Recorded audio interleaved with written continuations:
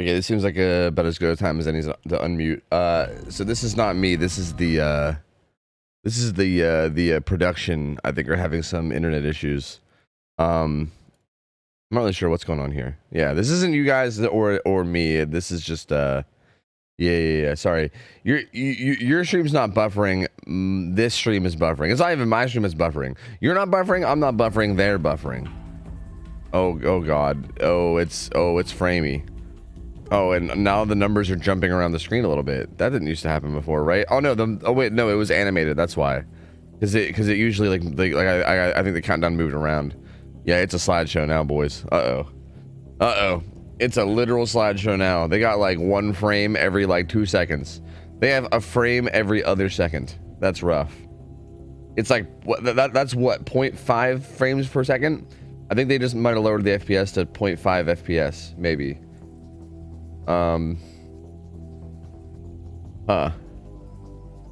Is it fixed? Oh, it's fixed now. Woo! Let's go, baby. Let's go. Yeah. So hey guys, how's it going? I hope you guys are doing well. Happy Sunday. It's the final day of the tournament.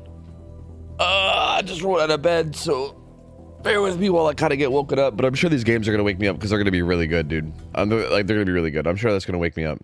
Fuck. It's fucking goddamn buffering again, dude. Fuck. Anyway, we're gonna be doing third place first. So it's gonna be Eternal versus Ariandel for third place, which is gonna be sick. I mean, that's already a sick matchup. Again, it's crazy to see Eternal not in the finals, man. Fucking crazy. I still can't believe the games yesterday.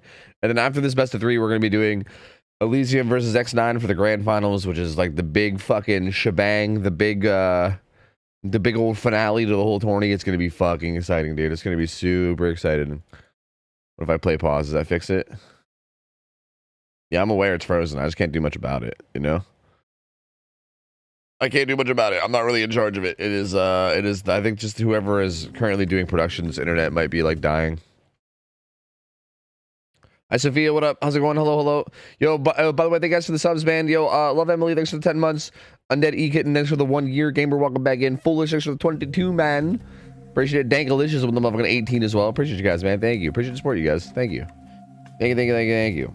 Today is the last day of tournament, so after today, I'm gonna be taking tomorrow off stream, and then after tomorrow, we're gonna be getting back into like regular streams, you know, which I love this tournament, but at the same time, in the same vein, I kind of still do miss just doing normal streams where I get to hang out and talk to you guys. It's kind of been a while, dude. It's kind of been a while. I feel like it's been quite a minute since I've been able to just hang out and talk and have a normal stream, you know. So, while I love this tournament, it's also going to be cool to be back next week. So yeah. But man, this tournament has just been so fucking good, and I'm so excited. Yo, Sujak, thanks for the gift sub to Euphrasia as well. And Rabura, thank you for the 10 months. Welcome back, gamer. Appreciate it, buddy. Yo, thank you, man. I'm glad you guys like the casting duo. I know it's like, I feel like it's kind of funny because I think Hens like has had aughts in, so I feel like a lot of people are always like, you know, I feel like I get compared to aughts a bit in terms of like casting, but people have still been like super wholesome and kind, and I don't know, it's fucking cool to see, man. It's really cool to see, because I feel like that's an easy setup for people to be like, who the fuck is this guy? This is an aughts Dharma. You know what I mean? So I feel like everyone being so wholesome and nice has been nice to see. I don't know, it's very heartwarming. But yeah, me and Hens are gonna be casting today. Yeah. Hopefully everything's figured out in terms of buffering, because that was a little bit rough. I'm gonna go ahead and hop in call with, hold on, let me play pause this to make sure I'm caught up. Wow, I was like 20 seconds behind. Holy shit. Okay, I'm gonna go ahead and hop in call with Hens, so you guys might hear him in a sec. And yeah, we're gonna be getting ready to go here soon. So yeah. Yo. Yo, what up, man? How are you feeling, Tofu? Good, man, good. Excited for these games. Same. Today will be epic. Dude, yeah. Both the matches today are going to be nuts. Like, absolutely insane. I'm so curious to see how the grand finals goes, because I feel like both sides of the bracket have just been, like, so intense in terms of competition, and then just seeing those two collide is going to be wild.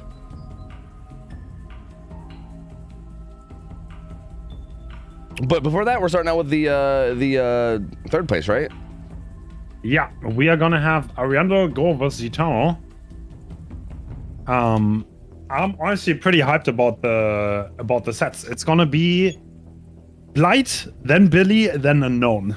So that's what we're gonna see Ooh. first, and then we're gonna go into the final. Wait, that's a sick best of 3. What the hell? Hold on a minute. Yeah, I know.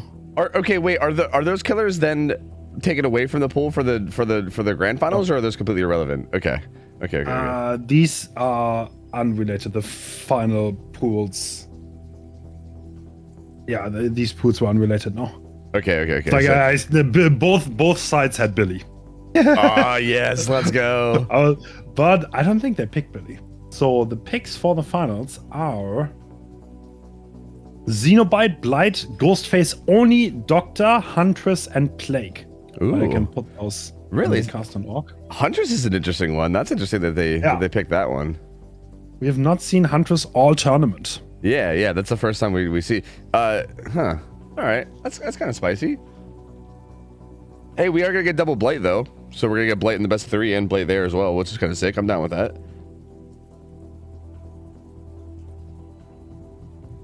Those honestly look like some good sets, man. I don't know, like you got the whole variety. You got like Ghostface for the indoor, Hunters for the weirdness, and then you got all these like juicer killers like Blight, Oni. Yeah, that looks like a good. Yeah, that's a good series of games right there. I like it. What's the okay? Someone asked in chat. What's the point of the Hens production channel? So if you want to stream our tournament, the same as me and Tofu do, you are absolutely free to do so.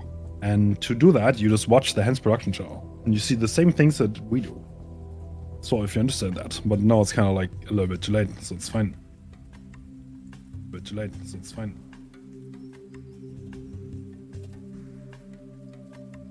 But you don't have commentary, and you see the same things that we commentate.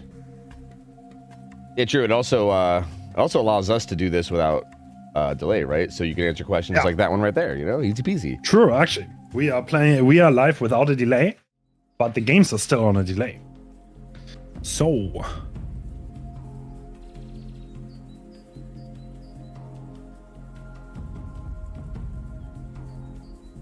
All right, so here we go. It's Eternal versus Ariendo for the 3rd place, right? These are two like, dude, these teams are so insane. It's wild that these guys are playing for 3rd place here. Like, it's actually so crazy. I think it's a good testament to the actual amount of competition that is in this actual tournament, because that shit is absolutely wild. It is kind of interesting because Ariendo kind of formed out of the old Eternal core. So Nightlight literally played killer for Ariendo until Eternal came back. So these people know each other incredibly well. It's gonna be interesting. Yeah, I remember seeing that. It is, like he was really a part of the team for like quite a while there. So yeah, this feels very and obviously like a big chunk of these players have just played with and against each other for probably years now at the highest level. So already going to be very familiar with each other in that regard as well. And I don't know. I think it's going to be an interesting, like, further test to see how Eternal is continuing to stack up, right? Like, I feel like they've been looking so unstoppable until yesterday when they did look stoppable, and X9 managed to get that reverse sweep on them. And now it's like, well, where do they stand, right? Like, we saw Ariendo yesterday have a really good fight against Elysium. Like, they could have easily taken that, honestly, and been in the grand finals right now. Like, they were so close. Every match was extremely close. So, realistically here, like, I don't even know, man. Like, again, before yesterday, I would put all my money on Eternal for any set, but now I don't know. Like, Ariendo might be able to make something happen here. All right, and we are starting off with Nightlight. Nightlight on the Blight, and this is Suffo Pit as well. Interesting. So this should be a pretty strong map for Blight, all things considered. Looks like he's already scouting for someone that's maybe stealthing here, but nobody there. We see Spice of the Shadows. Very interesting. Yeah, that perk can honestly be super spicy. Like, I feel like if it activates at the right time and catches someone in like a certain rotation, it can sometimes be absolutely nuts. Bubble gets found and eats a regular basic attack pretty quickly. Oh, okay. Wow, Nightlight, all right. That is a very early start. He's not even under the pallet, okay. Yeah, that's kind of wild. That's an extremely fast start. And they're doubling a gem, but it's nowhere near done. This is gonna get interrupted. Yeah. Can the magic stealth? He better hope so. Oh. I think Nightlight's... He's trying to bait it out, I think. It looks like. Yeah, he found him. Yeah. Kind of. He kind of found him. Like, he definitely saw him. He just... Yeah. Then I don't think he wanted to use his rush because he didn't want to let him get the pull for free. But he definitely knows where he is. Okay, interrupts this ruin. Oh, that's so bad, though. For Ariandel. Okay, now the pull comes through, though. This might just be calculated, honestly. This is still so much pressure, though. Like, you get that pull, True. but, like, no one's been on gens this whole time. Everyone's been scrambling and trying to go for, like, this totem and also this pull. And now now Hardball goes down as well. Like, it did get Deli up, for sure. But at the same time, it's like, I don't really feel like the game is being progressed that much right now. I don't know. Maybe Hardball has an anti-tower build, so that might be worth it if you focus the attention on him now. Yeah, it could be. Okay. Wow. Okay, well done by Nightlight. Yeah, he certainly is into hits very, very well. And he's just going to go ahead and leave this. Magic has Deli, and I think Nightlight probably recognizes that too, and I don't think wants to commit to that. He's got Hardball tucked way back in that corner, and he's also on top. Okay. Bro. Whoa. Nightlight is, dude, he is kind of nutty on the blade. Holy. I'm pretty sure Nightlight also understood who got that fast Anok, who probably has Deliverance up. That's why we're getting the slug on the Magic. Oh. Yeah, I'm having a bit of buffering. No. Not the buffering. Oh, yeah, it's framey. Oh, yeah, it's framey. It looks like Bubbo got a pull. He got the pull before struggle into Hardwell. Oh, that's so unfortunate. That is not my internet. That is the streamer that is having trouble. I can kind of tell what's going on. Hardwell took a hit at Shack Pallet and now went down again. And they popped the gen top side. Hold on, I can kind of keep us updated. It's like a radio show now, but I can kind of keep us updated. Wait, I think it's fixed. Wait, I think it's good now. It is fine. Are we fine? Are we fine? All right, nice. We're back. So, Hardwell went down, as we all could see. Oh. And he's getting put back on hook, and he's rushing towards Shack area. He finds Bubbo! Bubbo dead hards! Oh. Bubbo got a nasty dead hard. Otherwise, he would have went down on the same decent. side. Yeah, if he wouldn't have got that dead hard, that would have been brutal. Going down on the same side as the... Oh my god, but he finds that hit on the Magic too. Wait, how do you see that? That's crazy. Bro, I don't know, man. That is insane.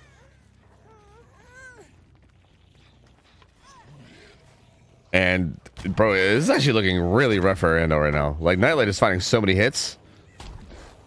Ooh, and he kind of baits Bubbo for the rotation. It gets him down right on top of the hook. Wow, Nightlight is he's just in total control of this. He's just like, every time he sends out some rushes, I feel like he's finding hits. It's insane. And now he's got Bubbo down. Magic is injured.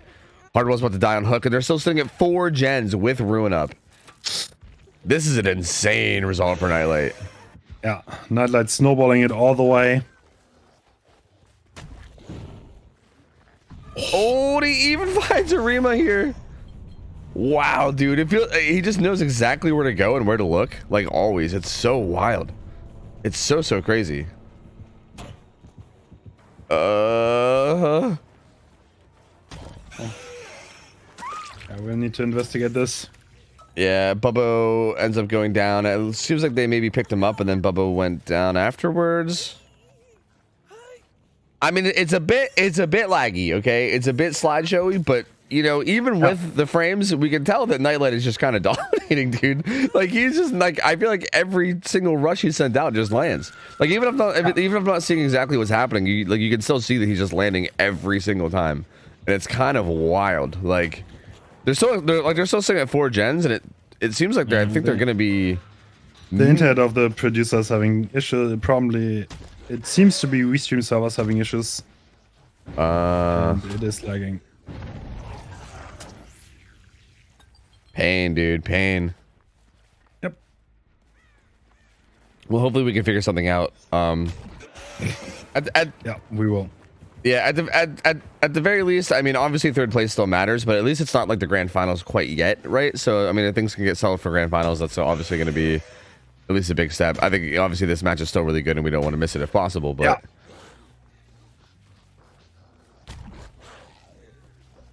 Dude, is he actually going to win at 4 gens? It sort of seems that way. I think Magic did have a gen that was kind of high progress. So maybe they can get one more. But it's looking like it's going to be 4K3 maximum. It might be 4K4. Yeah. But yeah, it's even that. I don't know. Like, he is actually popping off. Yeah, he interrupted the gen again. So yeah, I think it actually might be 4K4. Like, this gen in the middle jungle gym. Oh yeah, it's at like 9. Yeah, it's very high progress. I think Magic getting away from those rushes is going to help him a lot too.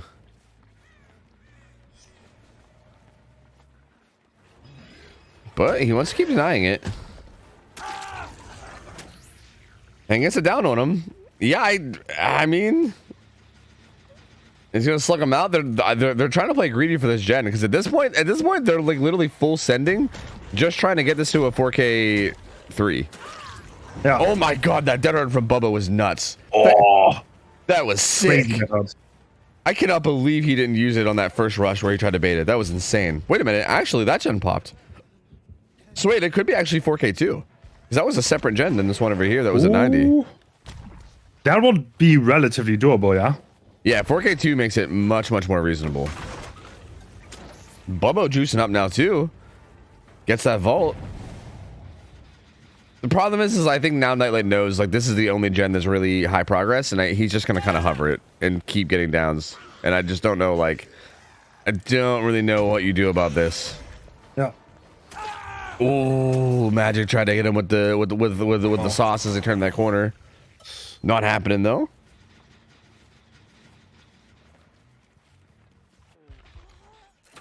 And Bo, he started main building gen. He said, "Hey, don't worry, guys. Just give me 90 seconds. It'll be all right. It'll be all right. We'll get this one done by main." I mean, I'm sure he's going to check it, right? Within 90 seconds. Yeah, yeah. There's no way he's just going to give that. Yeah, exactly. Yep, he's going to find him. Oh, but the deli for Magic. He does get the down into Bubbo, but not deli. I mean Unbreakable from Magic gets him up, and he might be able to pick up Arima too. Yep. So there they are. They're keeping it alive for now. They're really trying to get this to a 4K2 because, yeah, kind of like you said, 4K2 is actually like semi-reasonable to try to match at least. Whereas like 4K3, like matching it is incredibly hard, let alone beating it is like almost impossible. But 4K2 becomes like a little bit more like something you can realistically imagine. So they're trying hard for this, but it's still looking so unlikely. And even right there, so clean from Nightlight. Oh, dude. Nightlight's so good. He is, man. He's just so nasty, dude. Like, I was actually wondering, this is one of those things, because he's been like, I know Nightlight's been focusing a lot more on like content creation lately and everything, right? Like he's kind of like, I know, like I think like Eternal disbanded a bit, and he's been doing a lot more like content creation. I was wondering if he would kind of get that like pub brain stuff, you know what I mean? Where you like, if you don't play against high level players for so long and then you go back against them again, you like kind of forget. I was wondering if that was going to happen to him, but it does not seem like it's happening at all. Like he looks still so dominant and so like comfortable, and it's just. Yeah, it's wild, dude. He's like completely immune, I guess. Like it does not matter. I think he's just so good at this game at this point that like, I don't know if it's possible. Yeah, no, he is. I mean, he played bro a high level for so long. Holy shit, bro. That's one way to end it. he's just showing off now, dude. Like he's literally just showing off. That is so nasty. Oh my god. So that's 4K3. Are we on the will? I don't know. Can you match that? That's so hard though. Like, yeah. That one. Yeah, that's got to be like, again, your best bet is to hope for a tie, basically, right? Because again, like 4K4 is like, and I feel like unless the survivors from Eternal fuck up really badly, 4K4 is probably not happening. And even 4K3 requires you to basically do the same thing that Nightlight did here, right? Like he came right out of the gate, instantly finding Bubbo and getting getting like a normal basic attack, and then instantly following up that basic attack with like a like very fast like set of 3 rushes and a down, right? And that's hard, especially on a map like Suffolk with all the resources in a mid map. That's very, very hard to do, and you need like a start like that, and then you also need to like just keep on them the whole time, exactly like Nightlight did. Like he basically got off to a fast start and then just never let off the gas, just constant pressure. The reason we're waiting right now, by the way, is because Nightlight knows that this survivor has deliverance, and he also has Unbreakable. These perks are very common together. They got the first unhook. And he's just gonna wait for the other survivor to die. That way, you cannot possibly attempt, and he cannot possibly get hatch. That's what we're waiting for. Yeah, so it might seem like slugging is the best thing you can possibly do in this situation. Yeah. Like you don't want the survivor to use deliverance. Yeah, because he also has live too. So like, actually, unironically, he could make a play, right? Like if you pop deadly, if you make it to like mid map with all those with all those pallets and windows, you pop live and try to make it down towards like towards Shack or something. Like realistically, there is a risk of something happening there, right? So yeah, this is like the correct thing to do. Even if you just let him bleed out and take all and just take all the hook stages, that's still better than probably the risk of, you know, letting him maybe get out through hatch in some way. True. So, all right. Yeah. Wait, actually. Oh. Is the magic gonna beat it out first? I don't think, because the hook bar counts down faster, you can, right? Yeah, true. You can also wait. Yeah. You can like hold him and yeah. Like I think he'll pick like right now. Or maybe he's committed to the bleed out. Okay, there he goes. Oh yeah, because you gotta wait for him to be fully sacrificed, I think. Like, you gotta wait for the animation to be done and everything. Yeah, see, like Magic's not even wiggling. He's just like, yeah, it's fine, dude. It's fine. Yeah. It's cool. It's cool. They actually used to be teammates, right? Wasn't Magic on Eternal for a while, I believe? So I mean, it would make sense. Like, I don't think they're trying to pull fast ones on each other. He's probably just like, yeah. You know, you popped off. Here you go. You know.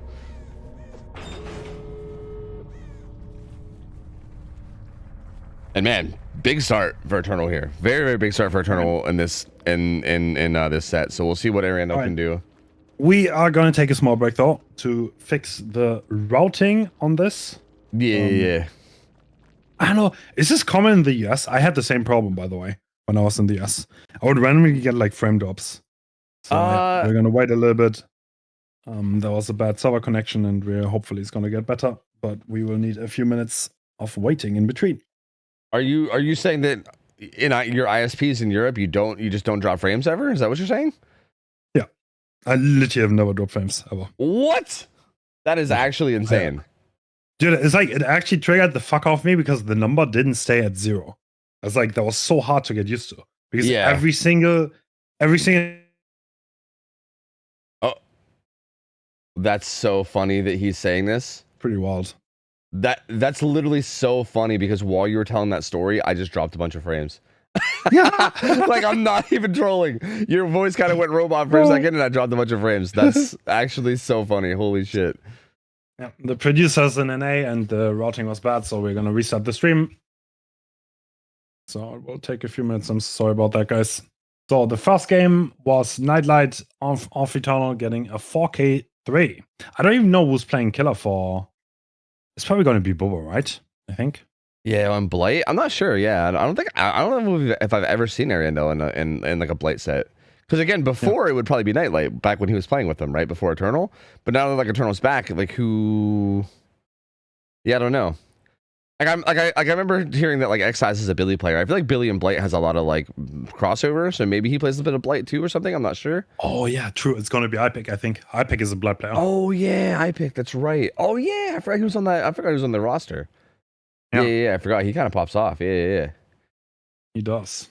He's also gonna play Unknown later, probably for them in the third set if it comes to this third set. Oh yeah, we saw IPIC's Unknown before. Didn't he get a win over Elysium or something? Right? Or no? Or did he almost get that win? Or maybe he did.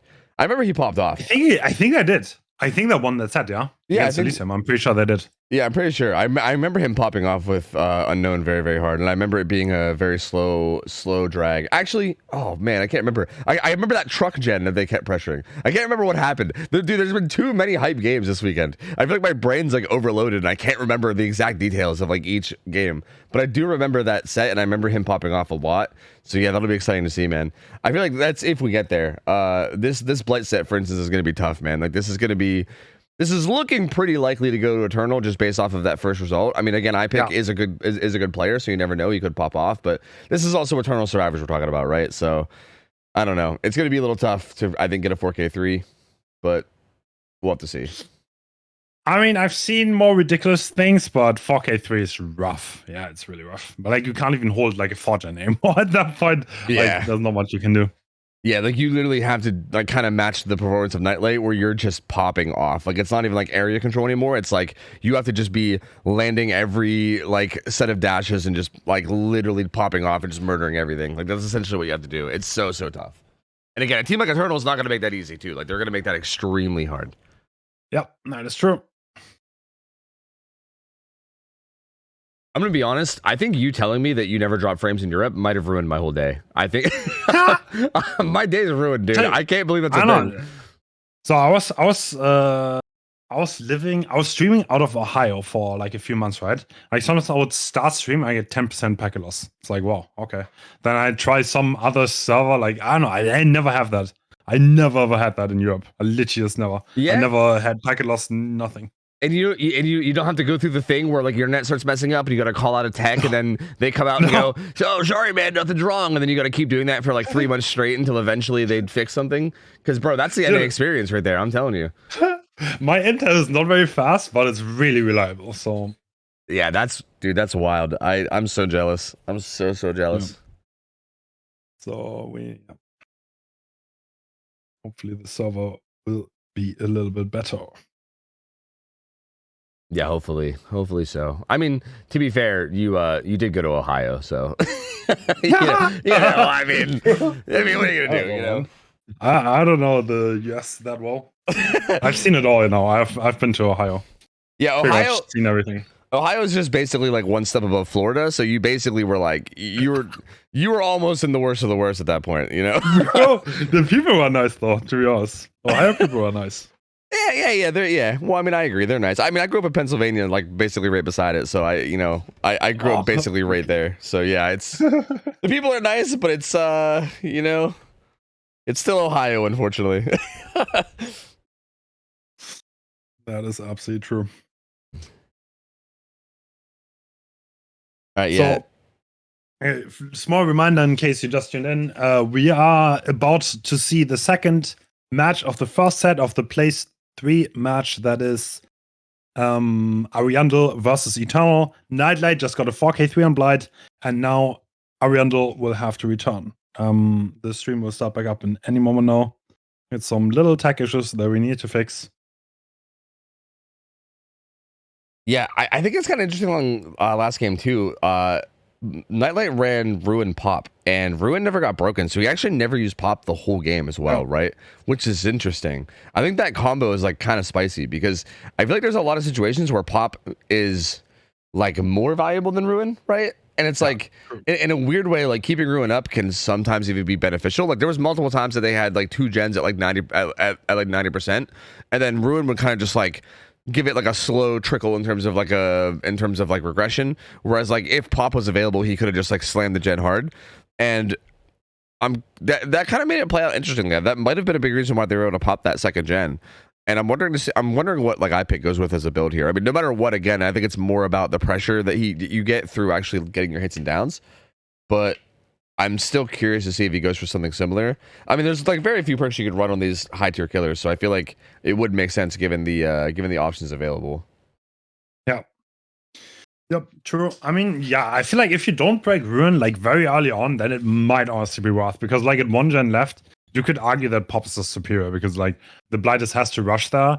Like Blight in itself has so much synergy with Pop, right? Because like he stops his rush, he recharges his rush while he kicks the gen, and then he just zooms off again, and he can be on the other side of the map in a moment. So yeah.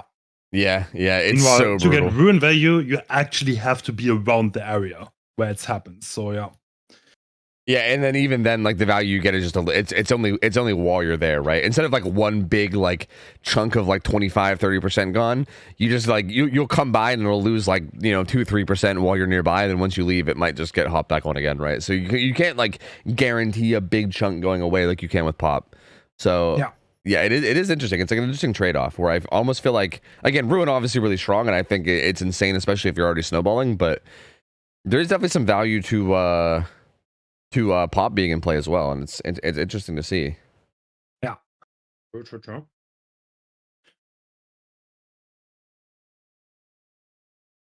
And yeah, I was curious, and yeah, so there's no like Agi or Brutal allowed, which makes sense. Both those perks are insane on Blight, so that makes a ton of sense. Maybe you go Ruin Undying, honestly. I was actually looking for that. Yeah, I was wondering if that was allowed, and it is. Yeah. Yeah, that honestly might be worth. Yeah, like Ruin Undying, and then maybe even throw in Pop just on the off chance that they both get cleansed. But I think at that point Pop would be more like a backup plan at that point rather than like the main thing, you know. But that seems like enough, right? I mean, you can have things like Dying Light or Spies or whatever to help like supplement everything as well. But it's not like, I feel like if you have Ruin Undying and you just really pop off, especially with this WinCon, right? Like with this WinCon being 4K3 or 4K4 or whatever or like whatever, I think you really do need to like really pop off. So yeah, something like Ruin Undying kind of makes sense here.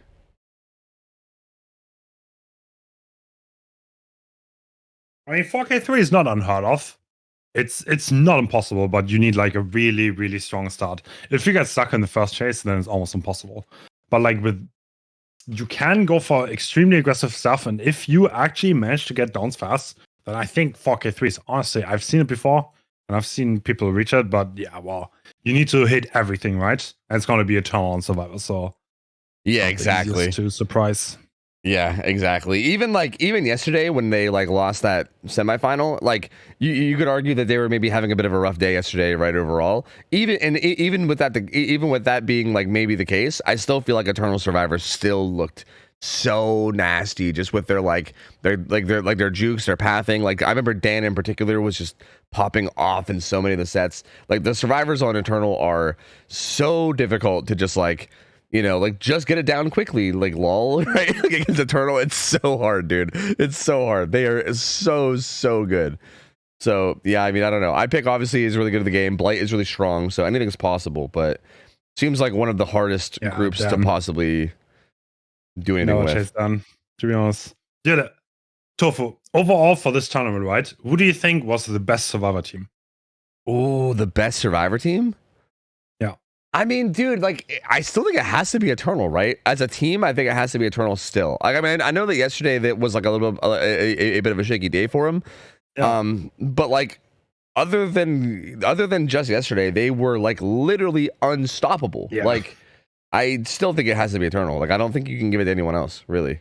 You know who I think would be a very surprising, like, maybe second place to that? And this might really throw people off, but I think Trauma's survivors were actually really nasty this tournament. Like, really nasty. Like, I feel like a lot of their games were lost by just a very little bit. And I feel like a lot of times it was just maybe like things on their killer side going slightly badly too. But Trauma's survivors popped off this tournament. Like, I was so impressed with their play. Honestly, so impressed.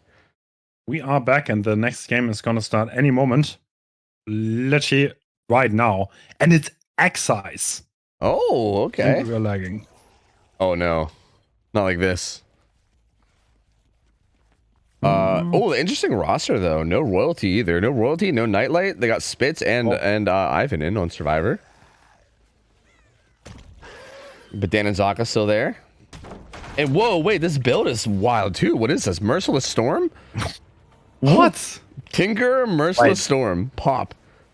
No Ruin. Bro, he is cooking. What is this? This is a wild build. I mean, I guess I can see the vision, right? I mean, when a gen gets close to popping, you come interrupt it. It gets blocked, and Merciless Storm regresses it a little bit. Maybe you get it down with Pop. Yeah, but you need downs really fast. Yeah, that's kind of the issue. And so far, nothing has happened fast. The survivors kind of got away from the like initial find. I think they managed to make some rotations, and now you're kind of just desperately looking for something.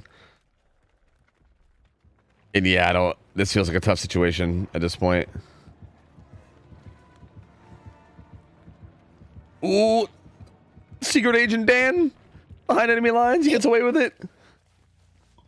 Bro, how does he get away with that? That's crazy. Yeah, I don't know, man. I don't know. Looks like Ivan gets found. And they're going to start trying to make the rotations now, I believe. Overcome though, and he takes the chase deep in the bottom side. This is where the block gens are, so all the gens top side can now start getting worked.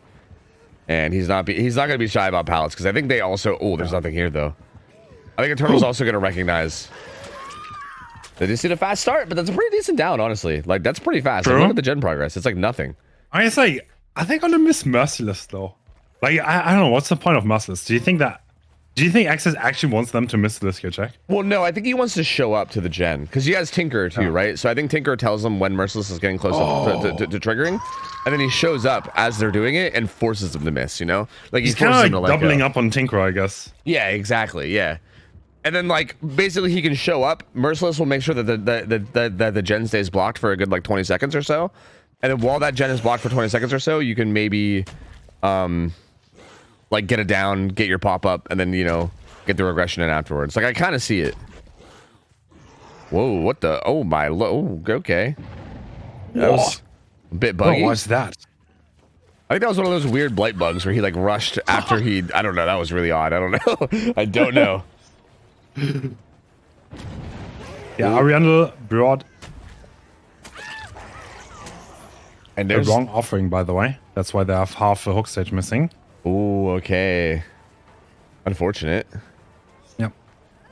And the Tinker, we see the Tinker proc there, but he didn't really work with it. I mean, I guess he wants his tunnel out, right? I think the idea is maybe get the tunnel out and then use this for the other gens. But I've been doing a really good job. That's another pallet here too. And it has 2 gens popping. It's already tied on. I've never seen Excise play Blight. Very interesting. Yeah, it is. It's one of those things where, like, I don't know these players as well as you do, but I would just assume that, like, again, most people that I see that play Billy typically then dabble in Blight too. I feel like those killers seem to have this, like, very common, like, ground where people seem to play both. Yeah. I think Kate's just gonna full die here. Yeah. Oh, strong. Dying for Ivan. Good teamwork once again from Eternal.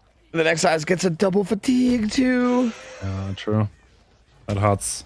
Ivan's gonna get so much distance from this. Oh, next size. Oh man, so unfortunate. I think I might be a hair ahead of you, but yeah, Excise wasn't able to put that together either, which is really unfortunate. And yeah, it's starting to look all hope lost now at this point. Dan even managed to take a hit too. Ivan's still getting away. But this is also classic Eternal, right? This is what we've been talking about. Yeah. They like almost refuse to let the game be a 3v1. Barely gets that hit, yep. But this is another fresh hook, and 2 gens already completed. Looking mighty fine for Eternal. Not that good for Excise though.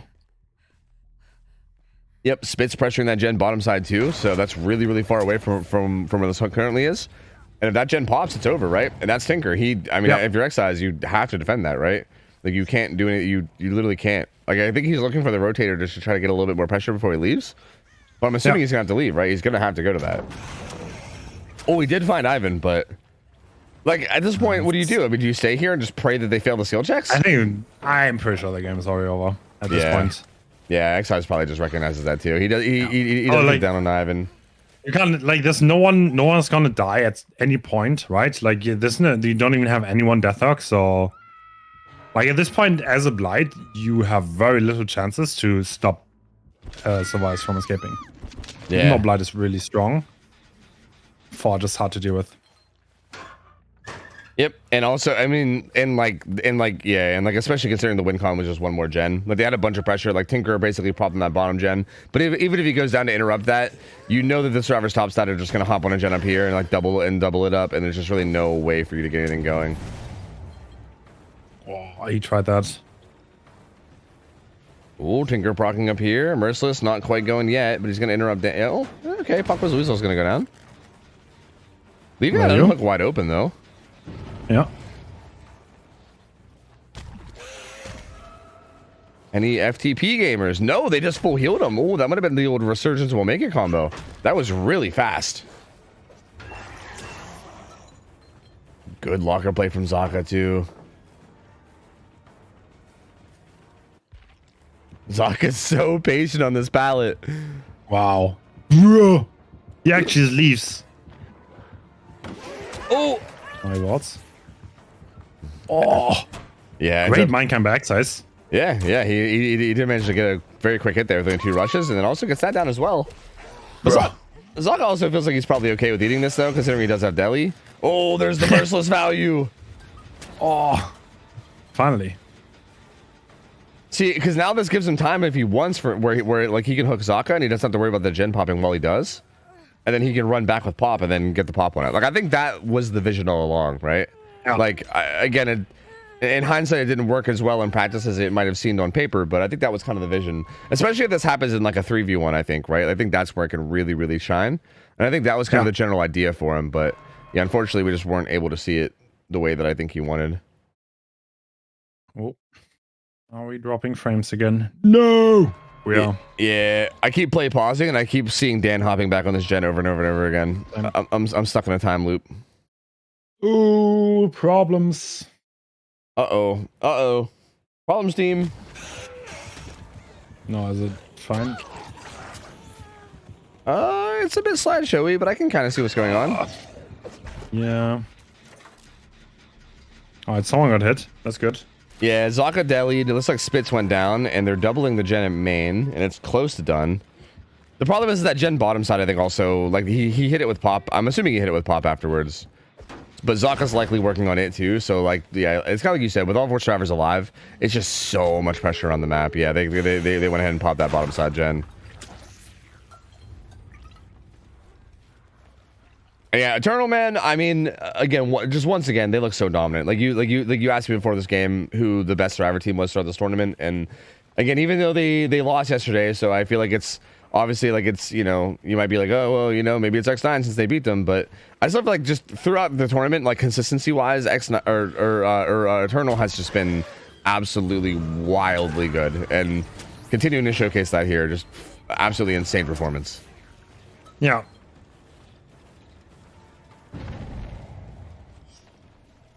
Ooh.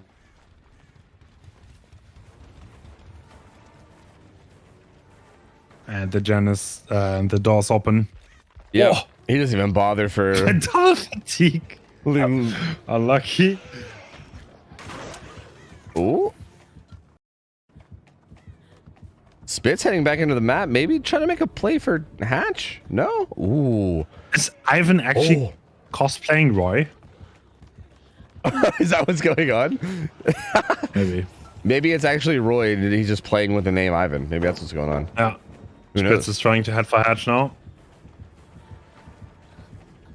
Oh. No. Yeah, he actually passed back in. Yeah. Not the debate. Strong. Oh, he's gonna get zoned, isn't he? He has dead There's hard. no door there. Oh. Oh no. I think I'm a little ahead of you, but I mean to say oh no. I mean it's fine.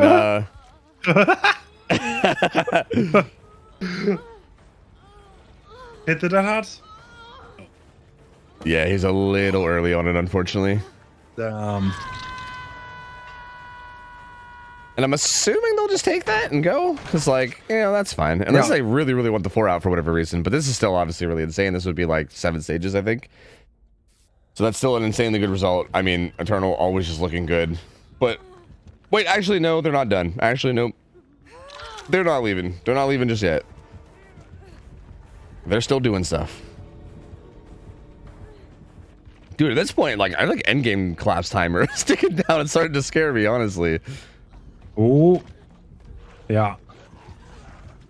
Wait, what? Oh? Is he gonna get hatched? Maybe. Maybe. I'm not sure. Tell already won. Oh, dead hard? Oh, no. Oh, he's gonna get Forge.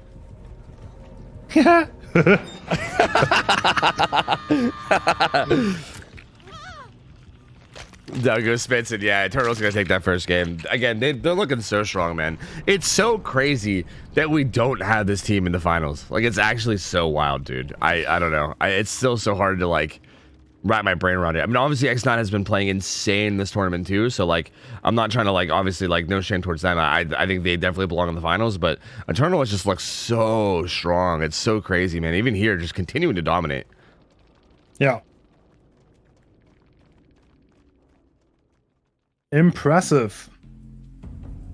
So the next one is gonna be Billy, by the way, if I'm not mistaken. Yeah. So that's gonna be the second set. And I would assume probably Bubba won Billy, but who knows? Maybe X has again. I would assume that this is also their pick. So Maybe they can pop off. Yeah. I think Arendelle has picked Billy almost every single chance that they've gotten, right? Eternal, the Billy specialist. It is probably, I think it's going to be Dan. Dan has practiced Billy quite a lot, so he's probably going to play it for them. Interesting. I actually didn't know Dan played any killers at all. I've only ever seen him on Survivor. That'll be interesting. I think like once Billy released, he was like hard grinding Billy like 24/7 literally, and yeah, he also scrimmed like top tier teams, and like many considered him to be the best Billy. Oh shit! Okay. Yeah. Dude, that's exciting. That was before Eternal came back, though. I don't know if he's still hard grinding Billy, but yeah, he has a lot of hours on new Billy. Huh? And he really knows what's up there. Yeah, that's sick then. That's super sick. I'm excited to see that, man. I know we've seen Bubbo's Billy a bunch throughout this tournament, and we know he's very good as well. So seeing that matchup up against the Survivors of Eternal is also going to be sick. Because, I mean, Bubbo has been, he's been doing work against most teams. Although, Elysium did look really good against Billy too, right? Like, they seem to have that entire set just all figured out. So, yeah, they definitely made him struggle at least a little. But we'll see. We'll see how he does against Eternal Survivors. Again, these guys insanely good, so they might be able to make something happen here too. And yeah, if Dan's gonna be on Billy, that will be an interesting sight to see. I would love to see how that goes. But I'm pretty sure we're gonna first see Ariandel play Billy, so that's gonna be Bobo against Eternal Survivors. So they're gonna have a. Well, that's a rough task. I think they lost. I mean, Elysium showed pure dominance on Billy yesterday. Yeah. So yeah, that was so gross. I think, yeah, like this set has been so nuts and it's been so killer dominant. And I think that set, like, I think that might have been the first time I might have ever seen people actually get outs against Billy on Blood Lodge. I'm gonna be honest with you. Like, I don't know if I've actually seen that happen unless it's like an incredibly mismatched, like, you know, two teams or something. But typically, like, assuming both teams are high level, it seems like Billy's almost always get like 4K1, 4K2, and then sometimes even higher. And yeah, Eternal Elysium yesterday, they really seem to have it figured out, man. They really just seem to have it figured out, and they made it so tough for Bubbo. And I'm curious if Eternal can kind of make the same thing happen here. We will need to see. I mean, yeah, Elysium, I don't know. Yeah, but many people think Dan is the best Billy, so we will have to see. Kind of bold of Ariandel to pick Billy here. Actually, I respect it. Yeah, I think they just like the set. I think they've picked it in like almost every. Like, did they pick it in the Elysium one? I feel like we've seen Bubba and Billy like 6 times now. Yeah. So I feel like they've just been picking it every chance they get. So I mean, I think they just like the set if I had to guess, but I'm not sure. I like it too. So lucky us. Yeah, right. I ain't gonna argue it. I ain't gonna argue it at all. Like, sign me up, dude. I'm for it. Can we just nerf Eternal? I think X9 did that yesterday, actually. True. Man, I really hope X9 is like super on top of their game tonight, because man, they were looking so good yesterday, and I feel like Elysium is just such a good team, and I feel like if they're really playing on top of their game, it's going to be an amazing best of 7. Oh. Yeah. Right, everyone pray to the internet gods. Yeah, right. I'm hoping. Hope and praise. Why does Ariandel always bring the wrong offering? Why are you asking me that question? Bro. That's a good point, man. Maybe they just like the penalties. Maybe, you know, maybe they like to have their back against the wall or something. I don't know. Being organized definitely gets you ahead in the comp setting. True. It's a very good point. And it is Bobo, and he has, yeah, that's the same build, right? And Thompson mix again. Oh, yeah. Yeah, he's been rocking the same build every time. The Agi pop. Ooh. Zaka might be in some trouble here. He might have balance, but does it even matter? Oh my God. His movement there was so clean. Yeah. Is balance gonna matter? Whoa, he gets out. Yeah, he had super clean movement. Oh, I think I'm a little ahead of you, but he does end up going down shortly after. Wow, good chainsaw by Bobo. Yeah, it's a pretty good start. Not the DS survivor either. DS is on Dan, so yeah, pretty decent target in terms of first down. Yeah, I mean, as a Billy, you always love that kind of start. He doesn't have run, but the fast Anox coming through. Yeah, that was incredibly fast. If you can, oh, I was gonna say, oh, we got a medium vault. Oh no. No. Yep. Well, Okay. I see one difference in build though. I don't think Boba had Bamboozle yesterday, did he? Oh Don't yeah, think he did. I think we commented a bunch on that, didn't we? Because yeah, I mean, I'm pretty sure Bamboozle was not being ran on anybody, and it was like kind of, it was like very clearly working against everybody. Like it was so hard to play so many tiles. They are getting these pulls instantly. Huge pop value too. Dude, if Zaka goes down quick here, Eternal is in some major trouble. Good flare, but the cooldown. Toss mix. And he doesn't even get under pallet. We're still at 5 gens. Bro, wow. This was like world record fucking tunnel out. Holy hell, dude. You got this tunnel out like instantly. And more pop value. Oh my god, Bubbo. Okay, Eternal is in serious trouble now. Yeah. Like 5 gens, 3v1. I mean, that being said, I feel like Eternal's like one of those teams where like they get to a 3v1 and then they just like end up winning somehow. Like I don't. It's so weird. Like they'll be in such a bad spot. Ooh, good crouch. Smash hit too from Dan. He's gonna be able to reposition, but this is, overdrive is coming in. Can you though? Oh my god. If anyone can do it, I think it's Dan. Yeah, he's doing Dan things. And he's out. Dan just so good on the pathing, man. Always knowing what to do. Such a nasty survivor player. And Bubble actually leaves for a second. Comes back to this gen at the crane. That's going to kick it. But it's going to alleviate a little bit of pressure, at least temporarily. They popped Shack Gen too. So they're at least kind of getting someone on their feet. Yeah. But still such a tough spot. I mean, I feel like even if they do well from here, it still feels like Bubba's in a good spot here. I mean, this gen actually has a lot of progress too. Ooh. This is overdrive. Yeah, Don't looks get like caught. Ooh. Full sends it, but doesn't get anything. He dodges. He's still gonna be in some trouble here though. Thompson makes faster cooldown for the Billy and no, the cross check. He doesn't even take the M1. He's just going to bam the window. Wow. Yeah, it's kind of ballsy to not take that M1. Oh, he tried to get in front of him, I think, to zone the pallet, but doesn't get there. Thompson Mix gets him to hit, though. But second gen pops, and they're doing really good now. They're suddenly doing really, really well. This one, dude, I feel like Eternal, like, somehow they get scarier when you kill somebody. Like, I swear, it's like, it goes to a 3v1, and they just, like, turn up. It's wild. We've seen this so many times, too.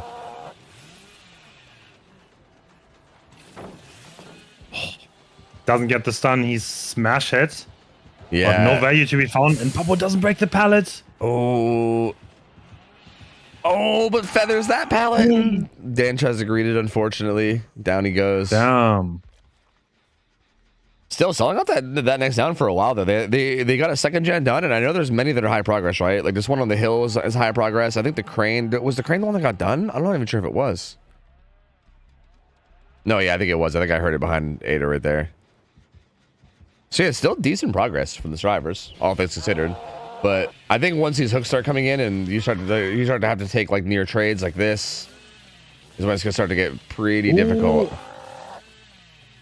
Oh, he tries to get ahead. This is going to be Force DS from Dan, I believe.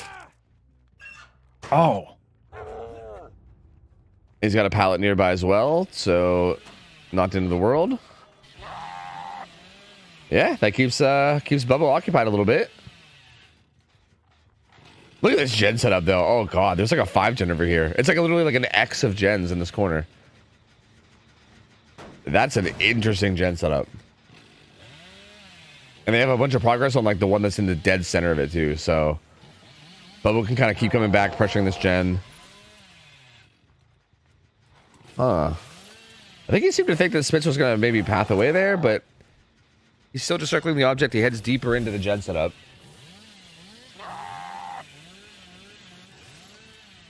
Ooh, these survivors are doing so good at like pre-leaving their gens and getting distance and then trying to hold somewhat safe areas. This pallet Actually going away incredible. too. I mean, yeah, they're surviving this so well. Yeah, they really, really are. They're starting to run out of resources though. So like, Yeah, that's true. oh, Spitz tried to juke that one out. He might have made that. I don't know. Like, I feel like he might have just made that if he just ran to it and threw it. But they pop another gen though. Gen number 3 pops. This one gets hit by pop, but it's very high progress too.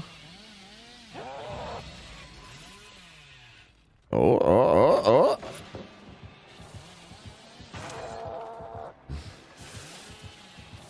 Still a sprint bust. Hey, he's holding it like a god. Yeah, pops it there, but now he's kind of in trouble. He's trying to use this. That's rock tile actually is very sick. Yeah, you can't the crouch. Yeah, that rock is shaped really interestingly because it feels like it's actually hard to get a good curve there. It feels like you almost have to just walk him down. He's just actually going to leave him. Wow. Yeah, that's crazy, dude. I think he's a little worried about this gen because it had high progress earlier, so I think he's a little worried about them slamming it out. Because, yeah, at this point, they're like, Eternal's closing in on 4K1, which is crazy. Again, considering that somebody died at 5 gens, this is crazy. Like, they're doing so well. Like, they are getting a good bit of gen progress in this 3v1, which is so wild. And, yeah, I think Bubbo, actually, I think is kind of feeling the pressure now and really wants to make sure this is a 4K2 instead of a 4K1.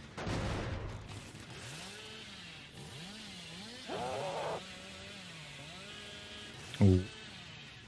And this truck is being surprised. Like, it's surprising how valuable this truck is. Just being able to hold some distance here. Oh, yeah.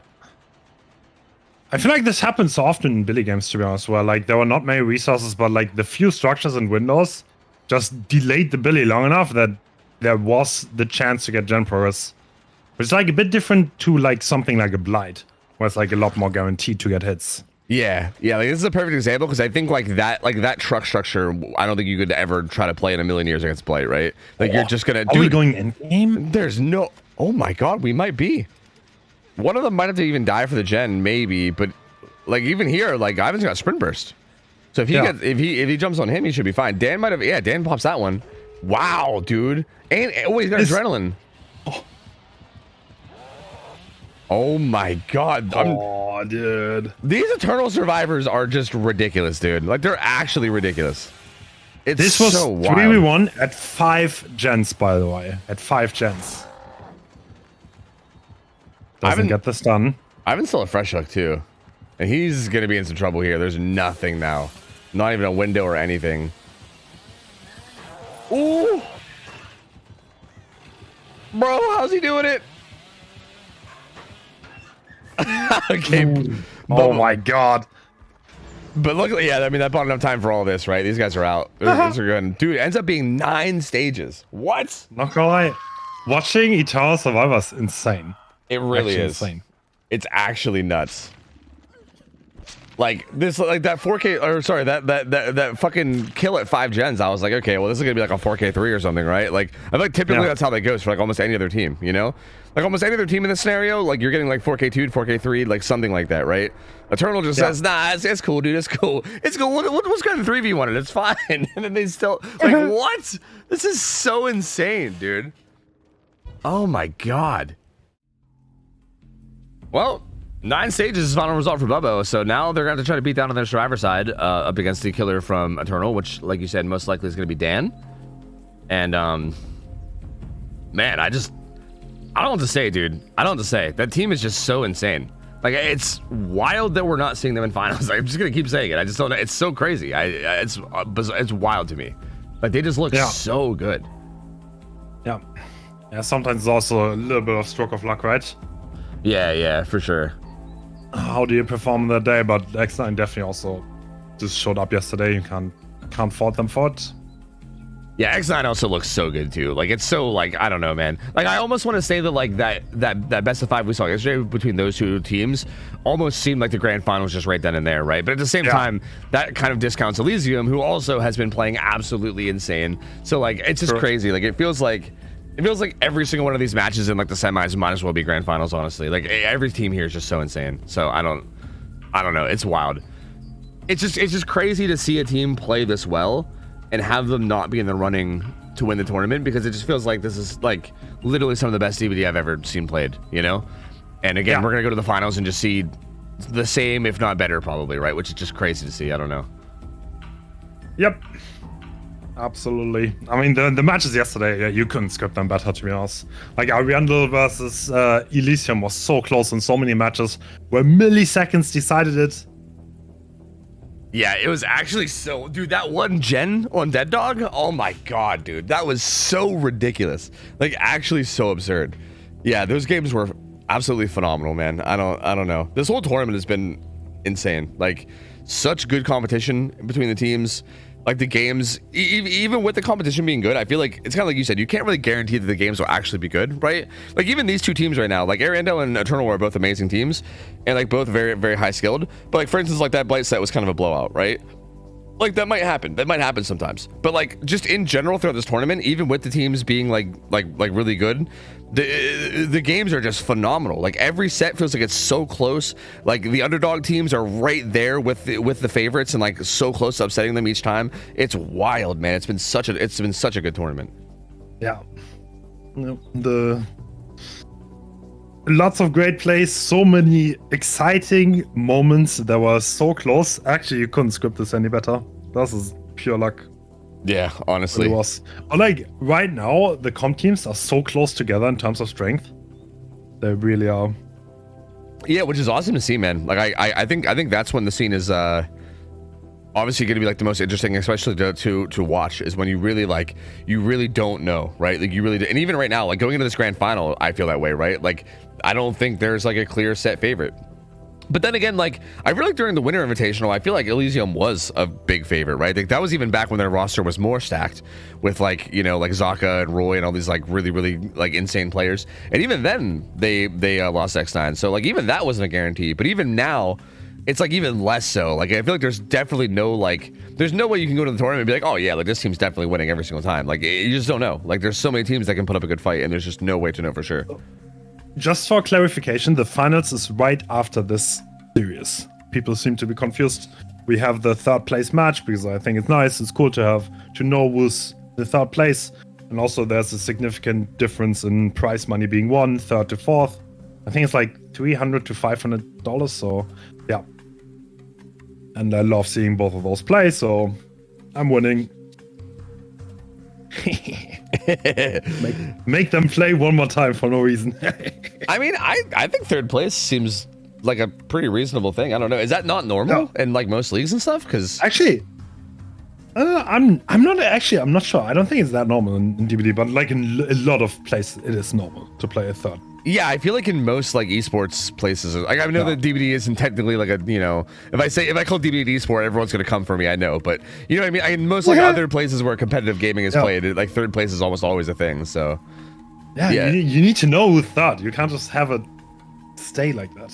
Yeah, What's right. the prize money for first? The first place gets $2,000 and a bunch of UE shards from the developers because they were nice enough to give us a little bit. And the second place is getting, I think, 800. Yes, exactly.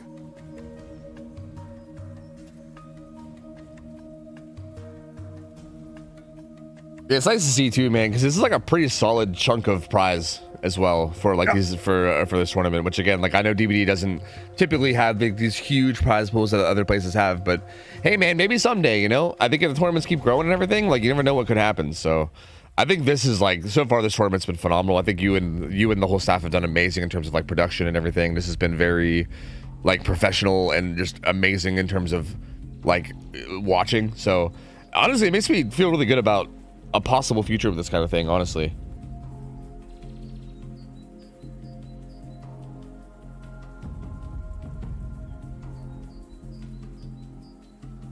That is true, but everyone is here for the honor. That's also the thing, right? Yep. Money is secondary. And we see Dan with Devour Hope. Bro, what a build. Right? Interesting. Yeah, that's spicy. No corrupt either. Oh, good crouch. Oh, just full sending that after X size, but he gets away from it.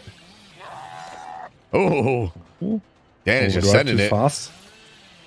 Devour on Billy is kind of wild, but I like it. Yeah, that is honestly. I actually think it's kind of insane, especially with Thompson mix, as well as just the extra cooldown you get while you're in power. Like there's so often where you can just No way! What? Oh. Okay, Bro. he just did that. Yeah, he just did it. He just said, "Nope, I'm getting this chainsaw. It's happening." Okay. All right. Joining Undying's gone. Syndicate. No more Ronin. And Bobo's also here. Okay. Oh yeah, this is dangerous, man. And all the tears is kind of bad palette too. Oh no! This is disaster. Right behind the hook. Okay. Trouble. Unless he has This is UB. where Billy.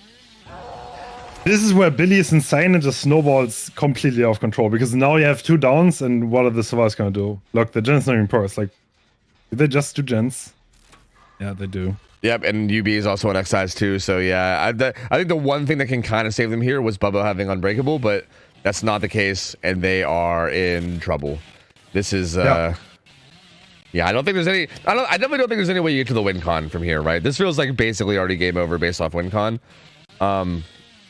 Because again, yeah, you can basically just camp this hook out entirely, and what are 2 people, there's no way 2 drivers are ever going to get enough gens done to be able to win this, right?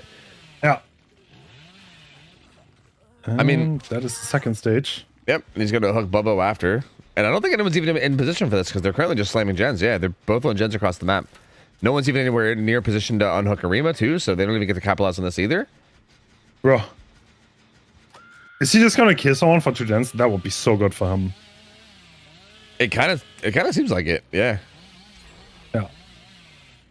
He sees that gen pop from Nia, and the problem is I think X-Size is going to pop his gen soon too, unless he lets go of it. Yeah. So he's going to know and where there's X-Size runes, is so as well. you can't really 99 it. Yeah, That's exactly. I think he's actually holding it though, so that the position isn't obvious. Yeah. Oh, he was actually farming overdrive while holding that, by the way. Oh, interesting. Okay. So he kept revving his chainsaw like halfway to farm some overdrive. Yeah, that's kind of spicy. Arima's dead though. Yeah. Yeah, he's dead. Yeah. See, he loses 2 gens, but then he all. Oh. Oh. Okay. Well, that's pretty good. Bobo's celebrating already. Yeah, kind of looks like it. Yeah, already having a little party all on his own, I think. Yeah, Dan is popping off. My lord, that's crazy. Yeah, he definitely looks pretty comfortable on Billy for sure.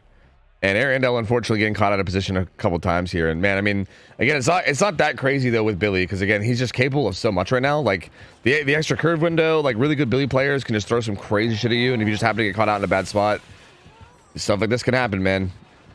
Yeah. Oh. Bro, we're going places, man. Ooh. That's crazy. No. Oh my god. Dan faking the zone and walking him down. That is dude, crazy. That's like a perfect example of like what I meant about New Billy and how he has so many options, right? Like, yeah. right there, Bubba was trying to not get zones. He was trying to hold like the side of that tile to make sure that if he broke the pallet, he can get somewhere. But then if he doesn't break the pallet, then you're like, oh shit, okay, he didn't break the pallet. And then you're like watching out for a curve. So you like crouch up to try to crouch to the curve. And then if he doesn't curve and just walks you down, and then you're like, oh, okay, I'm just dead. There's like 4 different things that Billy can do. And if you just don't guess every single one correctly, then you just, you know? Yeah, that is true. And this is, if you grind the killer that much, then you're just more likely to guess right in a way, and that's what Dan just did. Yep. He's extremely proficient on this Billy. Yeah, I mean, it makes sense, right? Like, we saw him on Survivor earlier. He clearly, also, knows what to do against Billy, so he knows what the Survivors are going to be thinking. His playstyle reminds me a lot of Xeno, by the way. Yeah. He's like ready to outplay drop pallets. Yeah, which is interesting. Like, it makes me wonder if the same thing happened there, right? Like we talked about it with Xeno in terms of like probably like their internal scrims and how Xeno maybe came to that conclusion where he needed to in order to get results. And yeah, I'm wondering if Dan kind of ended up doing the same thing, right? Like they might be like kind of finding out like in their like internal play in like internal like play tests or scrims or whatever, where like I think they do need to go for really aggressive plays as opposed to just playing safe and zoning pallets. Ooh. And Hardwell. So it's a filler over here. Oh, bro. If that would have landed. That was almost nasty. That was almost super nasty. Big Shaq though, so Hardwell's doing okay now. Yeah, he's just gonna leave that. Oh, what a crazy chainsaw! Oh my god, this Devour 3 stacks, by the way. It is. Oh yeah, I completely forgot about Devour. Yeah, same. I was so confused for a moment. Why is he dead? Yeah, unfortunate dramaturgy. I think you know. And you hate to see it. You hate to see it. Oh, Thompson makes. Is he gonna get value? Ooh, Bubba does have a filler though. He actually has quite a bit of resources still here. He has the window after this pallet. Pallet's here too. Dude. Oh my god, the balls. See. He just farmed overdrive. Oh my god, I'm so scared of this. What is he gonna do now? He breaks pallet, and at this point, I think he probably chainsaws right up to Bubbo, and then just M1s him, right? Well, actually, we get some distance to make it to this loop. What? That nearly hit. Oh! Okay, Axize is watching. Yeah, he's just observing. Oh! Bro, wait, I'm gonna go. Oh! Okay, Axize wants revenge, and he instantly gets cuffed! Oh no! Oh god, oh god. Dan said, yeah, you too? Yeah, you too? I got you, hold on. Bro. Axize landing on Dan's YouTube once again. Oh no. Dude, honestly though, Dan has just absolutely been popping off this game. I see what you mean about him with Billy. Like, he looks nasty on this killer. He played Billy for like 12 hours. I'm not kidding. Like when the killer came out for like a month straight. So yeah. Just like all day, every day, just nothing but Billy. No, yeah. No, Dan is incredible. Like he always wanted me to 1v1 him at like 3 AM. I mean, yeah, there is a ton of skill expression here. Like even that, like him just like sitting there and farming overdrive. I don't know if I've ever seen anyone do that. If you go 1v1 in Shaq, on the backside of Shaq, what the really good Billies will do now is they're gonna farm overdrive in the front of Shaq, and they will zone you there, and then you die. That's interesting. Yeah, because like you kind of get stuck there, and you don't make it back if they have Thompson mix. Dude, that's wild. That's so bizarre. Or is he actually just farming overdrive? I think he is. Like yes. That's like the new Billy meta, actually. It's interesting because this is the first time I think I've seen it. Like I don't think I've seen anyone actually doing this yet. I mean, again, I think this is a little overkill him doing it now. I think it's just because the game's over, right? But it's not very time efficient. Let's put it that way. yeah. I do think there are times and places. Like I think him doing it near the hook earlier was actually really good. Like I think even outside of the game being over, that's just like a really good time to do it. This is him just like having fun, obviously, but. It is interesting to see, just sitting there because it's kind of weird too because you gotta like rev it to like 90 and then let it go the whole way down, right? You gotta like keep, you can't just sit there and feather it. I don't think that actually charges it. You have to like let the chainsaw go down entirely, refill, and let the chainsaw go down, refill. Like, actually, I think it's 10%. You don't need to completely restart it, but it's like it resets after you go to like 10% charge. Oh, that's nearly cuff, and I think hardware is zoned out. Yep, down he goes, and so that is Eternal winning this match, if I'm not mistaken. Yep. Yes, they won too. That's the best of 3. That means they win. No unknown for us. GG's to Eternal. They are the 3rd place team in the Spring Invitational. Yeah, extremely well played, man. Both these teams, honestly. OhTofu, it's gonna end today. I know. Today's the day. I know, I'm sad, but I'm also excited because this final best of 7 is going to be so sick. Oh my god. What if, after this game, we're like, oh my god, there's a loser bracket. And then everyone has to play again. Dude, that would be the best surprise ever, honestly. Just surprise, all the teams are actually still alive. No one's actually out yet. That would be sick. Yeah. No, not gonna happen. This is actually the finals, and this is the finals of the finals. Elysium versus X9. And this is a best of 7 series, so we're gonna be here for a while. Yeah, I'm excited for this one, man. Cenobite to start out. And yeah, I mean, we got a bunch of good killers lined up today, right? We got, I think just off the top of my head, I remember we had Cenobite, Oni, Plague, Huntress, Ghostface, Blight, I believe. There's like so many good killers in this best you of can see it 7. again. So it's Xenobite, Blight, Ghostface, Oni, Doctor, Huntress Plague. These are amazing sets. Yeah. These are amazing sets. Yep. This Gamba, is like any Gambas? it's like such a good array of different like skills and like I don't know, like for instance, like a Ghostface set is so different than like a Blight set, you know what I mean? And like even that's like different than like a Doctor set. I feel like they all like have this like very like unique like thing that can like kind of get you out ahead in terms of like your teamwork and everything, and it's just going to be really cool to see which team here actually is more consistent at finding those edges in every single set, you know? All right, so dude, the Gambas right now. Oh, someone went all in on X9. X9 80% on the Gamba. Wait, that's crazy though. Damn, dude, my lord. Dude, the NA people are out right now. I mean, yeah, I have one going too, and mine is also like looking like 80% X9. I think, yo, Oh, it was 50-50. It was 50-50. What? bro, I mean, it's hard to bet against X9 when like we saw how they performed yesterday. True, you know what I mean? True. But it's like Elysium is strong, dude. Elysium is strong. I don't know. I would give this. I think Elysium has the edge. I'm gonna say that much. I would not be surprised if X9 wins this though. Like especially coming with the momentum of yesterday and the chance to make Virtual go bald.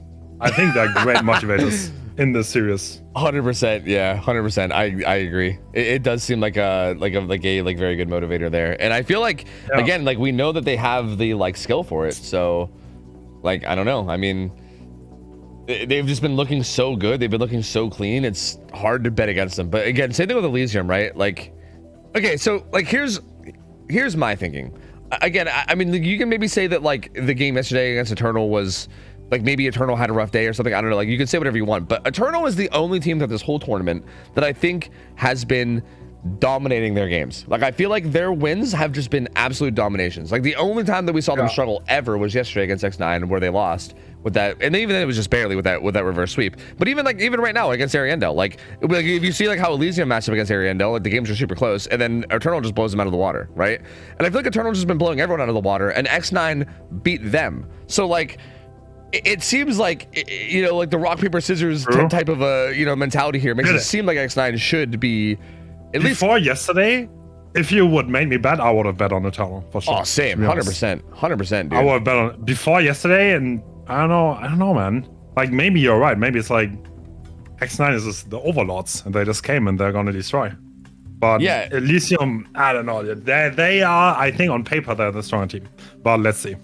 Yeah, it is hard to say, right? Because it does seem like again, you could just chalk them to like maybe Eternal had a rough day yesterday, but I agree. Like it did seem like they were literally unstoppable and like the favorites by miles. But I would even say even to X9, right? Like, it's not like I think Eternal is the only team, even including X9. Like X9 hasn't been blowing out every team before that either.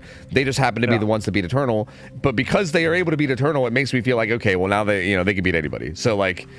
It's just, man, I don't know. It's so tough. But yeah, again, you're not wrong that like Xeno 1 killer is absolutely insane. The survivor roster for this team is nutty as well.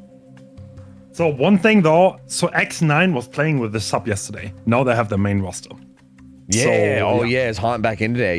Yeah. That was interesting.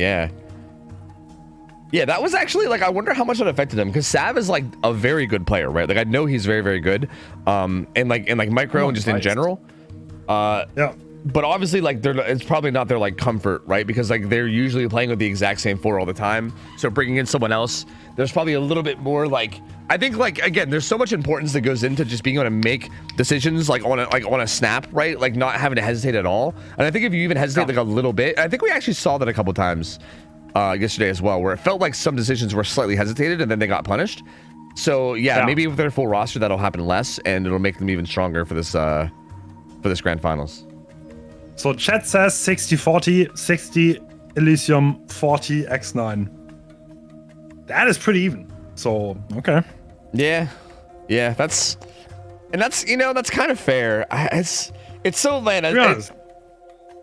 Like one thing I find really interesting. So X9 was the only North American team making it to the playoffs, and now they're in the finals. So that's already right.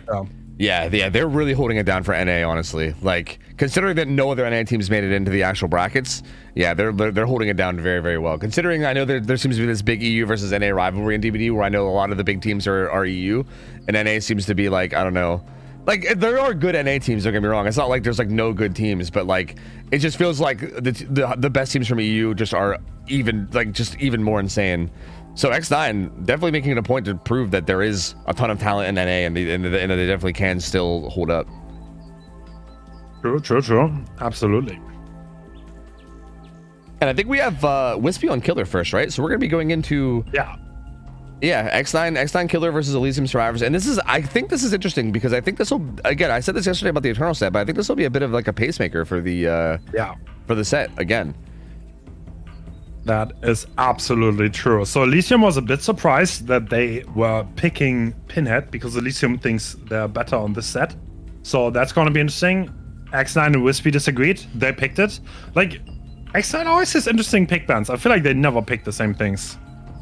Yeah, which is really interesting. Like, I feel like you never know what to expect to see out of them, you know? All right, here we go. Game 1, and we see Rapid Brutality once again, and is Wispy gonna find the cube? Oh, looks like that's what we're up to. Looks like not able to find it. Yeah, no. Yeah, it doesn't. Actually, I think it's like right over here, right? Maybe. Oh, someone took it though. Oh yeah, okay. Zeno found it. Yeah. No chain hunt for Wispy to start this game. I think the survivors on main. Can he find anyone else? Are they all by the main building now? Oh, he finds Zeno solving the box. Is he? He does get the chain on him too. But the problem here is like, do you full commit to this, right? Like maybe this isn't a bad spot for Chase, honestly. Like for Wispy anyway. Like this is definitely not the strongest area. Like that's gonna help a bit. He gets hit and then kind of gives him the whole map, so he'll be able to make it to Shack now. So yeah, this is a lot of distance. Yeah, this makes it so we're gonna drop Shack. Yes, instantly. Yeah. Yeah, I mean, the big thing here is that if Zeno could just not go down here, and especially if Wispy really wants to commit to this, this could end up being very costly. Good chain land, though. Chain, though. I think we still make the main building, though, and this is resilience, so that's gonna be good. Especially on Dead Dog, resilience can make a huge difference. These chains just keep landing, though. Yeah. Is that gonna be down already? Oh, does he make this? He does not. Wow. All right, honestly, pretty fast down. And wait, the box was. Did that bug out the box? Under his hand. Oh no, it's fine. It's still did. Yeah, it still did it. Yeah, I was confused. He's hiding the box under his hand. That's crazy. He's doing the old magician. Is the box up my sleeve? I don't know. Truly magical. This is honestly a really good start, though. I mean, he gets his hook. There's now a chain hunt they have to deal with. So a hook with a chain hunt. Inside gens, pretty much, this hook. Yeah, like right dead center of the map. Yeah. Like look, they're trying to progress gens, and the chain hunt's just making it so hard. And he also gets a chain onto virtual. Yeah. He's just kind of protecting the area right now. And they're trying, again, like virtual's trying to do gens, but it's so hard. Yeah. He is slowly progressing this. Why are they not doing the box? Yeah, what is going on? Is the survivor on Gallows still just doing Gallows too? Okay, no. Pedro now grabs the box. He's gonna be solving it. Does he not know? No. Uh-oh. No, I think he's gotten it now. Yeah, it's fine. I think he got it now. No, maybe... he doesn't know. He doesn't know. Uh-oh. He doesn't interrupt the box anymore. There's no way he doesn't know. Is he just gonna stick it? Yeah, he got it. He got it. There was an update like 2 months ago where the chains do not interrupt the box anymore. And looks like a dual safe is commencing. Oh, what virtual? He couldn't. What just happened? He couldn't do it. I don't know. Oh, that was such a big fumble. An impaling wire getting him with so many chains. Oh no, Elysium's in trouble. That was really bad. And one of them's gonna run up and grab the unhook now, but it's a 1-for-1. Christian has to get a 1-for-1 for it. And original pain means that Zeno, he went struggle too, right? Like they didn't even get him before struggle. He's death hook now, getting chased. Original pain. And hit tag. Yep. Yeah, Pedro's here to take a hit. Oh, Zeno's or Wispy wants to find a way. In a weird way, do you? No. Oh no. No. Oh no, not now. Not now. Oh. Zeno does go down. It's looking really bad for Elysium. It's looking really, really bad for Elysium here. 4 gens left. Yeah, they do have one very close to being done, though. Like, I think they had Gallows in the end of the street almost done. I'm not sure which one they actually got. Yeah. But the other one will be very, very close. So it's going to be very close. Oh, it actually just got pain res, though. It still has a lot of progress even through that pain res. But still, yeah, death happening at 4 gens, dude. That's crazy. Oh, chain lands on Christian too. Doesn't. Oh, so patient. Yeah, paling wire. And the pressure from Wispy now is just so much, dude.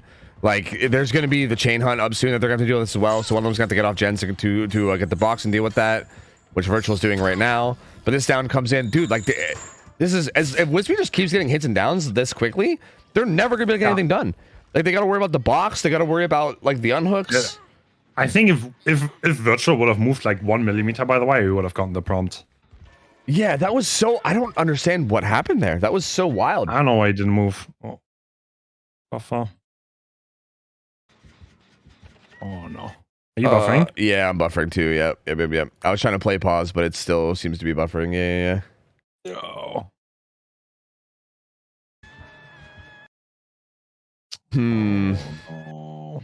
Not like this. Not like this. Yeah, I'm stuck in a time loop again. Why, internet gods? Why? Why now? Come on, please. Oh, I'm starting to go into the future a little bit. Maybe. Oh, this is so bad. Yeah, this is a rough time for this. But I can still kind of see what's going on. Like, Virtual's getting chased from full health, and he was stealthing for the unhook, and he got found. So now everybody's injured with Christian on hook, which is really bad. So, in case you were wondering, it's still really bad for Elysium. Things are still looking quite awful. Yeah, chains and his deep wounds. Okay, it's somewhat stable again, at least for now. Yeah. Pedro's doing the gen up top. Virtual got hit into deep wounds, but even this with original pain puts you into deep wounds, and now you have to mend before you can't commit to the gen without mending. So even this is massive, right? This makes it even harder to get the gen done. There's no way Pedro can full finish that without dying. Yeah. I mean, it's like you can't really. Yeah, I mean, oh my god, they might die at 4 gens here. Yeah, because now Wispy also knows that Virtual is way across the map with the box, so Wispy can feel comfortable going up here and pressuring this gen. And Christian, I don't think anyone's in position to save Christian either. He's probably going to die. And Pedro didn't mend. He didn't mend. He went down. What? He didn't mend. What just happened? He just went down on the balcony. Okay, this is starting off mighty strong for X9. Yeah, 4K4 as Pinhead is literally absurd, right? Like, that is absolutely insane. And Virtual goes down too, and yeah, that's gonna be it. I mean, Wispy gets a 4K4 to start out this best of 7. That is insane. I don't like this shouldn't really be happening at all, right? Like, this is not the kind of result you should be getting as Pinhead ever. Like, I feel like Pinhead can pop off and do pretty okay. Like, don't get me wrong. Like, it's not like he's a killer that is gonna get outed every time, but this is extremely strong. Like, this is a devastating opening.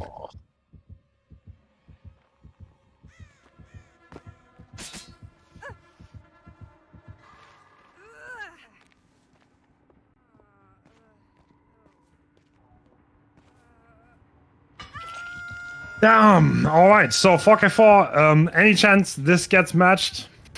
Yeah, I feel like, I mean, if there was a, okay, so like, I feel like all day yesterday we were saying like, oh, crazy Survivor result. Is there any chance this, if there's any chance this gets matched, it's going to be the Survivors from Eternal, right? I feel like now we're in the opposite zone where I'm like, okay, if there's any chance that this killer result gets matched, it's got to be Xeno, right? Like, if there's any killer that can match a big result, Xeno's got to be that killer. Like, he is like the little definition of like the X Factor, which I know is probably like a corny joke because his name starts with X, but you know what I mean? Like, he's so nuts. I feel like he's capable of putting out any kind of result at any moment. I mean, hell, we saw him get a 4K5 as demo earlier in this tourney, right? Like, he just does insane things when he plays killer. And I feel like anything's possible there, right? But like that being said, X9 survivors are absolutely absurd too. So it's not like it's, you know, free by any means. Like X9 survivors are going to make it as hard as possible, and we'll have to see. This is definitely incredibly hard. It seems very likely X9 is going to be able to go up 1-0 here. Yeah, very likely. We are going to fix the lag problem shortly. I'm so sorry about that. There's nothing that is inside our control. Yeah, it's the old NA internet, you know? That's just how it be sometimes, unfortunately. Oh. The producer has a little bit of packet loss.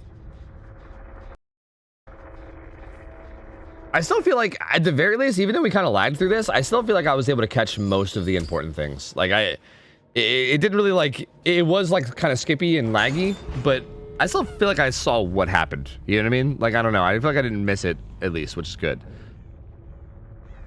But I still, obviously, we want to try to fix it if possible, so. Yeah, no, we're gonna recall someone else to take over. We're gonna have a 10-minute delay at some point, but to catch up on the delay, but yeah.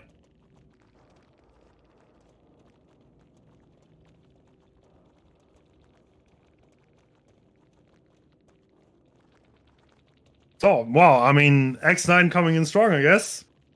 Making a statement in the very first match. I hope Elysium is not gonna tilt, by the way, because that is definitely a tilting moment.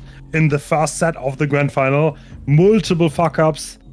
Yeah. Pedro dying to Mend, Virtual not getting the duo save. Yeah, there were a lot of things that went wrong that game. Yeah, absolutely. Even like that body block on Xeno when he was death hook at main, not coming through correctly and him going down and dying. Like, it was a little bit laggy when that happened, but like you could tell that there was an attempt at a body block that just didn't work, and like that's got to be frustrating too.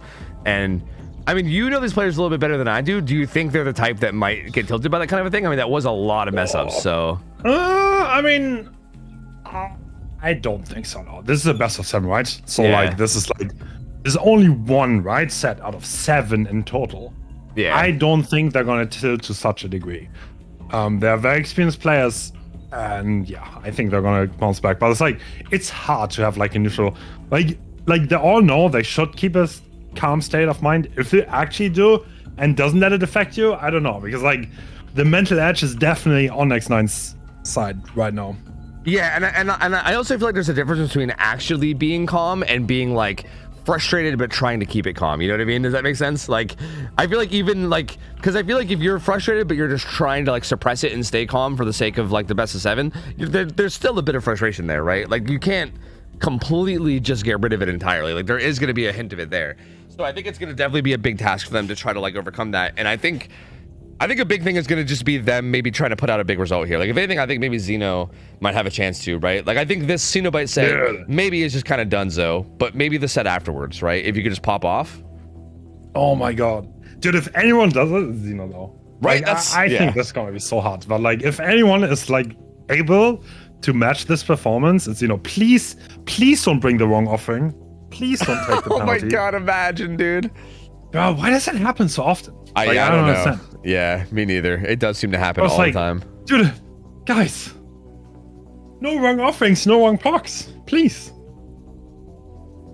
Yeah, it's very unfortunate that it seems to keep happening so often. But yeah, I hope they don't, because I would love to. Again, it's kind of like you said. Like, okay, to be fair, to win this set, dude, I didn't even think about this. To win this, you need a 4K5. Like, that's insane. So like, I feel like there's almost no chance of Elysium. I mean, again, almost. I mean, I guess technically there is still a chance, but there's very little chance of Elysium actually winning the set.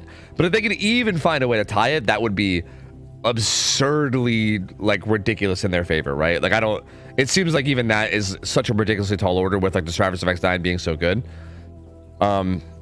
Yeah, I don't know, man. Like, I want to believe. Like, I know that Xeno is an insane killer, and I know we've seen him do insane things. Again, he had that streak where he did like 3 games with only 1 gen popping. It's even in like the card of team info there. Like, he's obviously very capable, but this survivor team of X9 is clearly one of the best in the world, right? They made it to the grand finals here for a reason. They're so good that this feels like not the team to need this result against, you know? Yeah. Dude, it's like everyone is always underestimating X9, it feels. Like, it seems to be. I agree. I don't know, man. I agree. I don't know. I don't know if it's maybe like this NA versus EU thing going on. I don't know. I don't know if it's maybe just like some like, you know, like I don't know what it is. Maybe it's just like, you know, in the scene drama, trash talk stuff going on. I don't know. Who knows? I don't know what it is, but it does feel like, yeah, people like don't seem to give X9 the credit they deserve because they are such a good team. Like I don't like in terms of like consistency, right? Obviously that's a whole other topic, but X9 is definitely a team that is absolutely capable of pulling out wins against anybody at any moment. Yeah. Because, I mean, to be honest, like, they won the Winter Invitational. I don't think they won another major tournament. So, I don't know. Maybe they just have, like, some kind of buff. If, like, there's Invitational in the name of the tournament, they just play 10 times better. yeah. I mean, like they always show up. I mean, that's kind of a thing. So, that happens sometimes. Like, sometimes people just have, like, these, like, types of tournaments that they just pop off in, you know? All right, I was wrong. They won COTF. All right, fair. Oh, okay. Okay, there you go. Yeah, I mean, I think that might be a big reason why too. I think if you just look at like every league and every like tournament around, then it maybe like if you're looking at like consistency, maybe like Elysium, Eternal, teams like that, maybe you have like more consistent first place finishes or whatever. But it is definitely like I just don't think you can ever count X9 out, right? Like they're definitely by no means ever a team that you could just be like, oh yeah, no, like, you know, Elysium or Eternal is just gonna steamroll. Like, no, man, they can absolutely win anything at any point. Like. It does not feel like they're like this like consistent third place or something. Like they are clearly in contention for #1. Yeah. No, absolutely. Dude, I want to see it. Oh my god. I mean, you need to start Chain Hunt Insti, right? Like that's what you need to do. Like, can you go for some crazy build maybe? I don't know. Zeno does seem to like to go for crazy builds. I mean, that seems to be his thing, right? So maybe. But like, what do you even do that's crazy here, right? Like, I mean, I feel like Ruin Undying is clearly an option because obviously you might need to pop off. Like maybe just do like Ruin Undying Pain Res and then, I don't know, like Rapid or something to help you catch people faster. Then just try to catch people really quickly and then get a bunch of regression through Pain Res Ruin, maybe. I don't know, something like that. I feel like you need something like that. Like I honestly feel like you can. I think maybe even ditching Corrupt might be fine. I mean, maybe. I don't know though, because again, you only need 2 gens. So if you ditch Corrupt, that's even easier to get on gens early. I don't know, man. I don't know what to do. I really don't. Like, I'm not jealous of Xeno's spot here. Okay, you know, he has sloppy Pain Res, Ruin, and Corrupt. So pretty good build. Just a bunch of slowdown. No Rapid or anything like we saw in Wispy. And looks like Xenos going in, and we have Ruin Sloppy. Interesting, okay. He tried to make a big read on that locker. He was hoping someone was in there with head on. Because again, that's the kind of thing that I think you do need to do, right? Like if you could have caught someone in there with head on and gotten it down immediately, we would have been losing our minds. Oh, okay. Oh. Fair. A little bit of buffering, but it looks like Note gets caught out. And main, he's mostly okay though for now. Oh. No. Haunt gets caught behind. I can't. Yeah, it's just buffering. It's just buffering. Oh. Internet, please. Dude, if NA internet was as good as Wispy on killer, we'd be smooth sailing, baby. We'd be smooth sailing. Should we? I think we have to harness Wispy's powers and use them to fix the internet infrastructure in NA. I think is what needs to happen here. I can still kind of see what's going on though. Haunt is kind of in some trouble. He got hit at main. He's running behind main right now in deep wounds, but it's kind of taken a while. Or no, sorry, the front of main. He's gonna go down in the front of main. But this took a decent chunk of time to the point where like I don't know if this is fast enough based off the win con of 4K4, 4K5. I don't know. Like 1 gen is already done, right? Yeah, exactly. So it's already tied. You cannot lose any more gens at all. Yeah. Which is just nuts, honestly. And like teleports on Jaw here. Doesn't even land that chain, unfortunately. Jaw gets away from it. It seems a little bit more stable now too, which is nice if you can play pause or pause play. But yeah, I mean, this feels like an impossible point here, right? Especially considering X9 knowing their win con. Yeah. They're just gonna bash gens. They don't even have to unlock this. It's like at that point you need to split yourself apart and like There's no one on there, right? Like you don't even need to. Oh, there's someone unlocking. Okay, but like even I think Xeno knows like nothing can possibly make you win this. Yeah, exactly. Like you basically need them to fuck up to the level that Elysium did, right? With like the double unhook that failed, and then followed up by the unhook on the death. Like I don't know. It's just everything went so wrong for Elysium that you basically need the same thing to happen here for X9, and it's just not. You know, like even if Xeno like wins a lot of 50-50s and ends chases decently fast, it's still just not enough. And that being said, X9 isn't even letting that happen either. Like they're doing a really good job in chase. Like even here, landed a chain onto Wispy. Wispy's still getting distance. And yeah, I mean, they're just playing phenomenal. They're playing so well.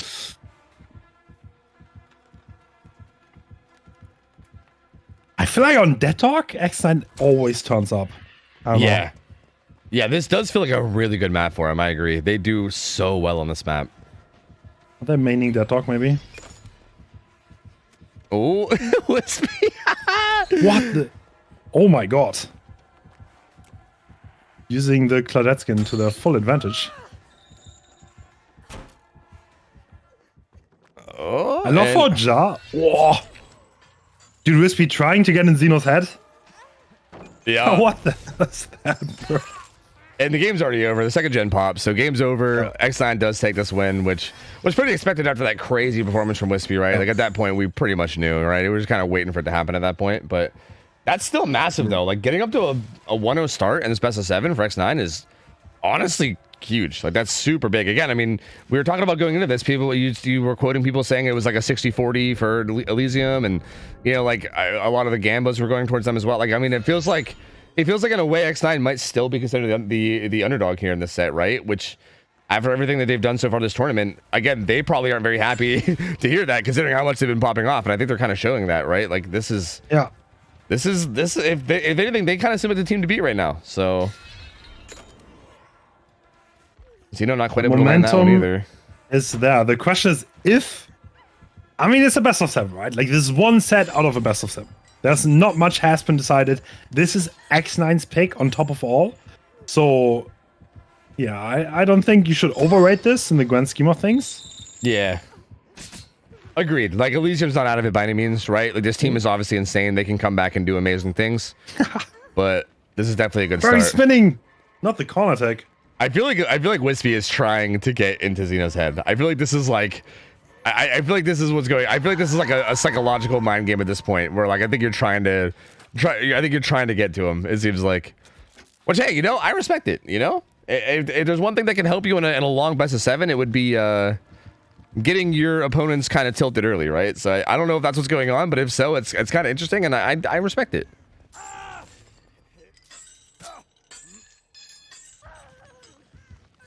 Ooh. No, kind of gets caught out a little bit in front of the hook, but ends up just leaving it. And where's the box? I can't even tell watching Note's point of view because he's got windows. Everything's yellow. Chain hunt's up, though.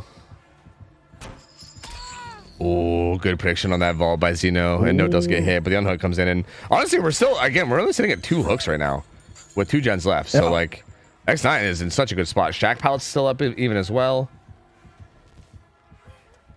And Note's going to leave it up a little bit longer. Not even get hit by that chain either. Jaw's got the box solve. Everything's just going right for these guys right now. I mean, again, I don't know if Xeno is really still full sending this in terms of how much he's trying, given that the match is already over. But regardless, X9 is looking really good. And I mean, this has to feel good for them, right? True. I mean, you have to also understand in this, like, he has to do insane stuff, and you can't even tire someone out, right? You can't do the normal gameplay loop that you would need to have like an average good result. So he just tried to do anything. Now no one is Deathhawk, and now it's like hard to actually kill them. Yeah, absolutely. It is so impressive to see how good. Ooh, that chain was really good catching him out in bounce landing. But it's impressive to see how good X9 is at this map. Like it's like you said, like this map has such like unique tiles and unique like areas and like how you play things. Like for instance, we saw like in the last best of 5 with Eternal. those like weird check spots they were holding on that one tile across the street where they like where they were like hugging the window and holding the camera around the corner. Like they do such interesting things with like check spots and camera placements and everything, and it's really really cool to see. It does feel like this is a really strong map for them. Like it almost might be like any killer that gets played Dead Dog, they might just be like, let's just pick that. You know, like it might just be a thing. Maybe this is just their map.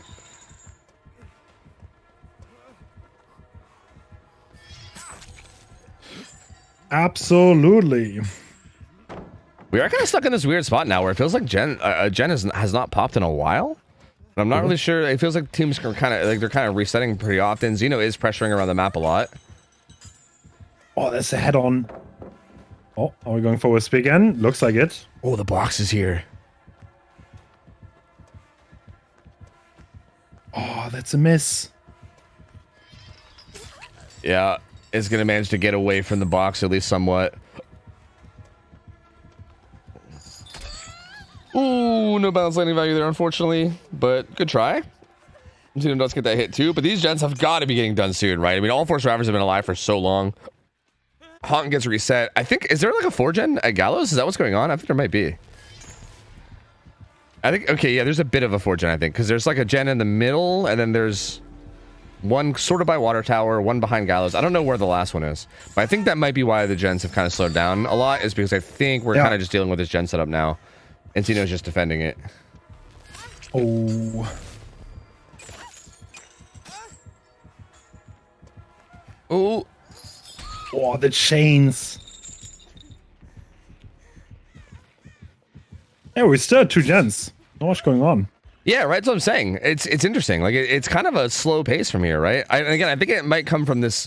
I think there's a really nasty gen setup over here in like the Gallows side. Yeah. And I think Xeno's just been kind of defending it really well, and they're trying to progress it, but they're also trying to play safe and still reset and everything. I know the gen by Water Tower had a lot of progress, but I think that was okay. Actually, they still have one that's far out too. Okay, so yeah, there's currently 3 gen by Gallows, and then there's one way out, kind of near where Note's hooked right now. Actually, you know, that's not actually that far out. It's, you know, it's kind of, they're kind of all relatively clumped on that side. No, never mind. It's way out. It is way out. I lied. It is. It's like way on the other side of the street.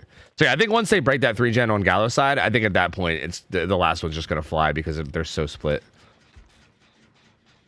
Hmm. True. And yeah, even now, Note's just sitting on hook, and they're kind of in a good position here, right? Like Wispy's just kind of hovering while both gens are getting done, and if Xeno is just taking it slow. Yeah. I think they're just trying to get a very slow, methodical, good result here, right? I think they want to just make this, like Cenobite set, as decisive of a victory as possible, and then they go into next set being like, yep, we just dominated first set, we're feeling good, right? Maybe they can also affect the morale of Elysium a little bit. And I think that's kind of their hopes here, right? Because, yeah, if they can snowball like the momentum in their favor early, that's going to be a huge help for them. Because Elysium, again, is no joke of a team, man. They could like in no world, like even if X9 were to win like 3 in a row, right? Like we saw a Turtle 2-0 earlier yesterday and then get reverse sweeped. Elysium's absolutely a team that could reverse sweep. I mean, they are an insane team. Oh, he just got head-ons. Yeah. Heard that coming out from Jaw, and it looks like Haunt is on the last gen. Yeah. Yep. And X9's in a good spot to get out now. There's only 3 stages currently on the board too, so like, if they get out with this, there's no endgame pressure or anything either, right? Obviously, because of the win con being what it is. So if they get out with the stages they have right now, I mean, that's an incredibly good result, right? I mean, like in comparison, like these 2 results are like they almost can't be any different than what they are. So huge opening for X9 here. True.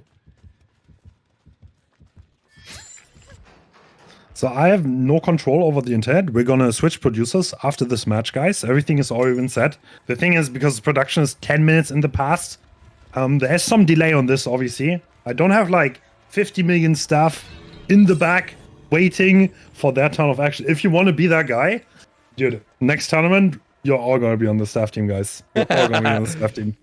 Yeah, all of you have to get anybody that complains and throw the one staff, man. Give them all the responsibility. Yeah. Every complainer will have to stream the next tourney. Yeah, I'm sure what it feels saying, like. Just saying. Hope you guys are ready to get yelled at by comp players at 2 a.m. And now we have a small break of 10 minutes while the delay catches up. That's 1-0 1-0 on the start. So Yeah, man, huge I mean, start for X9 X9 going though. off strong. But like the thing is about this, the next match is gonna be pretty favored for Elysium because it's gonna be Blight. And Yeah. I think that's where Elysium has a clear lead because I don't think Wispy is the best Blight player, and Xeno's one of the best, so that's why they picked it. Yeah, Xeno's Blight is absolutely absurd. So yeah, that's definitely going to be a tough one for sure. Yeah, and I think this is one of those killers where, again, we were talking about Wispy having like is there like some kind of a hole in terms of like killers there where like maybe you can find like a weakness, and I have heard in the past that like Blight and like maybe Billy are like the ones where like obviously Wispy will still play every killer at least decently, but it might not be like to the level of someone like Xeno who like is going to be one of the best in the world, right? Like those killers just have such huge like skill ceilings and there's so much skill expression that I feel like you can't really like be a good overall player and then just kind of still perform at the level of Xeno, right? Like if you're going to be a good Blight, you really have to be a really good Blight, you know? Yeah. I mean, it's like the thing is also Elysium has insane roster when it comes to chase kills. Like pure chase, Elysium, they can throw in 4 incredible players. So they have Pedro, they have Shinna, they have Kexo, they have I'm missing one. What is it? Silhei as well. Virtual is also like against Blight. Silhei, oh exactly. Yeah, true. Yeah, just such good players. Yeah. Like when it comes to pure chase, I think Elysium has a little bit of an edge. Yeah, it's interesting because you know what's really interesting? What's that? So X9 picked Ghostface. I'm pretty sure in the last final, Elysium actually picked Ghostface and lost it. Maybe X9 is trying to go a little bit on the mental there, because last time on the Winter Invitational, Elysium picked Ghostface and X9 managed to win the set. Yeah, that's all. That was also with Zaka Ghostface too, which isn't going to be here this time either. It's like Zaka very well known for his Ghostface. So, yeah, I mean, if they were able to beat Elysium when they had Zaka on Ghostface, then you know who's to say they can't just do the same thing now without him, right? So, yeah, I mean that'll be interesting. That'll be very interesting. So, just in case someone doesn't know, this is the exact final that happened in the Winter Invitational, by the way. And X9 managed to beat Elysium relatively decisively. I think it was 3-1, if I'm not mistaken. Yeah, I think so, right? Yeah, I think it was 3-1. We didn't even see the last set, so yeah. But Elysium said there's no way this is gonna happen again. And X9 has had X9 has had maybe like actually, I don't even know if I can get away with saying this. This might be too bold of a statement, but I'm gonna say it anyway because I already started. X9 might have had maybe like the toughest like leading bracket to this too, right? Like Trauma first round, Eternal second round, and now Elysium, right? Like if I feel like if they win this, you almost like cannot like there's no denying that they deserve it. That is an incredibly hard bracket lead up, right? Like again, I mean, there really is no easy bracket lead up, I guess. Like I mean, I guess Elysium had the first seed, so they like in theory had the easiest lead up, but even that's a really hard lead up, right? Like Oh Boy and Ariandel are both insane teams too, so it's not like that's like it's not an easy like lead up either. But I just feel like both Trauma and Eternal are like historically some of the best teams who have ever played comp. You know what I mean? Yeah. And then now Elysium, which is like the current #1 seed. Like this is like that's such a crazy run. So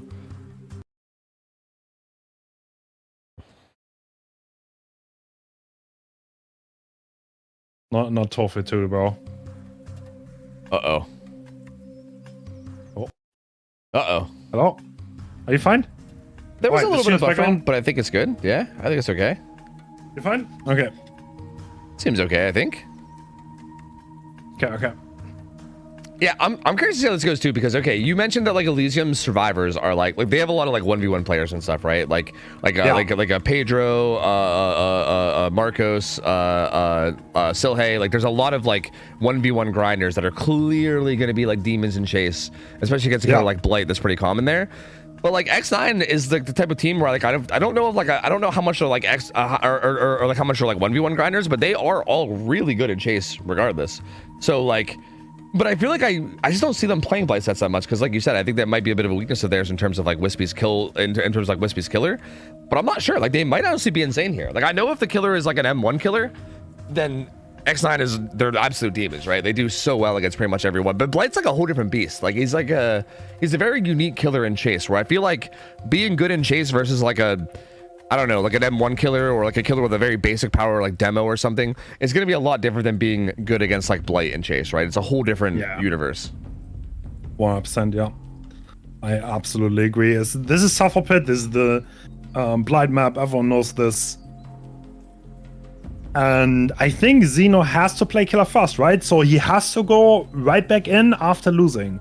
But he's so experienced, I would expect him to just shake it right off and play his game, to be honest. Yeah, Xeno strikes me as the type that's just gonna like thrive under the pressure.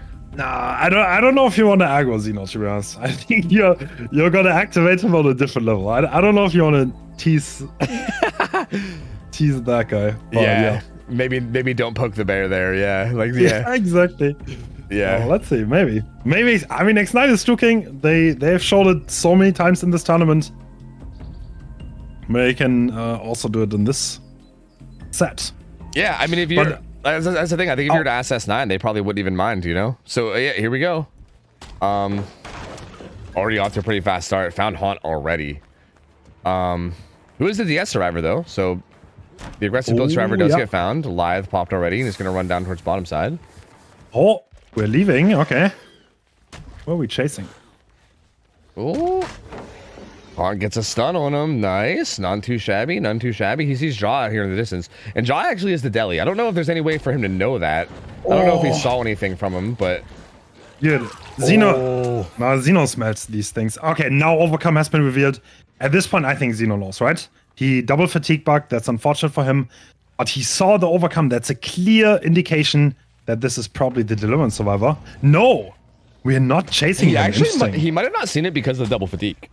Like the double fatigue, it kept him in place so long, he might not have caught it actually. Oh, that's a hit! Oh, that's a great combination by Xeno. And yeah, here's a gen setup on the side of the map, and I think he wants to commit to this side because of that. Yeah, Haunt kind of gets caught here too. So far, he just gets 2 tags, but nobody down yet. Haunt in a bit of a danger zone here. This pallet's not the best. And good, quick double tap. Only 2 rushes used for that too for Xeno, so he gets to follow that up pretty quickly if he wants to. But he's gonna interrupt the other one. Else. Yeah, Wispy here too. This the whole is team. Huge.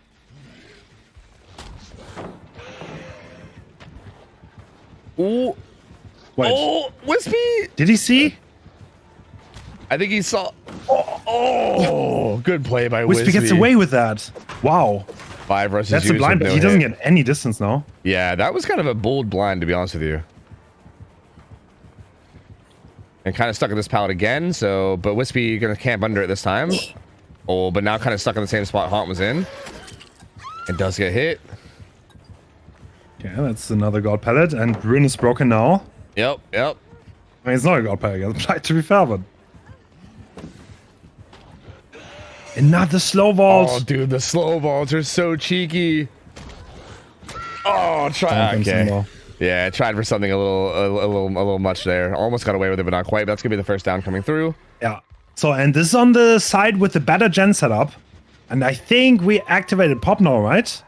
Yeah. Because Ruin's gone, so yeah, Pop's activated, and Xeno will go ahead and throw Pop down on this gen in the corner that has the most progress, which is pretty devastating, right? I do feel like against these like S tier type killers, it does feel like if you don't pop a gen by the time the first hook comes in, and then if the killer puts Pop down on the highest progress gen, especially with a hook on top of it like this too, like that's a really brutal start. Like pretty much all the progress that they had for this early game is now essentially in danger.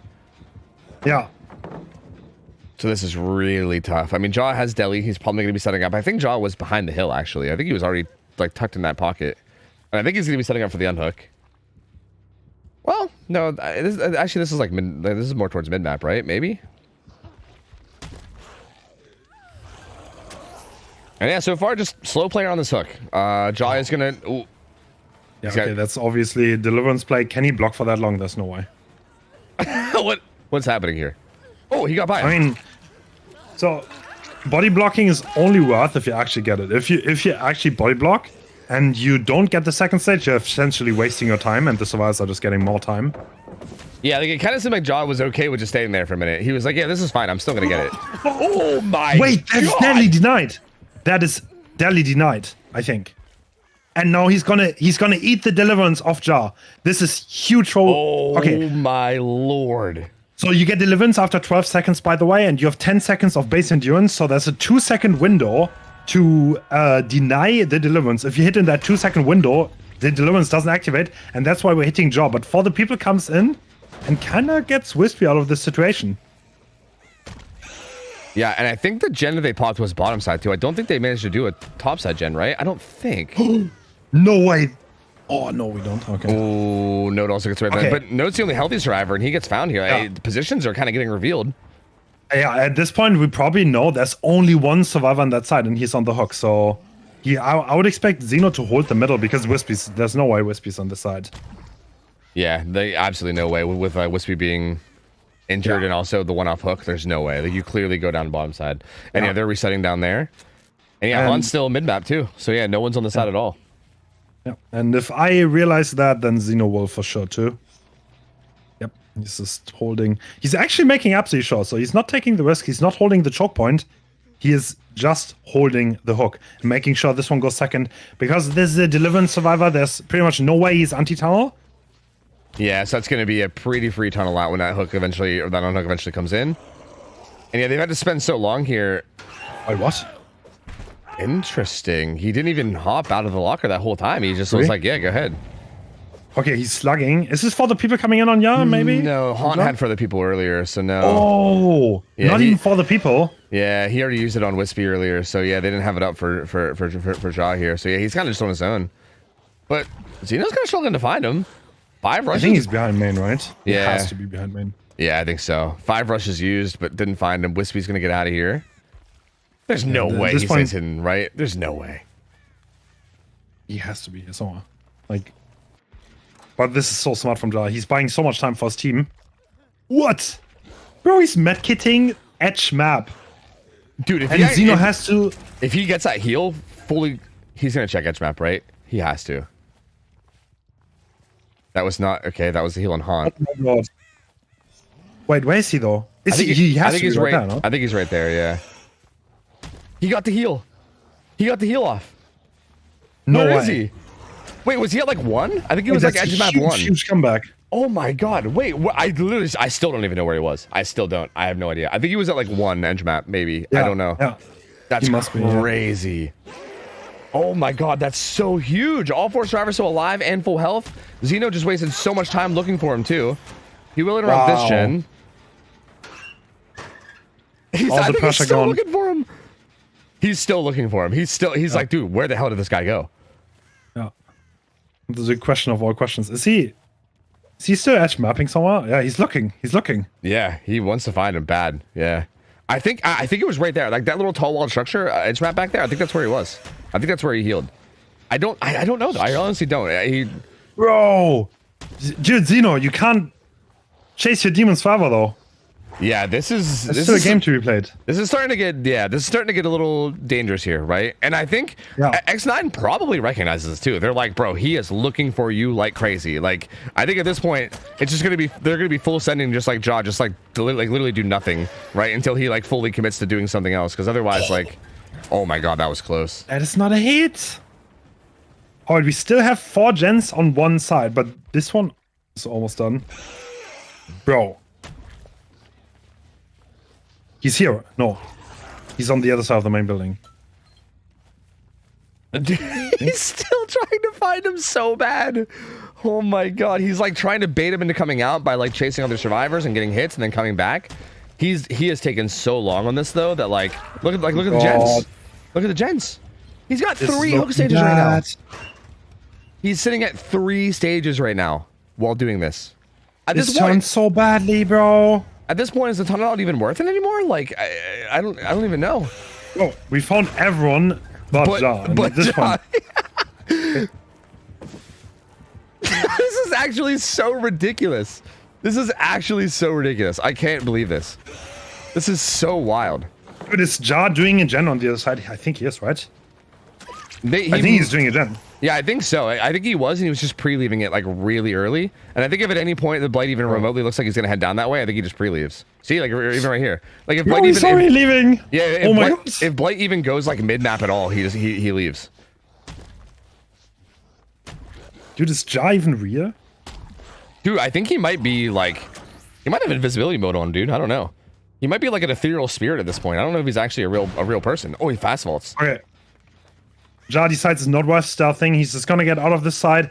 But like, they don't have much gen pressure. If Ja gets 2-tapped, okay, he's not even going for it though. Oh, this just to now not go for it. Dude, I don't. Or maybe he's trying to bait him by rushing away. But all 5 rushes used here just to get to this maze tile. And I think he assumes Ja's here. Bro. What? He's back on the gen. Just on main. He's back on the gen. He just doesn't even care. Oh, Note's actually pressuring the other gen. And Xeno's still looking for him. And they're splitting 2 gens. They're splitting 2 gens right now. And Xeno's busy checking lockers. What is happening in this game, The hilarious thing is that Ja also has the least stealthy skin ever. Yeah, right. He's got that bright Asperato skin on. This is such a wild game, dude. Oh, my Note almost got away with that medium vault. That would have been insane. Note will be in some trouble here, but like, does it matter? Fresh hook on, like, it's gonna be fresh hook on the Note, but all 3 survivors are likely pressuring. I mean, Wispy might be playing a little bit safer being injured, but like, yeah, no, they're cranking gens. They're doubling this one off to the side. Jaws soloing the one on main. Getting done. Yeah, I mean, one of them's getting done for sure, right? Yeah, it looks like it's gonna be that one, yeah, because he's gonna come interrupt Jaw here. Dude. Oh, he doesn't even find him. Bro, nah. He just, oh my god, he keeps getting away with it, dude. How does he keep getting away with it? How's Ja? Dude. This was the weirdest game I think I've ever watched. Yeah, I'm gonna be honest with you. No, yeah, no, true, absolutely. Like the power star thing. That's so crazy, dude. That's so wild. And even here, like, Note was a fresh hook, and he gets pulled off by Haunt, who was a fresh hook. But Xeno doesn't get either one of them. Okay, he finds Haunt now. But hey, guess who it is? It's the Ghost. Right? And look at Jaw. Not the blue attack. Jaw, no way. Jaw is literally no way they get out. Bro, MVP in this game. This is 4 hook stages, dude. 4 Xeno. Dude, Jaw is the craziest fucking survivor, dude. That holy.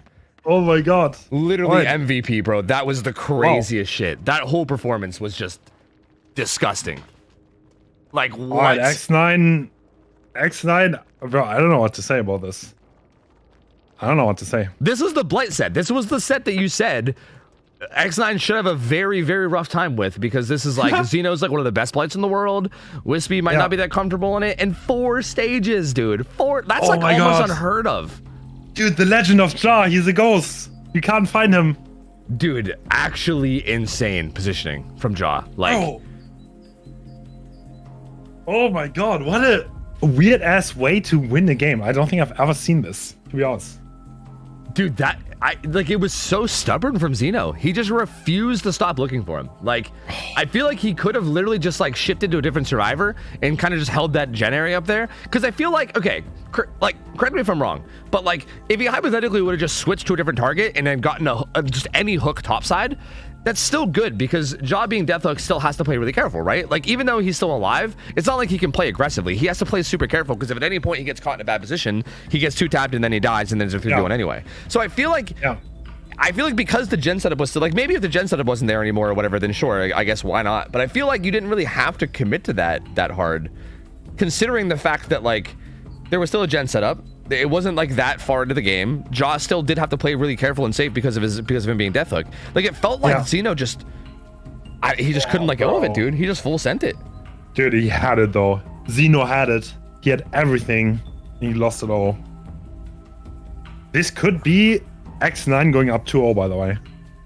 Yeah, very easily. This is going to be so hard. Yeah, this seems so hard for Elysium. This seems very likely. I mean, I know the Elysium survivors are juicers, but dude, 4 stages is like that's like nothing for Blight Suffo, right? Like, Blight Suffo, if I'm not mistaken, I was always told by high-level players that Blight Suffo is basically like an expected 4K1, right? Unless like the survivors get off to a really big edge and like win a lot of 50s, then it's like, as long as the Blight plays well, it's like a 4K1, right? So even if we say, okay, like maybe Wispy isn't like the most experienced Blight, and maybe they'll like mess up a little bit here and there, but even still, like 4 stages is like right? Like, you just get the 5 stages. Like, as long as you just don't get shit on from start to finish, or I guess spend, you know, 4 minutes looking for a stealthing survivor. As long as neither one of those things happen, then like this should be a result that you can get relatively easily. Yeah,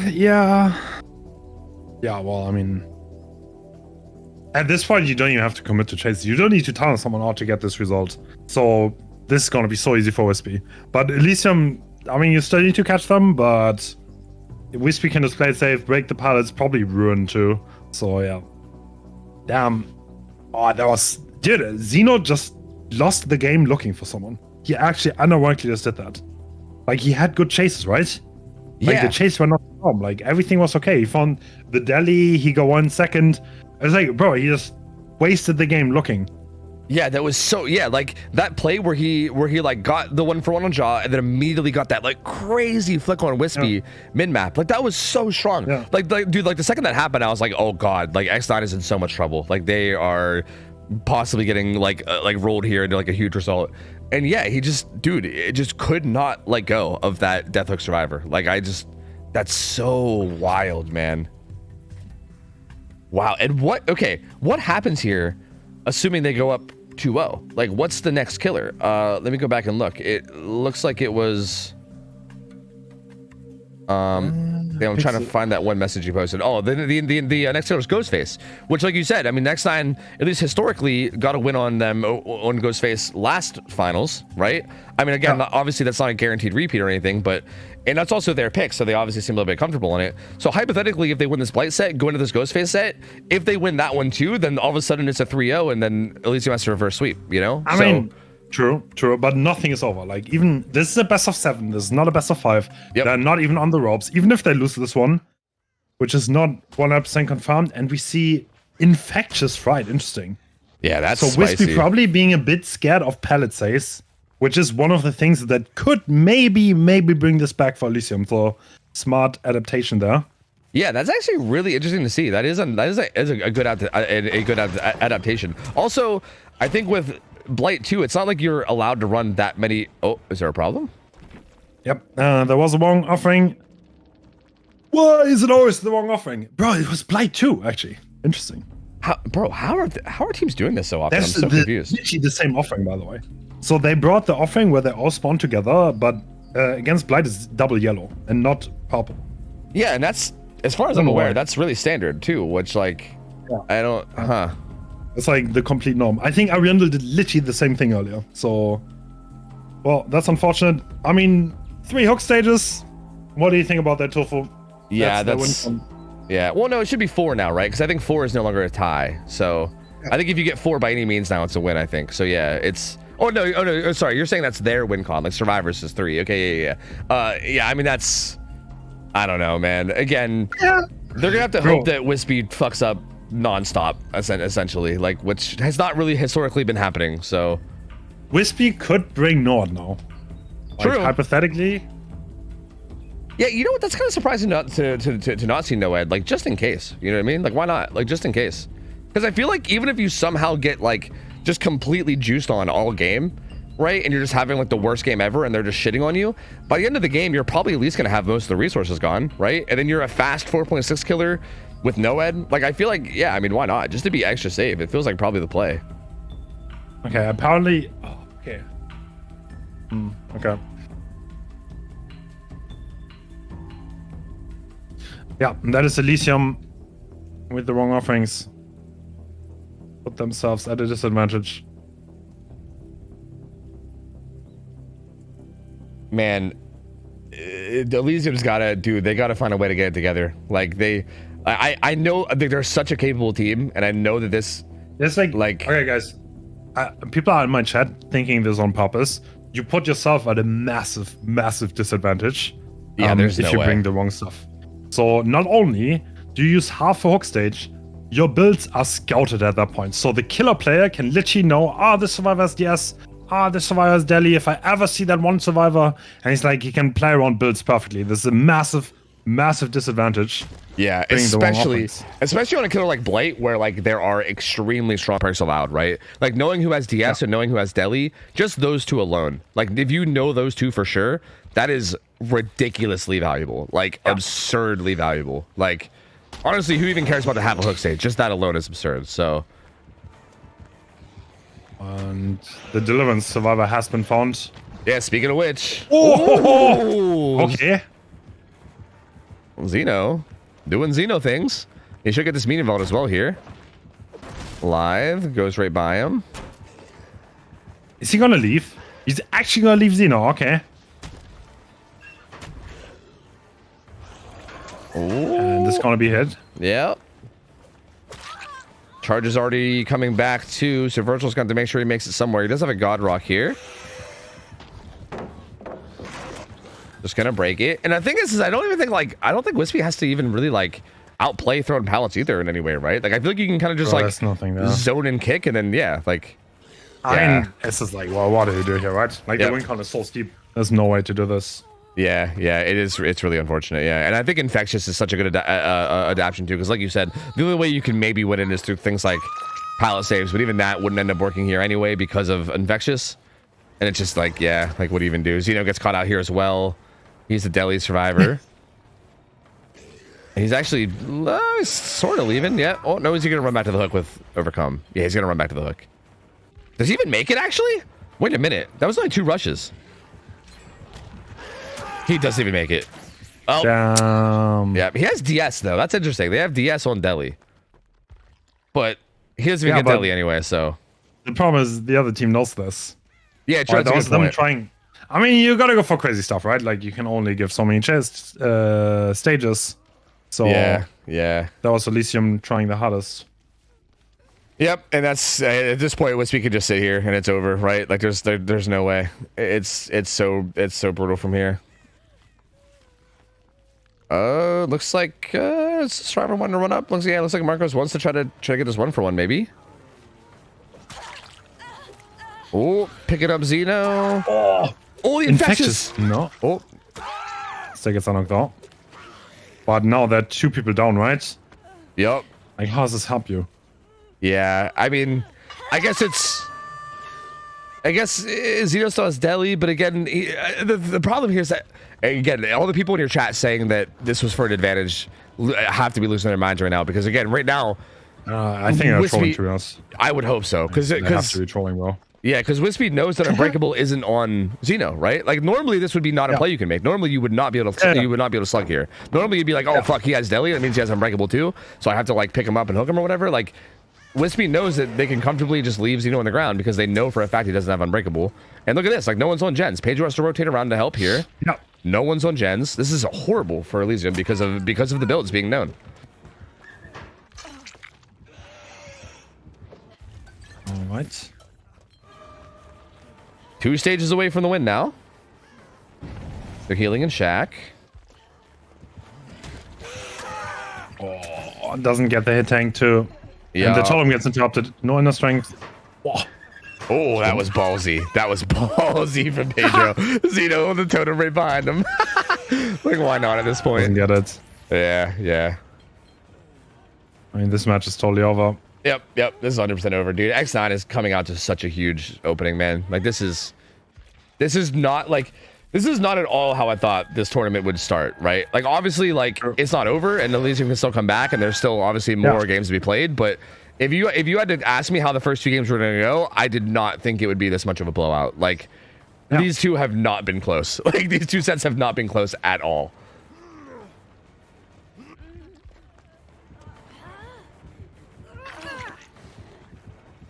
Resilience value. Yep.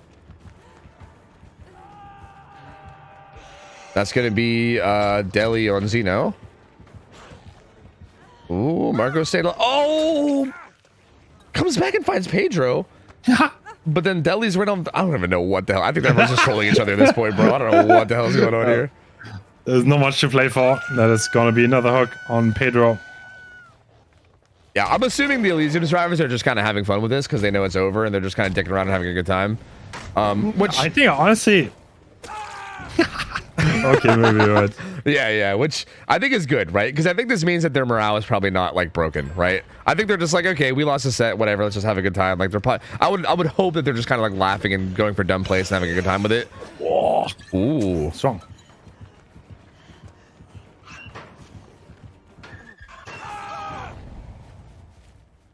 And gonna get the kill onto Marcos here. Actually, no, slugging him.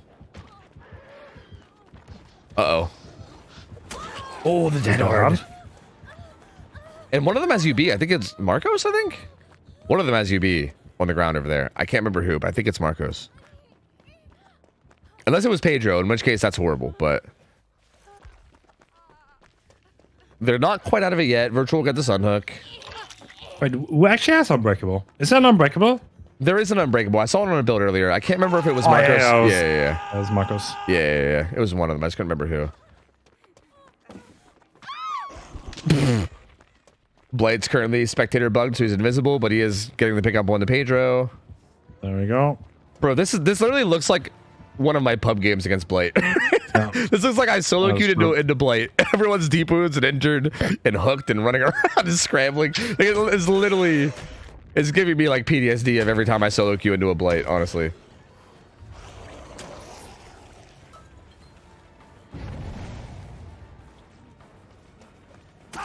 Oh, down goes Xeno. Almost everybody's death hook now. This will be the kill on Xeno. This is going to start the inevitable wrap up. Well, actually...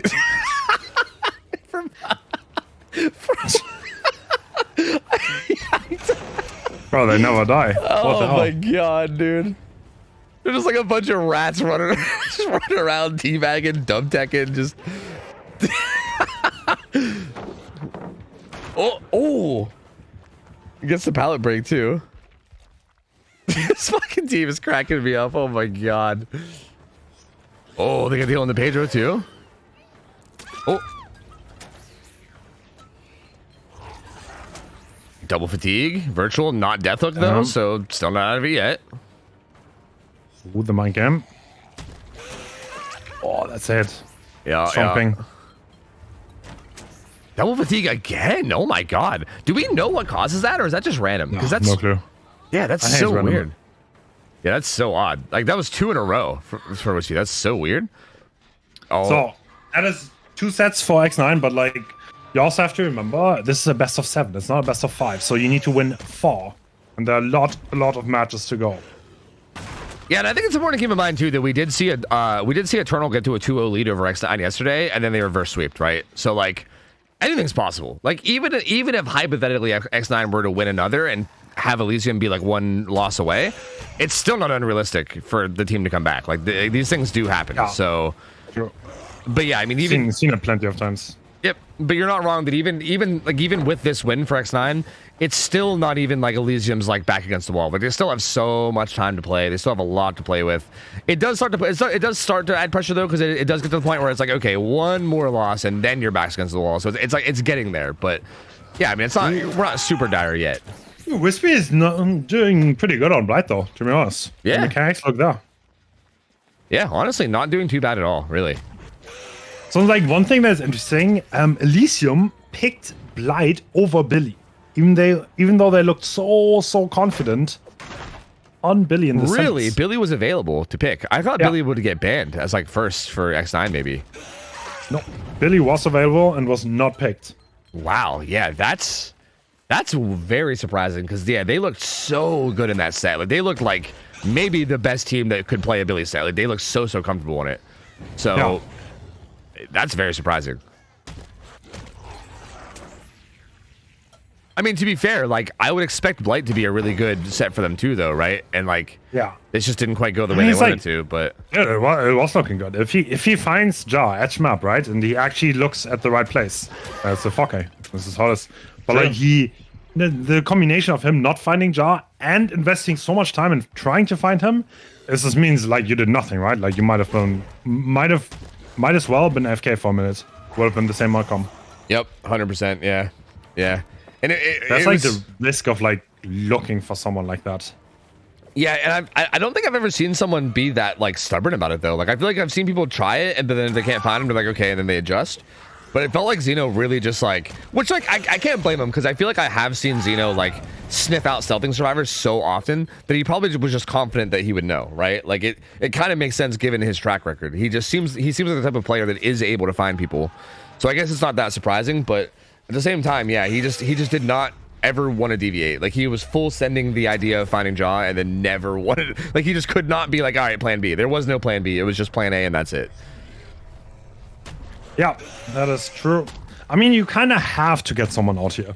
Like you can't just play Blight and not get someone. Like the survivors will do gens. Like the hits are pretty steady, but like generally the pacing just doesn't work out for you. And the 3-gen is gonna get broken eventually. You cannot occupy 4 survivors.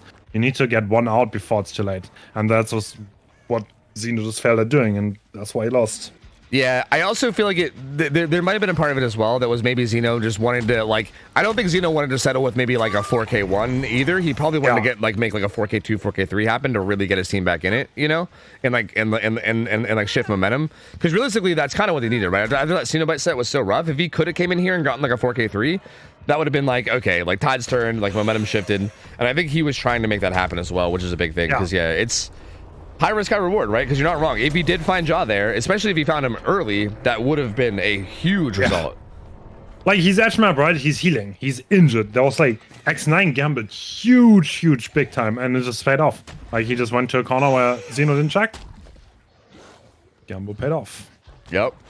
But it's like, I feel like Xeno at the same time could have just not looked for him. I think he was still in a good spot. Yeah, it's like I said, like the fact that he was death hook meant that at any point, if you see him in like a rough position mid-game, you just like, and with Xeno being so good at Blight, I feel like it's not that unfathomable to just quickly down him, right? Like even if he's like mid-map with all those tiles, I feel like Xeno's so good at Blight that even when you're in these tile setups, Xeno still manages to get hits and downs pretty decently reliably. So I don't know, I feel like I would have preferred to see him do that, where he kind of like doesn't commit too much and then just kind of keep an eye out for him for later, and if he ever sees him, just commit to him then, you know. But then again, I mean, hindsight's 2020. It's easier for me to say that while I'm here casting and not playing, you know. How did they sing it instant, by the way? Yeah, right. Cool. Yeah, I was just thinking that. Yeah, after all that trolling, I think Virtual's still gonna get out. Huh.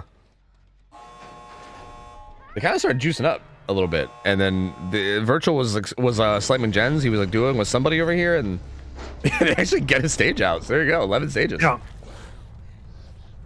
11 stages after all, and we're gonna go into Ghost Phase. So Wispy has to go again straight, which is good for Wispy because the momentum is on his side. Yep. Ghost Phase is not easy. I don't know. That's kind of a wild pick by X9. Maybe they have something prepared. I'm not sure. Yeah, I'm curious. I'm very curious to see how this goes for them, and if they do have something prepared or if they just feel really confident in this. I do think, like, in a weird way, I kind of, like, I don't know, maybe I'm just talking out my ass here. I kind of loved that Elysium survivors were just kind of fucking around and having fun there, because I feel like that helps the momentum a bit, right? I think if they were like AFKing and you can tell that they were like clearly frustrated, I'd be like, uh-oh. It's like snowballing into like morale issues where like it might just be like almost over right now, right? But they didn't really feel, at least it didn't seem like they were like done, you know what I mean? They didn't seem like they were like done with it. They seemed like they were like, damn, like rough set, let's just have some fun and, you know, wait for next set, which is great. Like it feels like they're still in it mentally, and that makes me feel pretty good about the fact that they might show up here in this Ghost Phase set and just have the kind of survivor match that we know they're capable of having. I don't know. Okay. I don't know. This feels a bit surreal, to be honest. Like, the underdog seems extremely dominant right now. Yeah. Dude, see, it's weird because I don't like... Look, I follow comp a bit, right? Like, I mean, I know I've gotten more into it lately than usual, but I'm not as invested as like a lot of the people probably watching and maybe even you. So like, maybe it's just because I don't see it as much, but to me, I still just find it wild that X9 is considered the underdog here at all. Like, maybe like a little bit, right? Like a little bit, but they've just like, every time I see them, they just look so good. True. I think X9 is pretty good against good teams, but they tend to fluke way more than other top teams, I think, against like relatively, like, I don't know, like a good example would be they started in their first game against Tremor, like Wispy kind of struggled to get going, and like Tremor kind of like juiced up big time. There was some tech issues in that game, but they literally just lost the round 1 of this tournament, right? Like the first game they lost. And Tremor just looked better. Even though there were tech issues, I think Tremor just played better that set. I was like, I don't know, but like at the same time, if they show up, they can do so much, right? Like the ceiling is very high, but yeah. Yeah, I could get that. I did say that even yesterday in the Eternal set, because I do think like if we go look back at the quarterfinals, where it was Exiled versus Trauma. Like, I definitely don't think Wispy was playing as well in that set as Wispy has been in both these last two, right? Like, again, I keep thinking back to that Wesker game where like the win con was like 4 or 5 stages or something for Trauma survivors. Like, it seemed like such an easy task for like a killer at the skill level of Wispy, right? I was like, oh yeah, that's gonna be like insanely hard for Trauma, and they literally almost got it. Like, they kind of threw at the end and barely gave it up, but they literally got all 5 gens with like 3 stages or something. Like, they were in position to win with a crazy win con. Like, Wispy was kind of struggling a lot then, and I was, that's kind of what made me think. I was like, damn, that's rough. Like, maybe there is some like consistency issues there, I don't know. But again, it's just hard to say. I haven't seen enough to really know, like, you know, like out of 100 games, how many times is Wispy going to be playing at the top level, right? Is it going to be like, is it going to be 99? Is it going to be 60, right? Like, I don't really know exactly how good the consistency is, but it does seem like when they show up, yeah, it's hard to call them anything but, you know, like the favorite or close to the favorite, right? Like, if Elysium's still the favorite, it can't be by a whole lot. And here we go. We're starting in, and drop like Knife Sheath with Wallet, so no Philly. Sloppy, Pain Res, Ruin. Pretty standard build, right? I mean, nothing really out of the ordinary here. I don't think I mean, can't really think of anything else you'd probably want to run here. And Survivor's playing very stealthy as usual. Yeah, that's a pretty normal build. Yeah, drop my sash and the wallet that is super good on Larry's because there's so many pallets. And usually the survivors just hide early game and Wispy's trying to find them. Oh, okay, the ghost face has already been spotted. They are running up the map. This is such a good gen split. Wow. The Ruin is up on this side. Wait, you're saying good gen split for Killer? I didn't actually get to see it fully. There's like a good 3 up here. Yeah, there's kind of a good 3 gen up here in the Ruin. And there's a pretty tight 3 block down there with Corrupt as well, it looks like. Also, yeah, something, I mean, again, probably something that most people know, but because this is Ghostface and he's kind of like a lower tier killer, lots of restrictions. You're going to see the builds kind of like this one on Pedro. They're going to be very bare bones, like, yeah, really just grasping at straws in terms of like what you can grab in terms of perks. But Pedro's playing this, dude, getting, what's that perk? Cut Loose is what there's, I think, massive cut loose value. Oh my lord. Oh, the Rune has been spotted, but he's not going to be able to get the cleanse out. Oh, this is a god palette. Well, is it a god palette on NA to EU ping? I don't know. I know on good ping this is basically a god palette, but it's got to be pretty close. Oh, wait, he actually got the 99. Wow. Yeah, okay. Yeah, you can sock through that little hole. Let's just sock through that. Yep. We'll get power back here too, so Virtual's got to be careful being 99 now.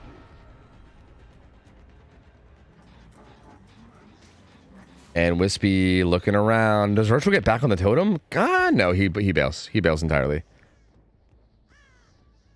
Wispy was hoping to catch him out over here, but he's not here. Especially with drop like Knife Sheath. I think if Virtual tried to stay at that pallet with that haste, that's gonna get extremely dangerous. And I think Wispy wanted to make something happen there, but Virtual wisely gets out of there. And so far, I mean, pretty slow start. Nothing really crazy. I mean, nothing too crazy happening so far. Just like a quick tag, some stock, and then still just chilling. And Corrupt's gone now too, so now the gens bottom side are going to start getting progress as well. So this is where like it's going to get a little bit harder to slow play it without losing some progress here. Oh. Good stun for Virtual. God Palette Library being used. So there's a bunch of strong palettes on like the library side of the map as well, right? So like you're gonna see them getting used whenever when needed. Like this one also is incredibly powerful. Ooh. Oh, doesn't he have mind games? Just drops the palette. I mean, at this point, Wispy doesn't have much going. Yeah, to be honest. Ruin's gone now too. Yeah, I mean, oh, gets that stock on a Virtual. I think that was an accident too. I think just trying to get a stock down the hallway to see who's there. I don't think that was an intentional stock because Virtual's not really in a terrible spot here. Has this god palette up front that he can use, and he's going to. Because, yeah, typically you don't want to pop the stock on someone unless you know for a fact you're able to get the hit on him. Otherwise, it's just a waste, right? And it kind of feels like this one might have been wasted. And also, it looks like Wispy doesn't want to give it up either. Virtual's running to this corner palette. Oh, actually, when this hit comes in, he's going to try to run away. Does he make it anywhere here, though? Like, what's he have? Library's gone, right? Like, where's he go? I am not entirely sure. This palette, much less strong. Yeah. Oh, he's playing it really well, though. Oh, he doesn't get that. Oh, he's playing. Virgil's playing it so well. Oh, and this is a really good palette in here. Yep, stock's gone. That's huge for Elysium. That's huge. Massive start for them. Yeah. So. And they're able to commit to gens this whole time too, right? Because like, look, the gens pop. Yeah, gens are gonna pop. Yeah. Like committing to a chase like that is brutal. So like, a reminder, how this set is typically played is that if you don't know Ghostface's position, typically you're playing very careful, right? Like a lot of times people don't even do gens. Okay, there's one problem. I'm pretty sure Wispy's chase bugged. Oh. So that is a bug that is extremely rare, where you do not get chased anymore. And this is an M1 killer, and that might be classified as game breaking. So we might need to restart the set. Oh. But that's on the referees. That's really tough. Huh. Wait, there's chase though. Yeah, I see chase right there on Pedro. Yeah. Is it? But there was no chase for the last minute. Is it like per survivor or something? Like, I wonder if it's bugged on like a certain survivor. Like maybe like virtual can't be in chase or something. That's also like, if chase doesn't start at all, that's also insanely strong for the survivor because you can just heartbeat read everything. You know, like right here, there's no chase. You see how there's no chase? Yeah, it must be even like Wispy stopped to look up. He's like, what the hell's going on? Yeah, like this is super. Yeah, like there's no chase here. Yeah, that's chase gets forced the moment you hit. By the way, that's why. But like you cannot get line of sight chase in this situation, and that usually persists for the entire game. Bro, that's a pretty decent gen setup. Oh, Elysium is gonna be mad if this gets replayed. Yeah, for sure. But at the same time, that is pretty rough, man. That hit comes in.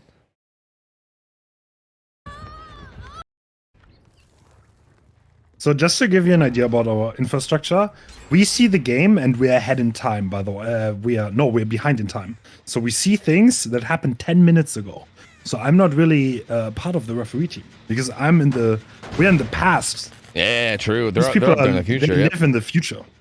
True. And referees need to always make sure that the decisions are 100% accurate. And if it's like a decision that affects the game in such a major way, we absolutely make sure there's the right one, and we take our time to make sure that the competitive integrity is intact. Yeah, this one feels like a tough one because like obviously the game has gone on for so long, but this is a pretty. Wait, now the survivor has been found though. Yeah, and like the chase starts here. It's weird. It just feels like it's like random. I don't really get how or why it works. It's so odd. But assuming this game is still going to continue, is going to just be played out and count. Maybe we're currently sitting at with like a 3-gen, but also there's not a single hook. Not a single hook in play. This is what a 3-gen though. Yeah, this is a tight 3-gen. Holy! But the problem is especially because there's been no hooks in play, and like also Wispy's been kicking these here and there. I feel like we're like, if this keeps going, unless you snowball really hard, this feels like eventually you might get hit by the anti 3-gen. You know? Yeah. So, yeah, this could get tough for Wispy, but so far Elysium's been handling things pretty well. And there is at least some progress in these gens too already as well. So like, definitely not the easiest spot for a Wispy to be in. Let's get a tag on the Xeno there. He doesn't throw the pallet. Can you maybe follow this up? I think I'm worried about losing the gens though, right?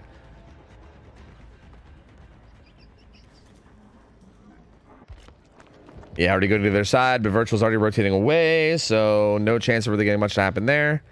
I think this is the point where I think you need stock one survivors. Like you can't like, I know that like obviously Wispy tried to stock Xeno there, and then M1 just kind of got forced, but I feel like you do need stock on people. Wow, Xeno actually coming back up here injured is very ballsy. Yeah, I guess. Oh yeah, because I think they're doubling the gen on the other side. So I think this is a bait. Yeah, because I think Christian was here as well. I think this might have been a bait to try to get Wispy to commit, because yeah, Virtual and Pedro are doubling the other gen. But Wispy gonna head right back and yeah, gonna get a bunch of tags.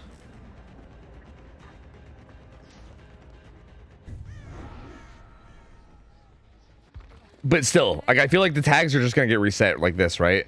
Yeah. And the sin swipers, you cannot possibly hold this. Yep. Exactly. Like if it was a 3v1, then maybe this becomes a lot more reasonable, right? Like tags become more valuable. But I think realistically, you need to get stock here because I think you need to get somebody downed in the gen setup. Like there's no other way. You need to get someone downed and hooked in the gen setup, or else you're just never gonna get out in front of this. Because again, they all reset. Virtual gets hit and he runs away now, and yeah, they're just gaining. They're gaining gen progress. Ooh. Oh.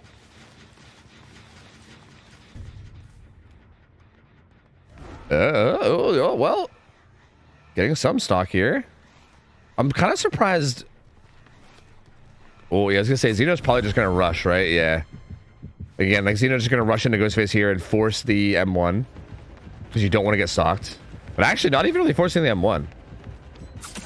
There it is. M1 comes in now. What is happening this game, dude? What is happening? Like, what is going on?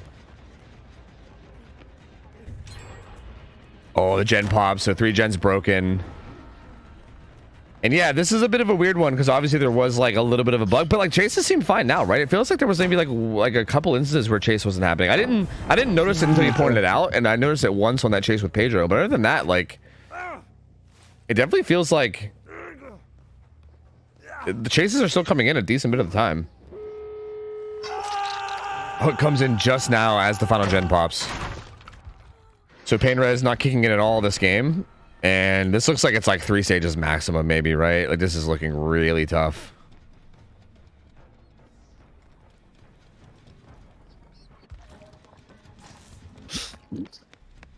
Yeah, I don't know. That's on the referees. I'm not sure what to do about that.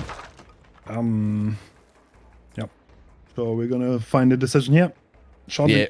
Yeah.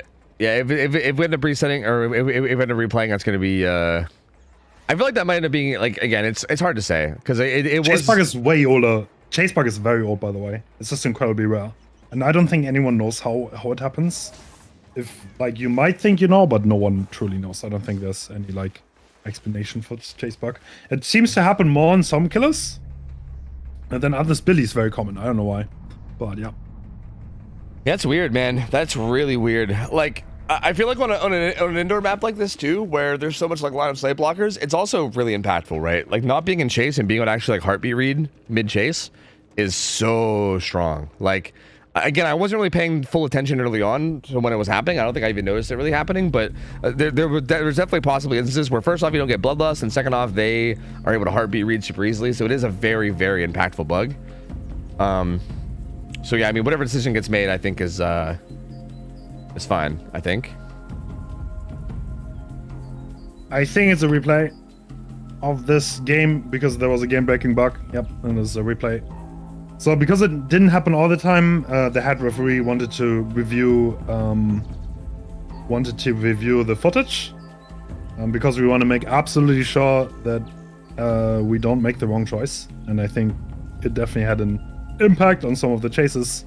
Well, that's like the thing, right? Either you rush decisions and you might be wrong, or you take your time to be absolutely sure that you're right, but the other team might feel robbed. And after the first week, we have decided that we are not going to rush anymore. And yeah, I think it's totally...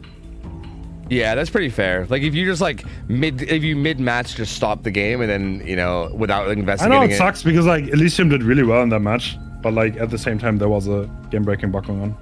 Yeah. How's that not fair? Like, no, X9 reported that at 5 gens. Like they reported it instantly. Yeah. So it's better safe than sorry. I'm like the thing that's most important for me is like the competitive integrity, and I don't want to rush decisions. That's what we said.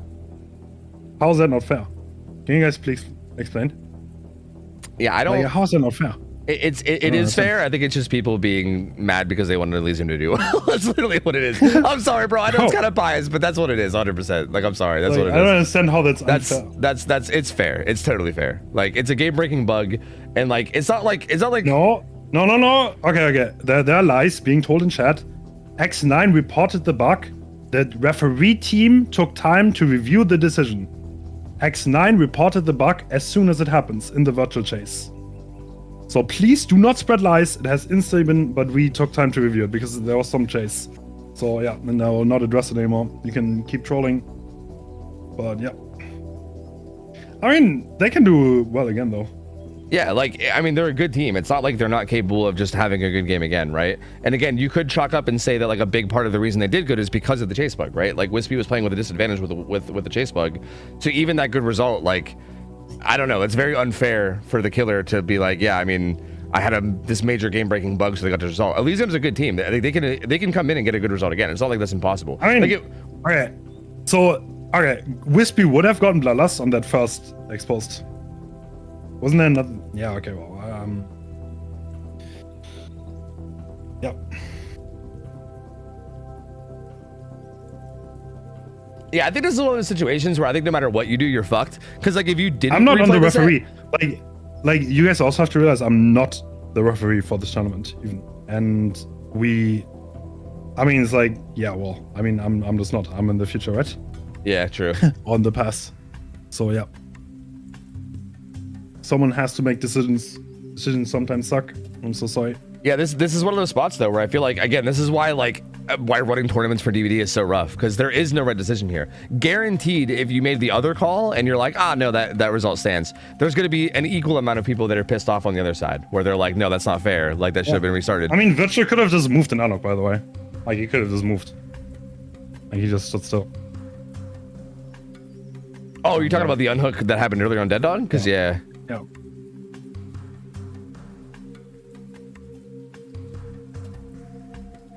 But yeah.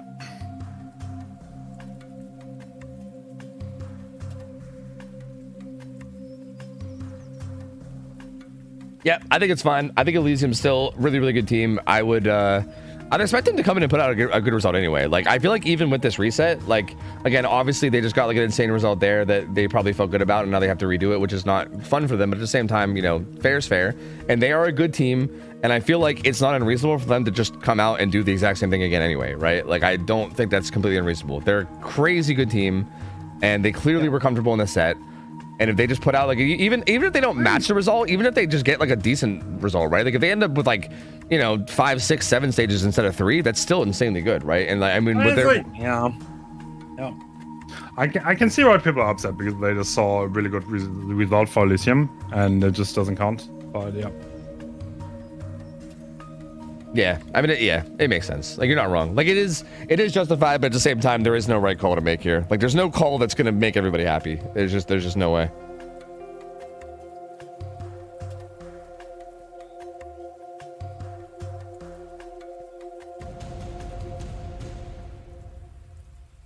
Yep.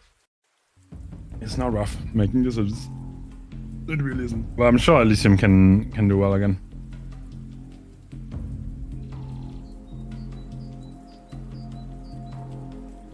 Yeah, I'm pumped to see how they do, man. I'm pumped to see how they do. I mean, Wispy and Elysium did not complain about the pinhead, by the way, Anok. Elysium did not say anything about it. All right, here we go. Loading back in. Yeah. Eruption, Painrush, Sloppy, and any build changes? No, this is the very same build. Yep. And we'll see what can happen this time around.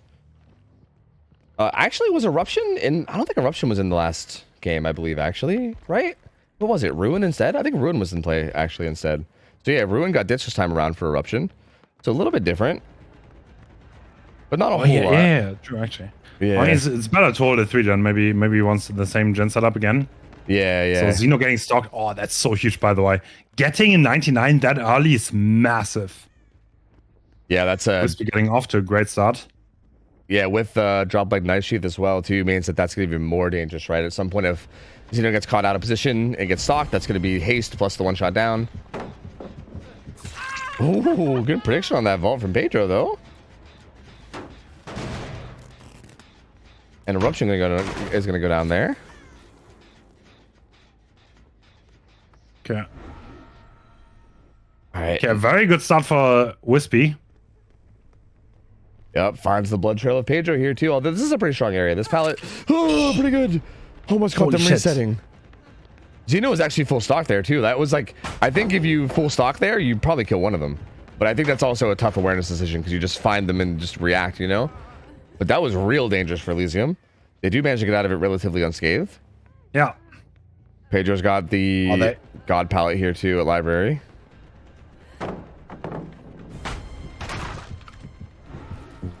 Okay, so the power's back up. Oh, that's such a good corrupt for Wispy. Yeah, it is. The gen setup up here is pretty solid too. Okay, actually getting rid of the stock though, so that's not terrible, but Elysium is not doing as well in this one. There are a lot of pellets gone, lots of injuries. Xeno 99. Yep, they're gonna go reset. They're gonna be triple resetting across the map, so that's gonna be dangerous too. Because if Wispy shows up at that could get rough. But Wispy actually kind of heading that direction. I think it was the 6 o'clock hallway, right? Like that deep hallway, I think. So Wispy kind of heading there now. I think might show up a little late though. Well, maybe. Oh my god. All right. That's a lot. These are a lot of strong pallets used though. Yeah. And there's not much progress being had, so very, very strong position. Another injury. Elysium really needs to get it together. Yeah. This is Xeno, fully stocked. Does he even have pallets here? Library is gone already. Yeah, this pallet's used too. Yeah, is there something in the corner? Maybe Xeno's gonna go down, right? Yeah, he probably will, yeah. He's trying to body block, but he's fully stocked. He's just gonna get hit. Oh, he doesn't realize. Oh, didn't realize he was going to... It's actually surprising. I thought the stock early game was... And double eruption. This is gonna be 2 downs and double eruption. Oh, no. And the aura is here. Virtual is still revealed from eruption too. Uh-oh.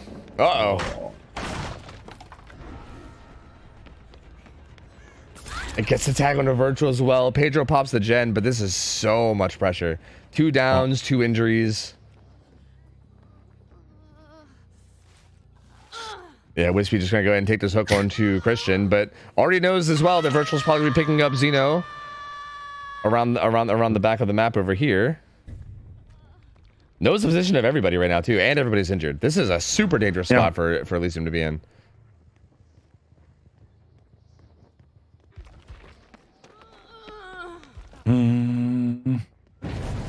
Everyone is... Oh my god. So Elysium, they need to get it together. That's a really tight 3-gen too. Yeah. But everyone is injured. And the Ada's in chase again. At the bottom side, there are no more safe pallets. I don't know what she has here. Looks like not much. Yeah, there's not much here, yeah. Like, main might have a couple pallet. Like, this pallet is going to be rough without distance.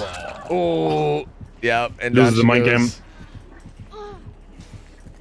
Yeah, the problem, they need to get some time to reset, right? They are resetting now, but, like, it's not really, like, very timely, right? Like, Christian's getting put on second stage. No gen progress really coming through this whole time. So they're going to be somewhat back on their feet now, but also that's a basement hook, too. Oh, man.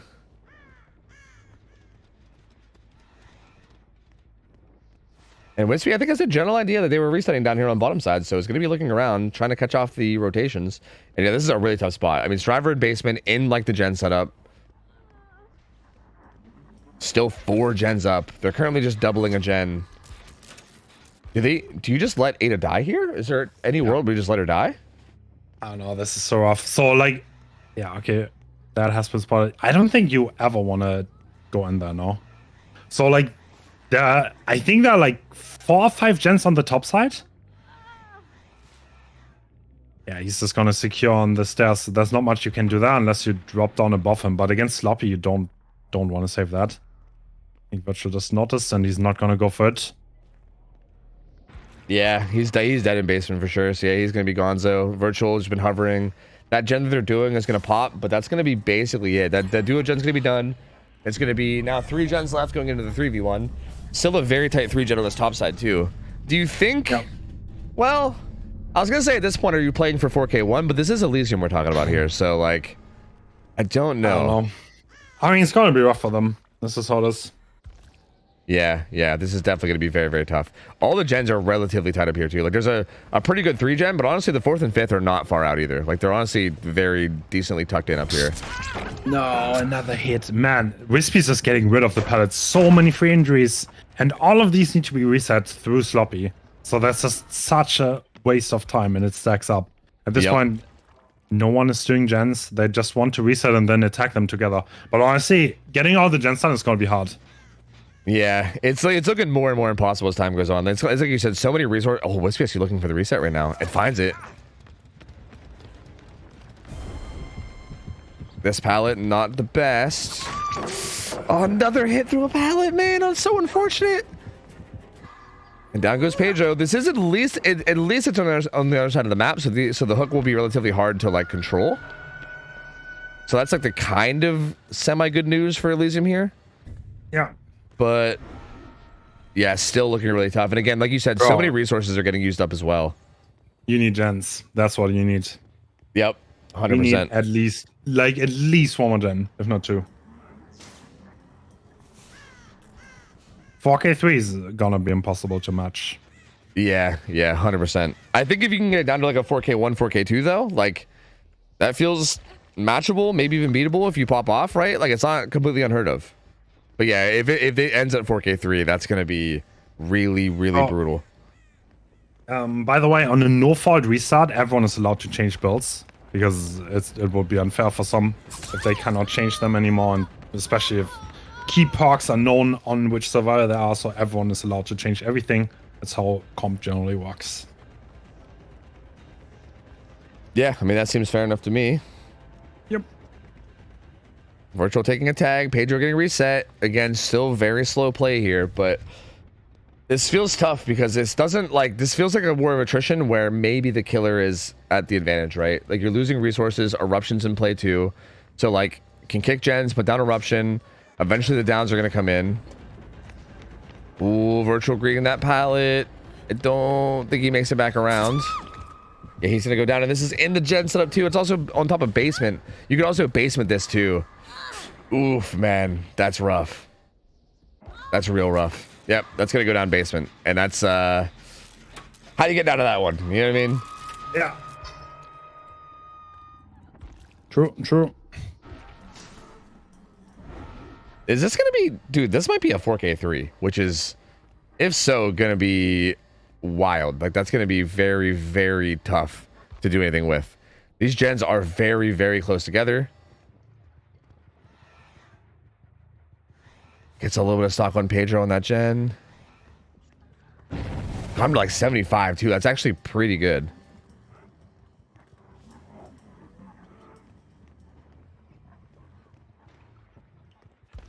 And Xeno trying to rotate around.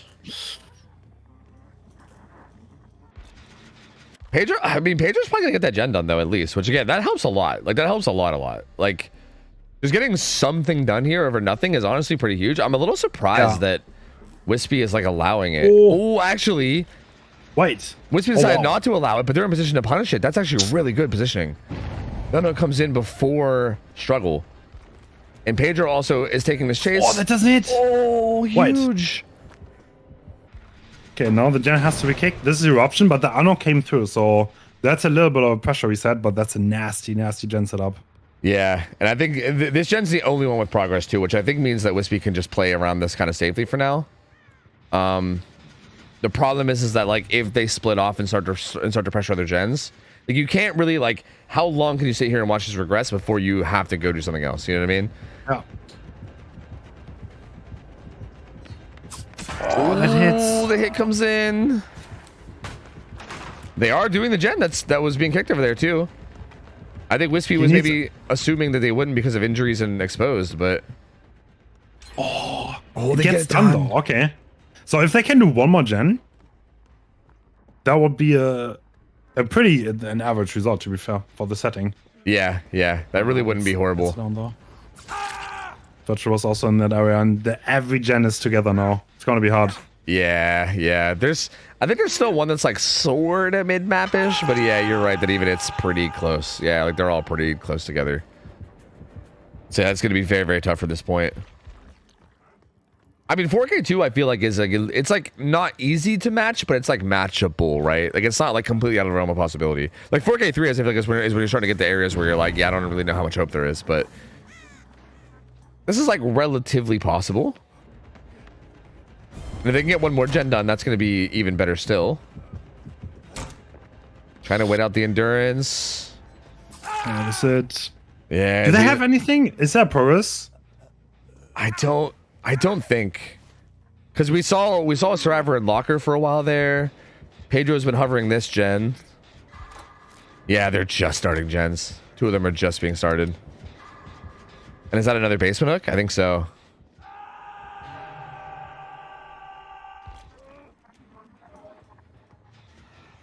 Oh. Virtual getting a little bit of stock, but not a lot. And Eruption's gonna go down here. And yeah, dude, you're not wrong. Like, look at these gens around basement. Yeah. They're like literally right on top of basement. That's so I mean, crazy. 4K2 is not the most. I mean, that's not even that rare, to be honest. Like, this happens as a result. But yeah, well, can you realistically get anything done here? Probably not. Yeah, I mean, they're trying. Pedro's trying to put some pressure. Xeno's dead, though. Dead? Yep, and Virtual's dead, and it looks like they know. I think they know, and they're gonna go ahead and I think it's just gonna be done. So, well, they might try to play for Hatch, because realistically, if you get Hatch here, then that makes a 4K2 a win for your killer, as opposed to a tie, which could actually be pretty significant. But it's just a matter of how long do you stay hidden if you're Pedro, right? It's 4 minutes of bleed out, so it's gonna be a minute here. I mean, okay. So coming back to the referee decision real quick. So after the first week, we have decided that we want to value accuracy over swiftness. I know both sucks, but sometimes you can only have one of them. And we have decided that the head ref is going to take 5 minutes to decide. That was obviously a long time that this took. That sucks. Obviously sucks for Elysium. But in the first, like, so the reason for this is because in the first week, there was a decision where Jar couldn't use his mouse, but he could use his trackpad. And the decision was made that he can still play the game, even though it was not, like, he can technically play the game on a trackpad. It's not in the most competitive setting. And after that, okay, we were like, okay, we're going to take time to do these decisions and make sure that we're absolutely accurate. But the downside on that is obviously that you might not be as swift. And, like, obviously everything sucks. Yeah. We are not professionals. We don't host tournaments every week. This is how it is. I mean, I honestly feel like even if you are professionals and you host tournament every week, I still feel like these decisions are ones where there's no perfect answer. There's just not. Dude, like, the rules say if the game is playable, you can play. So, like, technically, if you have a trackpad, you can control your character. The question is if it's, like, competitively viable. So it's like, I don't know. Refereeing is not easy, right? Like, let's hypothetically turn around, right? We don't reset and Wispy has chase bug and the game discounts. I don't know. Is this any better? Is it really any better? I don't know. Yeah, like, and you can't really win. And like even that trackpad example you gave, right? Like, even that one, you can get more semantic about it, right? Because it's like, okay, well, that's a hardware issue. It's not even like a game bug, right? Like, that's somewhat on you, right? Like, your hardware is actually on you to. It wasn't, though, because the mouse worked in Windows. It was actually there was also like another technicality that was only understood afterwards. Oh, it was so not it was a DVD actually bug. his hardware. Yes, it was DVD not registering his mouse. I mean, there's so much, I don't know. Like, Well, there you go. So it's confusing to ridiculous levels. Exactly. That's kind of the point, I guess. I think that's really like kind of what's going on. Is it's so like. There's so much that goes into it. There's no way to make perfect decisions, man. DBD just unfortunately is a very buggy game. Yeah. It's not built for tournaments. So, like, sometimes things happen where there is no fair answer, right? Like, I think no matter what decision, like, for instance, right here in this game, no matter what decision you make, it's going to be unfair for somebody, right? It's just, you just try to basically make the best judgment call you can. And I think if the referees think that the judgment is most fair to restart for chase bug, then I think that's fine. I think that's respectable, you know? I just explained everything, guys. Like, you're asking questions that I just explained, so maybe you should look at the VOD. Yeah, maybe this could be Trauma Attack, actually. No, or not. It's just RNG Hatch. I mean, that could have an influence. It could really. Yeah, see, again, like, I feel like Trauma Attack might not even be viable on this map because of the RNG Hatch. Like, I think you just, like, Virtual just die. I think if anything, you risk getting caught before the Hatch spawns, because no matter what, it's good. Even if you just kill Virtual in the gen, then it's still, like, RNG afterwards, so I don't know. So that would mean if it's a 4K2, then that would be a win for Elysium. So if Pedro were to get the hatch here. Yeah, which wouldn't be too terrible, honestly. Yeah.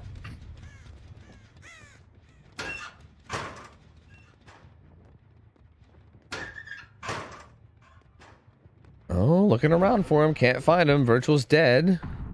Oh, he's actually very close.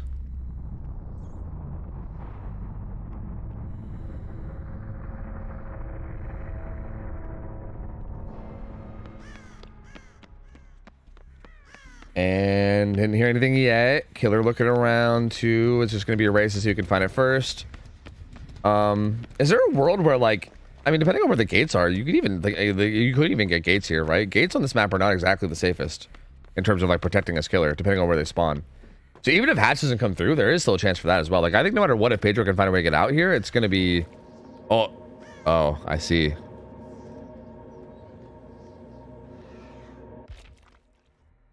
I see. This feels like this does feel kind of smart. Oh, wait, what happens if this happens, though? I'm not sure. He kicks it. Okay. And these gates are pretty split. That was not the right one. I think Pedro might get out through the gate here. I think he does. I think he gets out. Oh, yeah, wish we came back to the same gate. Kind of took a gamble and just full sent that. Yeah, Pedro's actually out. He's going to get this gate. So that's going to make a 4K2 for Xeno an actual win, like, rather than a tie. So, I mean, unless somehow they also have the same scenario where somebody that's been hooked once gets out too. But, yeah, assuming that it's actual a true 4K where all 4 die at 2 gens, then potentially can still win if they get a big result here. Like, it's really not impossible.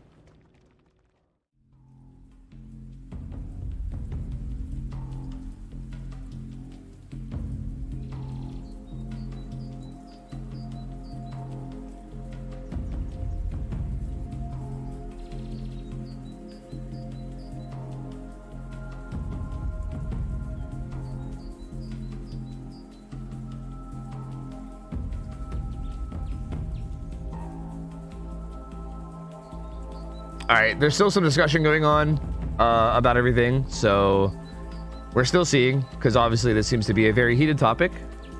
Yeah, there's still discussions going on. Yeah.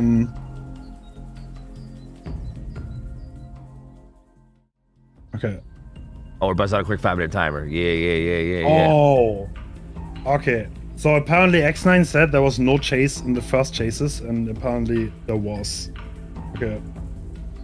Wait, what? Oh, this is so hard. I don't know, man. I just wish this would.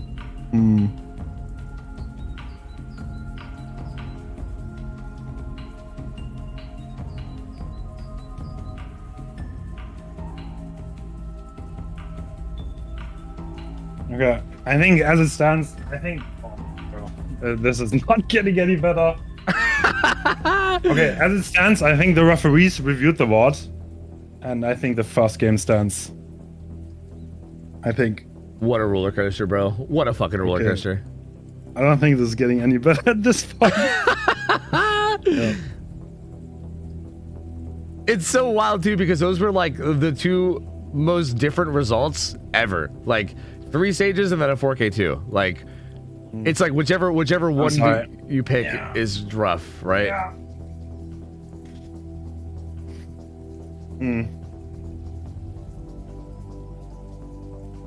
Yeah, I'm sorry, guys. It's like we have a bunch of referees, and it seems like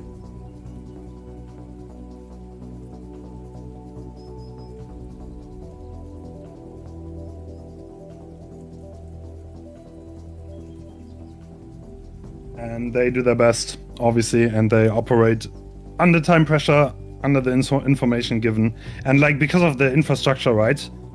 Because there's a delay, they cannot see. Okay, the problem with the infrastructure, you cannot live review the VOD because the VOD is 10 minutes behind, so you can't actually see the video until it's placed on stream. Yeah. Okay.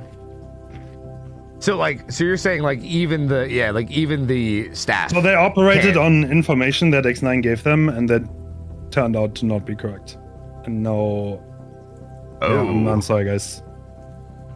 I'm sorry. That's how it stands. I was like, X9, like maybe they misremembered. I'm not saying that they intentionally said wrong information, but yeah, that's how it stands. Because of the infrastructure, the stream is 10 minutes behind, so the referees cannot watch the stream, right?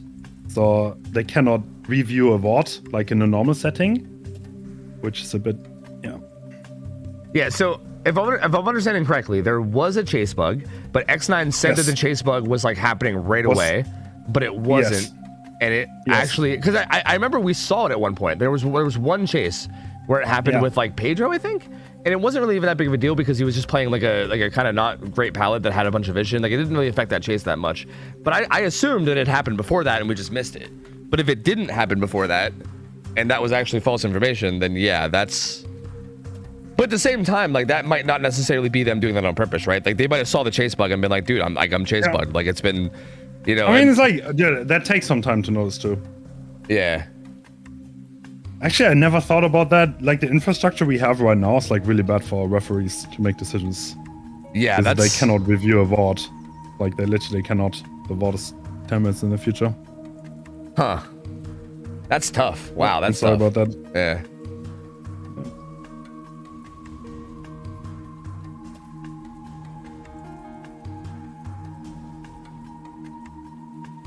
I mean, it's like, dude, I don't envy the refs though. Like because like I don't know, like it's just. Dude, yeah, it's hard. Without seeing like without being able to review a VOD, it's really rough. Yeah, I didn't really realize that was the situation, right? So they're basically getting a bunch of stuff yelled at them, and they basically see what we see essentially, right? They're like mid game and they can't go back, and they're like, oh, they're saying the chase bug's been happening all game, so like, yeah, like what do you? I don't know, man. It's hard. Like bugs happen. I'm so sorry. I wish the bugs wouldn't happen and we wouldn't have to make such hard decisions. We just want the most fair environment possible for everyone involved, and it's like we want a fair winner, but yeah, like. We're getting forced to make really hard decisions. Yeah, sadly. Yeah, that's tough. That's very, very tough. Like as it stands, the VOD got reviewed and the decision was made that the impact was not very severe of the. Yeah, so It's like the main thing is like obviously like the two things about Chase, right? It's window blocker and bloodlust. Yeah. It's like I mean they don't have the biggest implication on Larry's, but yeah.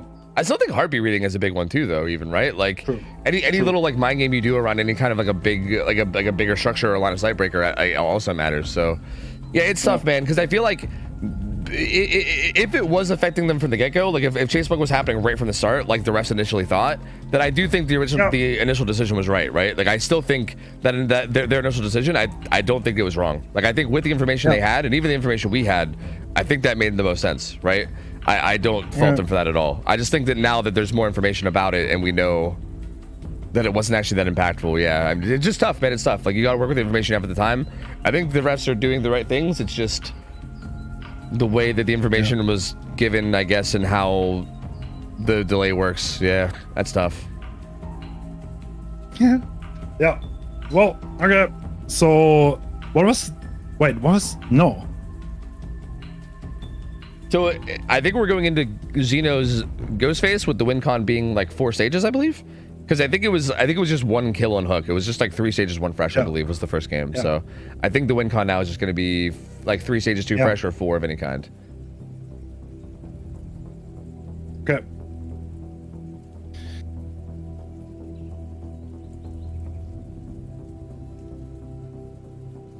We are running it back. I mean, yeah, that's very doable. So X9 is up 2-0 right now. Going in, yeah, they are, right? Yeah, They won the first 2 sets, but now they have a very rough win con for the killer. Yep. But again, even if they drop this, it's still just 2-1, right? So they're still ahead overall in the best of 7, so it's really not the end of the world. And this gets Elysium back in it at least somewhat. I mean, they've never really been out of it, right? They're still not like 1 loss away, but it kind of gets them more closer to even to the point where the best of 7 stays alive even longer. So yeah, it seems like it's just gonna keep going and be chill from there. And hopefully we don't run into any more of these kind of issues, because yeah, that's tough, man. That's real tough.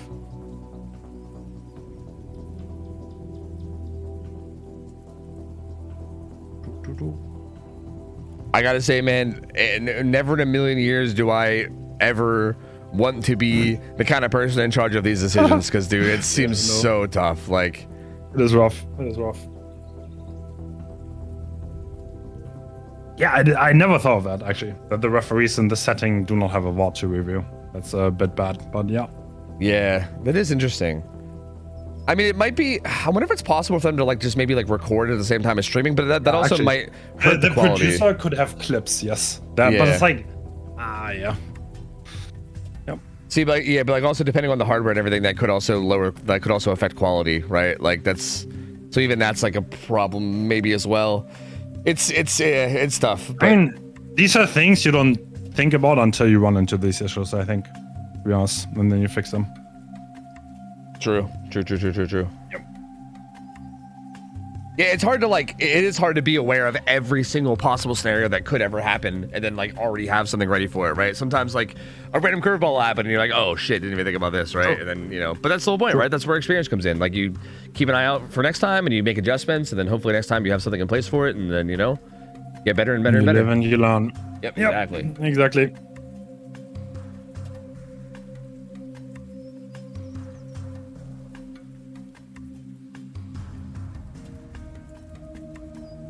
And this feels like, again, given the situation we're in, this probably ends up being the best possible result because, while like, again, if you're an X9 fan and people from X9 maybe might feel a little bit like not great about this or whatever, considering that we just had 2 games and one of them was better than the other, it's still like at the end of the day, like it's one win for Elysium in its best of 7 where X9's already up 2-0, and Elysium did like.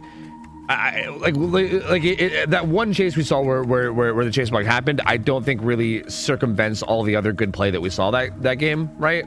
So at the end of the day, it's not like the best of 7's over, right? We're still alive. It's fine. It's like one set, and then we just kind of move on.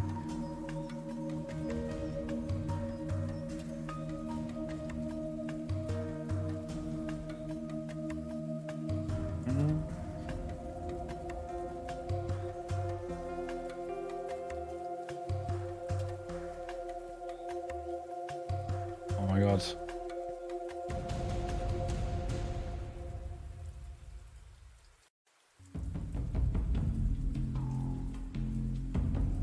Yes, I'm assuming now it's just mostly a matter of communicating everything and kind of getting everybody back on track. So we're gonna be waiting a minute.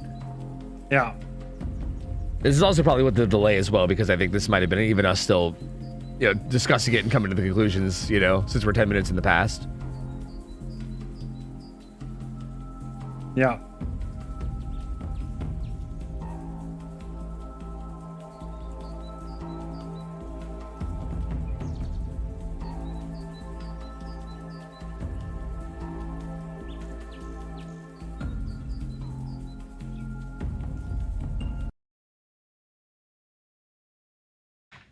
Oh. And now it's buffering too. Not like this.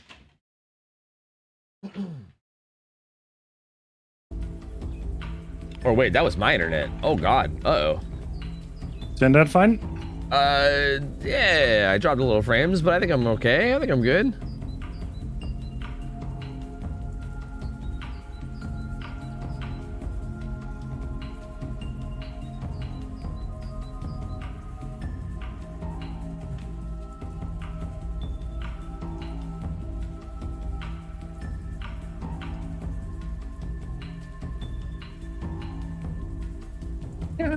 Is the Canadian internet also not that good? Yeah. Honestly, I feel like where I am now actually has probably the best internet I've ever had in Canada. There's definitely some places I've been. It kind of depends on where you are, right? Like certain places it's better than others, but like right now it's probably the best internet I've ever had, but it's still shaky. You know what I mean? But then again, I live in a house with like 3 or 4 other people that are all gamers, so like it's possible that there's just people doing stuff. You know what I mean? Like that's always the thing that's possible. I'm kind of making like this big ass like gamer mansion at the moment. So internet is always being pretty stressed.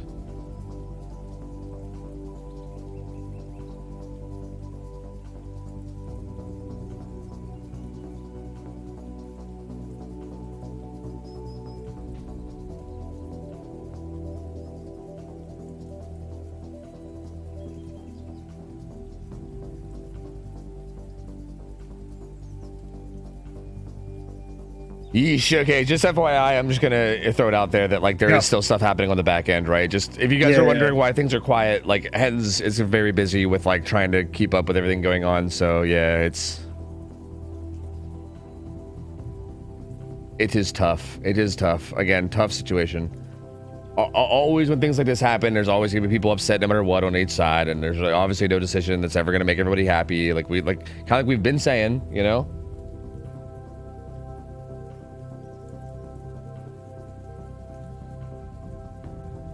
Sorry.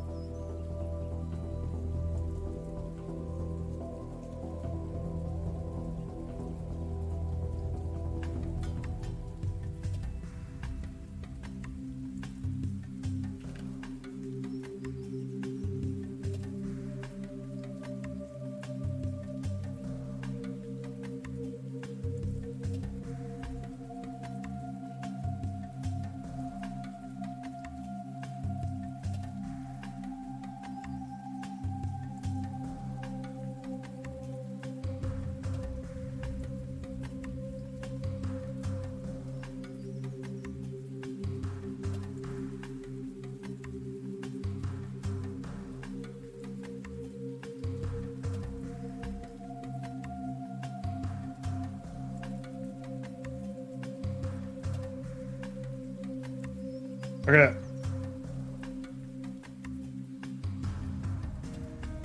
I'm gonna be honest, I don't know what the jingle is for like the background of the stream, but it's kind of a banger. I'm gonna be honest. So, all right, the question is, how much did this bug affect the game? And there are different opinions on that matter. And yeah, well, that's it's a bit wild.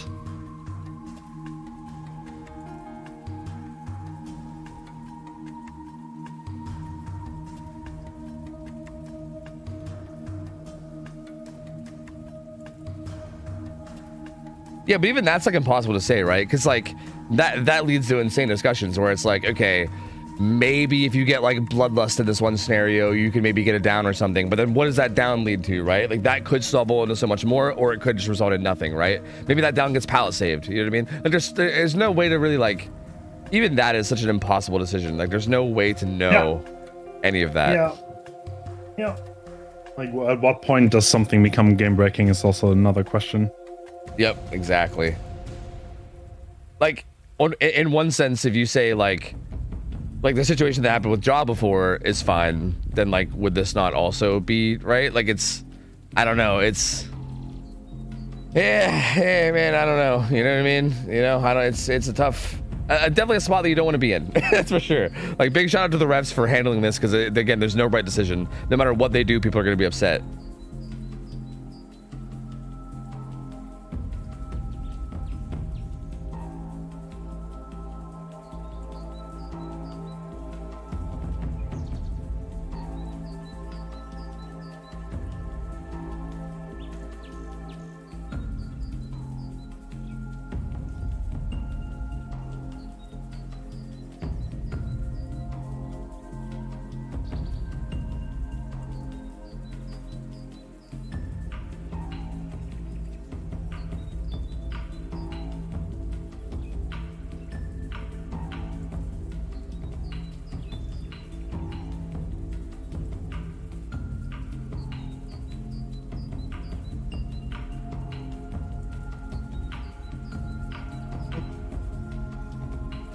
Sorry guys, sorry for the delay.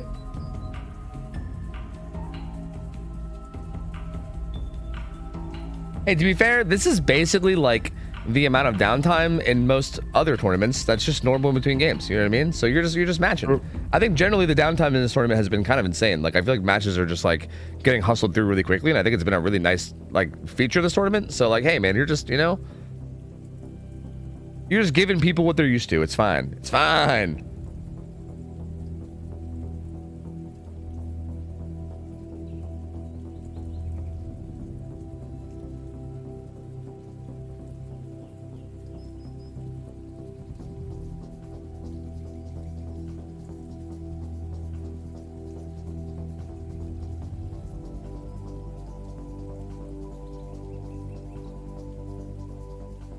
Okay. So as it stands, I think the first result is going to stand because the decision has been made that the bug was not severe and it was not game breaking, and the initial decision was on the word of the players, and the referees have decided.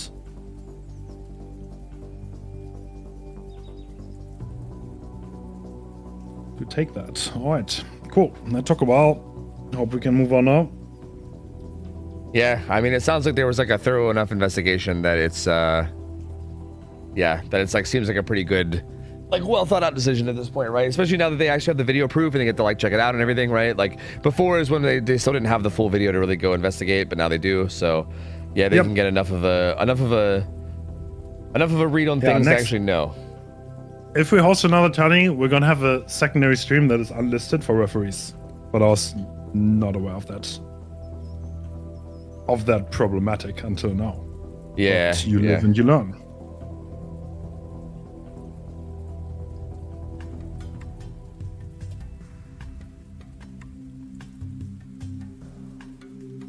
Yeah, and at the end of the day, like, I don't know. I think this is still fine, right? Like, I mean, Exxon's going to go into this game with a pretty rough win con on their Survivor side, but even if they lose this, they're still up 2-1, right? They're still up 2-1 in the best of 7. They're still in a pretty good spot. They've been playing really great.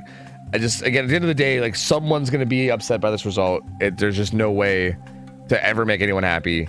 And this at least just keeps the best of 7 alive. We keep it going, you know, and Exxon's still in a position to still be able to pull out good results, right? Like, it's not like they're by any means... Yeah. Like in a bad spot in this best of 7. They're still doing great.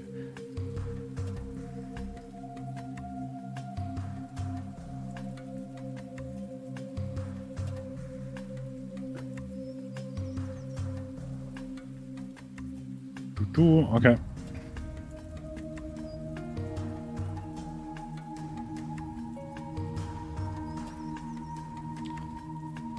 People are asking for a staff stream so we can hear the voice chat. I think a better idea would be a stream where we basically stream the staff going in to tell the players what the final decision is. I think that would be good content right there. That would be really good content.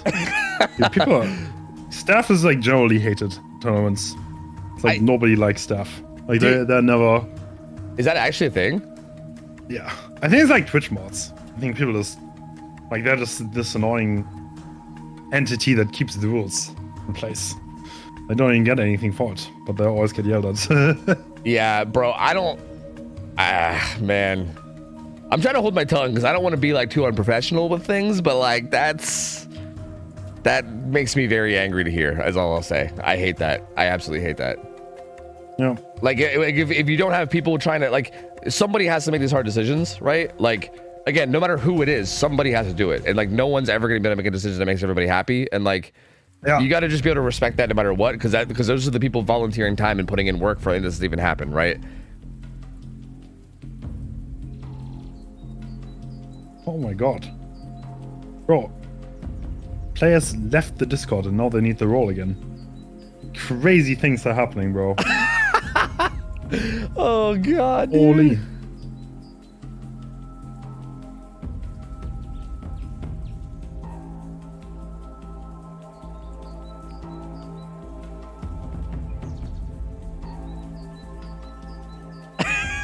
Man, I mean, it's like this is a best of 7, right? This is 1 out of best of 7. Yeah, like yeah, bro. It's only 1 game, like, and like, okay, I'm trying not to be like biased here, but like, I feel like if the decision was ruled in favor where like Elysium is the one that takes the hit, it makes a little bit more sense for them to be angry because that would mean that they're likely to go down 3-0 and almost be out of it. But X9 is still going to be, they're still going to be up 2-1 even if they lose this, right? It's not really like the end of the world, you know? Yep. I mean, obviously it's still frustrating on both sides. I don't think either side is just going to be able to take it in stride and not be frustrated. It's clearly going to be frustrating. I don't blame them for being a little frustrated, but at the same time, like, even in Elysium's case where they have to go down 3-0, I still think they would need to just kind of like say okay and then just keep playing, right? Like that's the thing. You have to do that. You have to just accept the decision and just keep going, right? Like that's all you can do. Emotions are high. Yep. Decisions are being made, and we'll move on in a moment.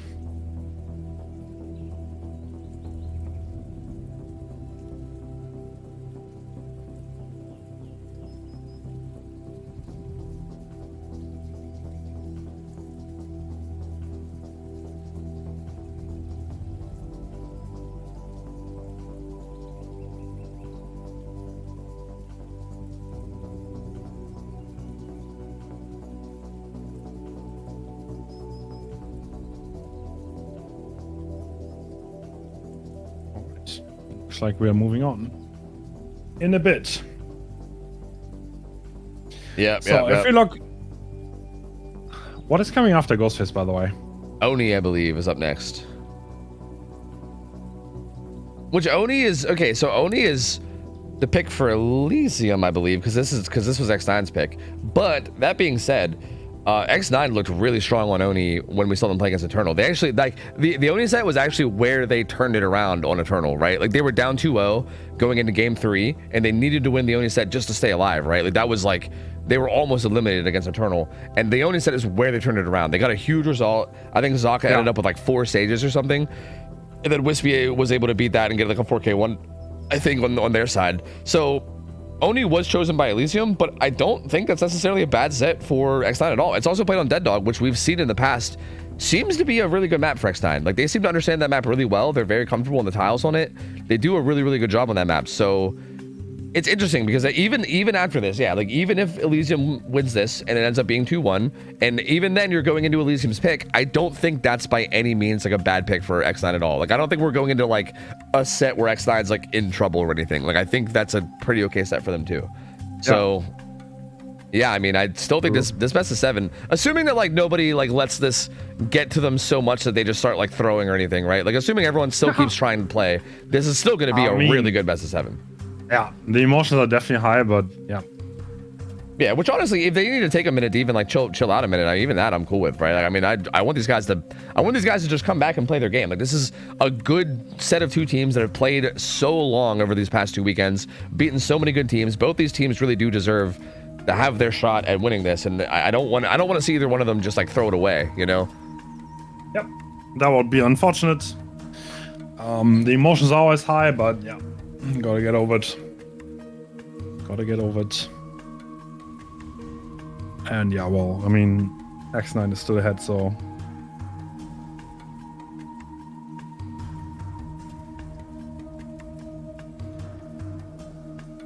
as it stands. But they're gonna have a very, very rough game ahead. So winning that Ghostface is gonna be hard. Your blood game was very good, Nightlight. Very strong.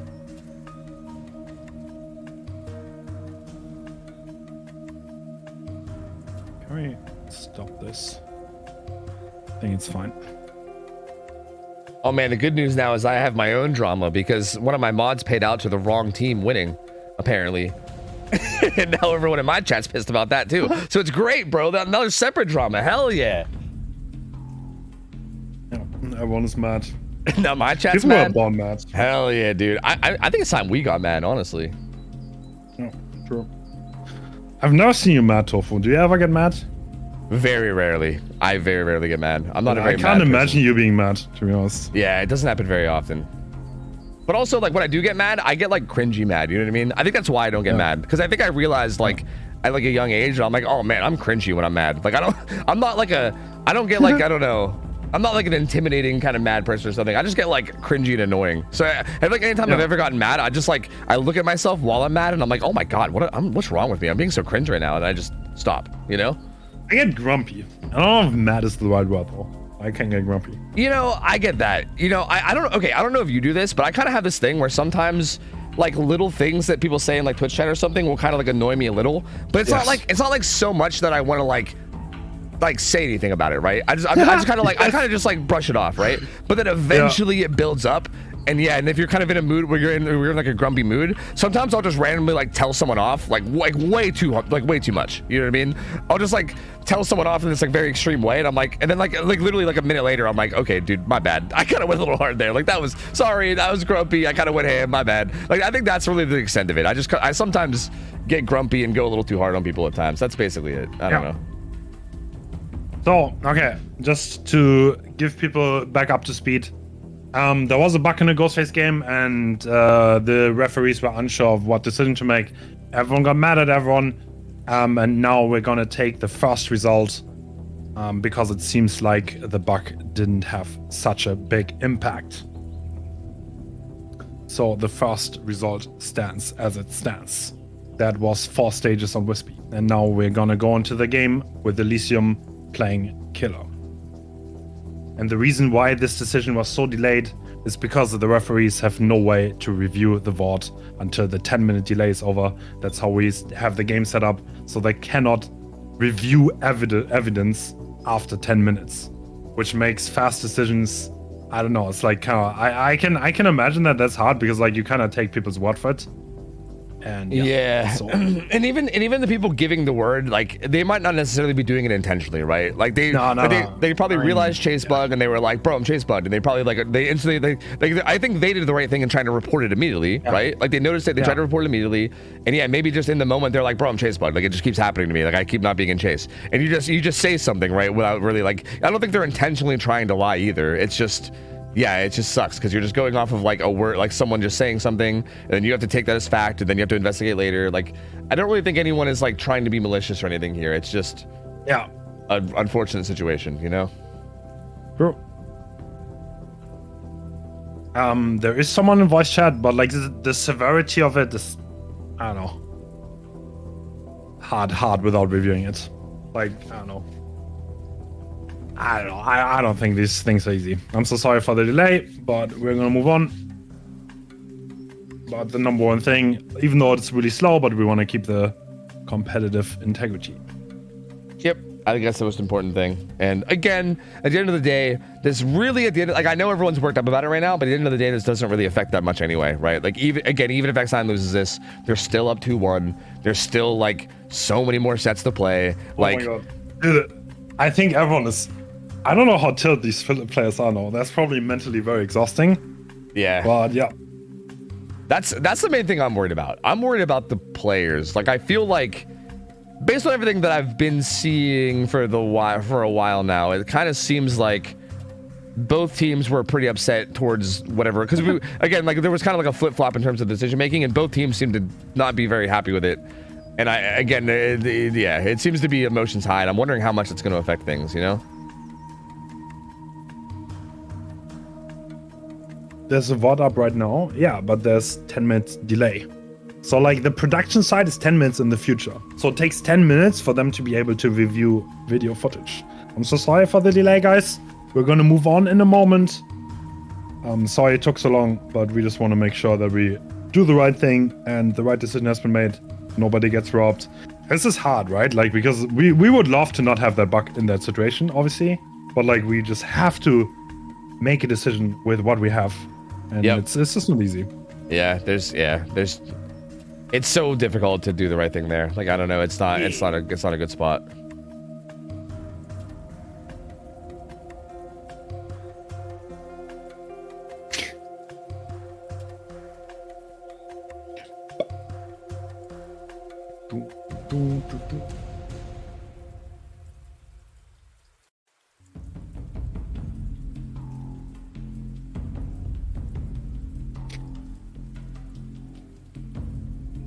The score's 2-0 for X9, but they have a very rough win count. It's 4 stages was the result for Wispy on killer side, so Zeno has to get 5 stages to win here, which is not that much.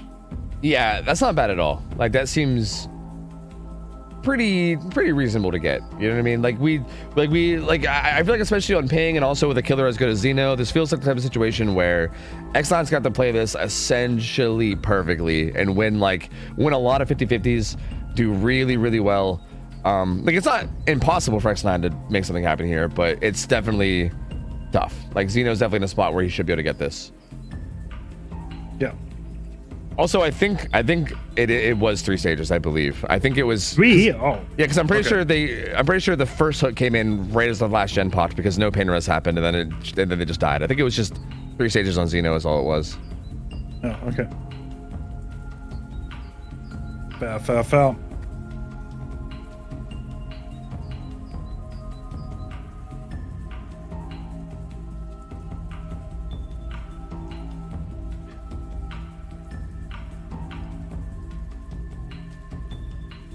Yeah, and I think we should be starting soon, right?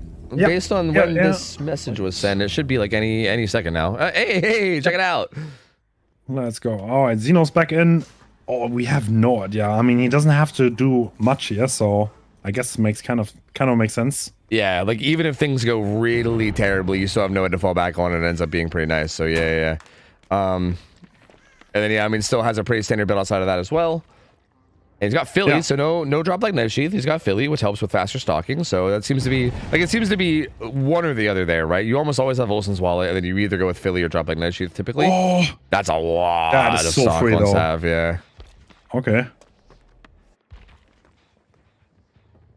Ooh, that's yeah, well, that's based on WinCon, that's gonna be basically that's a really fast down. Yep, that's extremely fast. So okay, that's kind of unusual. Usually on this set, you want to spot the ghost face first, and then you gun on gens. But looks like the survivors did the opposite. Yeah, they kind of just hopped on gens right away. Jaw's gonna get caught out here too and smacked. And he's just shining a flashlight at Zeno, so that's interesting. Oh, no. We'll get the unhook, but he gets stalked for it. Good hit take from Sav, but I don't really know how much Note has to work with here. Like, he's going to vault this. No exhaustion perks, keep in mind. And yeah, he's dead. He's dead. He knows he's dead. He's dead. Jaw's here with the flashlight. Okay. Locker CJ, maybe? At this point, like, what are they doing? I don't know. Yeah, this is kind of what I was afraid of. I'm gonna be honest with you. This is kind of what I was worried about. This is the exact thing that I was like, like, this might be something that happens. Because, yeah. I don't know what X9 is doing here. I mean, I guess they probably, like, I guess they recognize that the game is over, so they're just like, whatever. And they're just, like, messing around or whatever. But hopefully this is, like, messing around, and not, like, you know, just, like, throwing and being tilted. Because, yeah, again, they're absolutely still in this, right? Like, even if they lose this Ghostface set, which obviously is already a thing, they've already lost it. But even after this set, like, they're still up 2-1, man. There's still a whole grand finals to play here. You're still up 2-1. So I'm hoping this is just of them having fun and not of them just saying fuck it and giving up. Because if they do, that would be a tragedy. I mean, they're still in a great spot. I think this next Oni set especially can be a big one for them. So I guess we will see.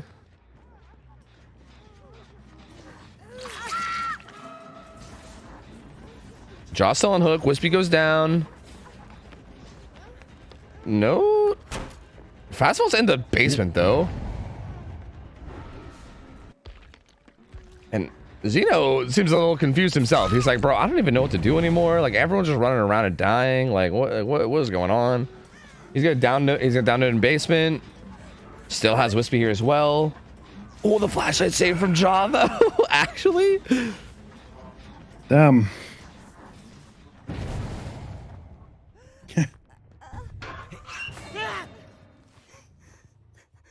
Yeah, I think X9 is upset at the referee decision.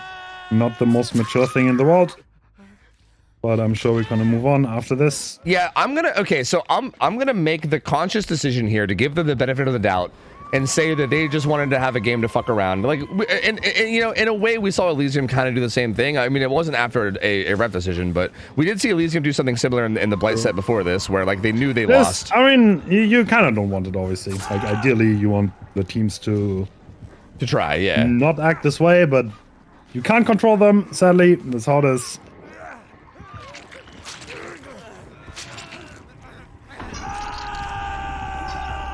Obviously, you don't want to have it on either side. But it's like, I cannot control the teams. That's the thing. I am not either of those teams. Yeah, I mean, we'll see how they continue to be, because if they actually come out and try in the Oni set, then, you know, to me, I don't know. I know my opinion doesn't really mean everything here, but I think this is whatever. They might have just been like trying to fuck around and have fun for this game, knowing it was over. Again, you can kind of make the argument that Elysium did the same thing with Blight. And maybe if they now come out and like, okay, that was like our reset game. We just kind of had fun and messed around. We knew it was over, so whatever. Because they at least were like doing gens right away, right? It kind of seemed like they might have given up the second the Sav went down at 5 gens, because that was basically like it, right? They probably just knew it was over. They probably just didn't want to like do like a. They probably just didn't want to do like a long slogging Ghostface game, knowing it's over. They wanted to be like, okay, we lost already. You got down early, whatever. Move on. Like I know that it's easy to jump on these guys and be like, wow, they're so unsportsmanlike, yada yada. Which in a way, like I don't blame people for doing, because obviously it does look that way. But I really can't blame them if they want to just be like, okay, we got down at 5 gens. The win con's 3 hooks. It's over. Like it's over, right? Let's just fuck around, have fun, move on to the next game. It was decided at that point. That is true.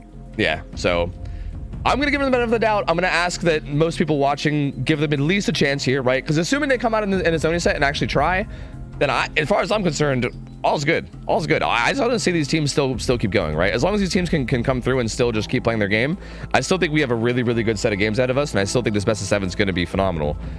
And I think this might have just been them resetting and kind of getting themselves back in a position where they're comfortable to play.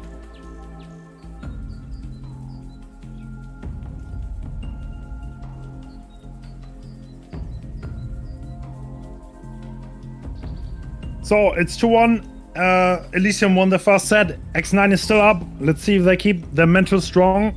I hope they do. I hope we return to adult things once again. Agreed, dude. Agreed. And I again, because it's like I've been saying, I feel like this OD set actually should be really good for X9. Like, true. Obviously emotions are high or whatever, but like, dude, we've seen them play Dead Dog so actually well. Yeah, true. And they picked only prior, so this is Elysium's pick. So it is definitely a thing where X9 showed how good they are, and if they can keep it up, then that should be good for them.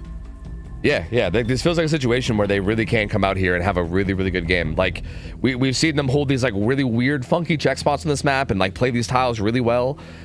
This is where they got their first win against Eternal that started that reverse sweep that they got. It's a set that I think they are really strong on. Like, and if you could beat Eternal in this set, who's to say you can't beat anybody on this set, right? So it's a good set for them. I think if they just come out and play their game, I really do think they can keep us alive. And again, if they win this set, again, they're like 1 win being away from match point at that point. So like, I don't know. Yeah. I mean, it's like X9 is in a really good spot. Like that's just how it is, right? Yeah. So Xeno's gonna play killer fast. This is Elysium's pick, but yeah, on Dead Dog they always played well. If they can deny the fast hit a little bit, then it's gonna be good. Yeah, I think that's a lot of what's gonna boil down to, because I do think like denying first hit is not free ever on this map, right? Like there's always going to be at least like a couple 50-50s to get forced where like if you just happen to lose it, you're cucked. But like I don't know, X9 does do a good job of positioning, and they will do and they do a really good job of actually like making it as hard as possible to get the first hit. Xeno is obviously a very deadly killer, and I feel like Xeno's the type of killer that can probably squeeze out a first hit quickly no matter how good you play. But assuming they play really, really good and really tight and win a couple 50s, and they get off to a good start, this could be honestly a lot of trouble. Like, because realistically, as much as obviously everyone was like a little focused on X9 just now, realistically the pressure still is on for Elysium, right? Like if Xeno comes out here and has a not great game, like if he comes out here and gets like, I don't know, like I mean, again, they got like 4 stages on Zaka earlier, right? If Xeno comes out and gets like 4 or 5 stages, that's gonna be like, oh fuck, like at that point, Elysium, if you're Elysium, you're like, uh-oh. You know what I mean? Like that's getting close to, you're getting close to like dangerous places in terms of your ability to get out of this without losing.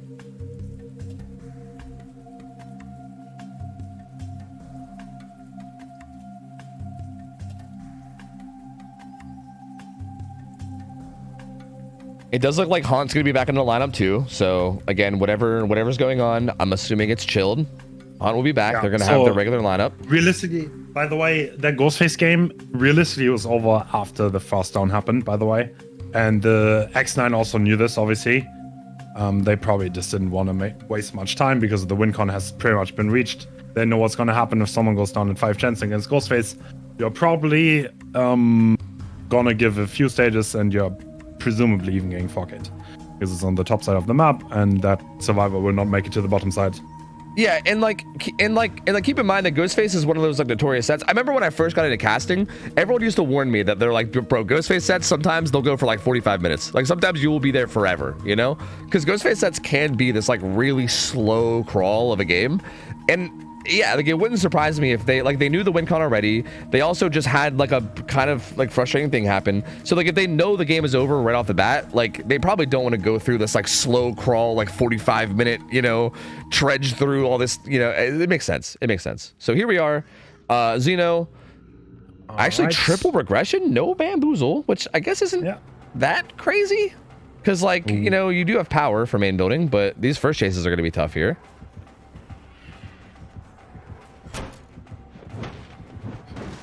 No, just going to hold distance. He still has balance too, so he's kind of totally okay here. He's just going to hold distance and then bounce away when he needs to. Yeah, that's kind of a bait chase, right? Yeah. There's not much to be had for Xeno here, because the moment he gets close, there's going to be balanced landing coming in. And he's going to reverse direction. That's smart. This is actually getting a little close. Like, he's got to watch for the lunge, but yeah, no, I think a good enough player to know. He ain't going to fall for that. And he makes Shack Pallet too, so instantly breaking Bloodlust as well. Well, breaking Bloodlust for him, but... Can we transfer Bloodlust? Yes. Yes, Bloodlust has been transferred. That's going to be a hit, right? Maybe a head-on playing a locker or something? I don't know. They need something. Yeah, this is with this being Bloodlust 2. It's going to be Bloodlust 3 by now, probably, right? Look how fast he is. Oh, my God. Yep, that's a pretty good hit. Pallet down, too.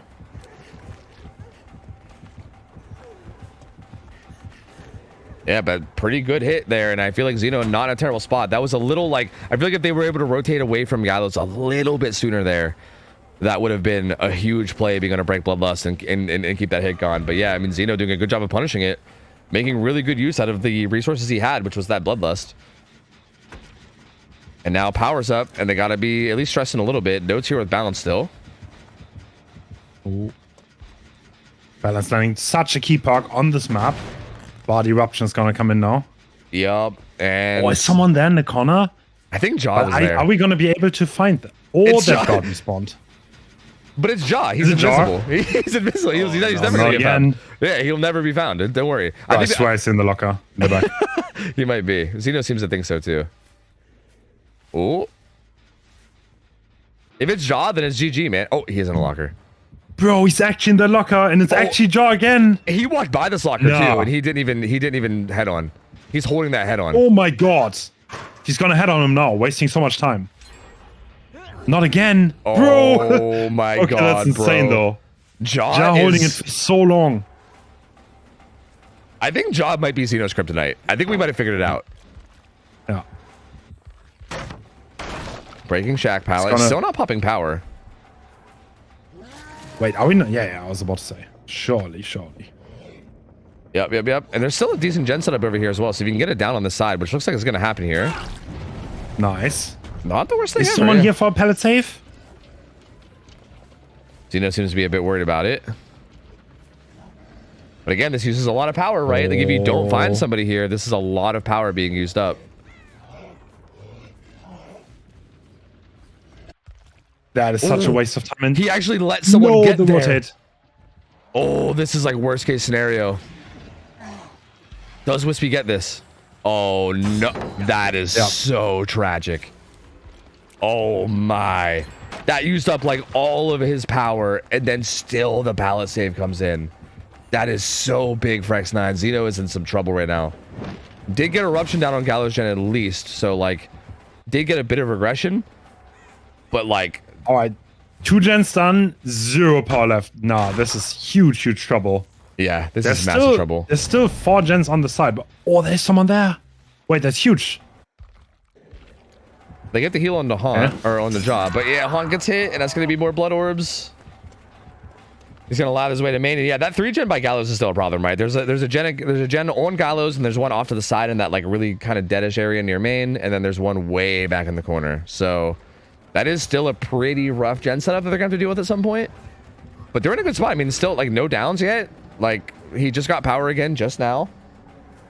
Still looking pretty good for X9. All right.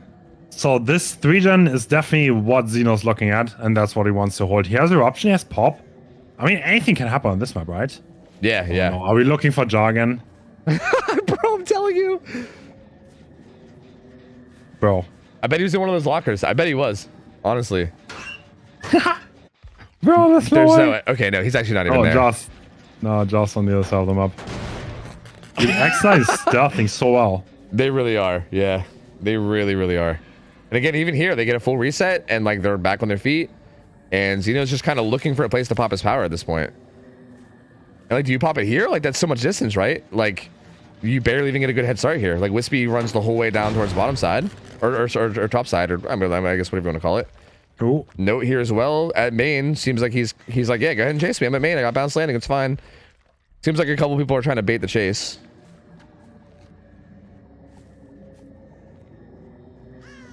But Xeno's trying to be real picky, which I think is good here. He's trying to really make sure he gets a good chase when he pops power. I think it seems like Wispy maybe had 99 sprint burst and Note had bounce landing. So both of them seemed like they were in positions where they were pretty confident in being able to do at least okay and chase and die in a good spot. Whereas this feels like a lot better of an option, right? This is the head-on survivor, so you know there's no like crazy exhaustion. Maybe smash hit, which is there. This is that check spot we're talking about. He's using his check spot again. Dude, that's so nasty, dude. Oh, quick and quiet. Bro, I love that. I am stealing the fuck out of that. I'm gonna play it nowhere near as good as them. Like I'm probably gonna fail it every time, but like I'm gonna try. That's so sick. That's so sick. Ja is playing so well. He really is. Yeah, he's honestly so good. And again, still stealthing it up. Oh my god. And yeah, he's once again. Can you find the Claudette? That's the important thing. She's probably by the loop, right? Oh, bro, she's long gone. Oh my god, no way, dude. 2 more gens pop too. It's just down to this 3 gen now. He's been walking around and looking for a chase this whole time and not finding one. They got 2 more gens done. Hooks for Xeno. Oh my lord, dude. And they're all at main. Look at them. They're all gathering around. I wonder if they're trying to bait him with them all being there. Wait, with Wispy. Did you see someone? There was 3 people right here, so I think he might have. Oh, he sees Ja gonna disappear? imagine he turns that rock and he's just not there anymore.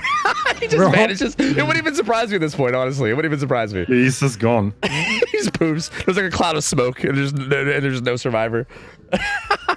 But even here, like, this is not the worst death spot. Wait, well, how holdable is this? Actually, this is okay. He kind of hooked him right in the middle of this. This actually isn't bad for Xeno at all. Ooh. I actually, you know, come to think of it, that death spot maybe might have been not the greatest. Like, I feel like behind main always sounds like a good death spot, but he didn't quite make it the whole way behind.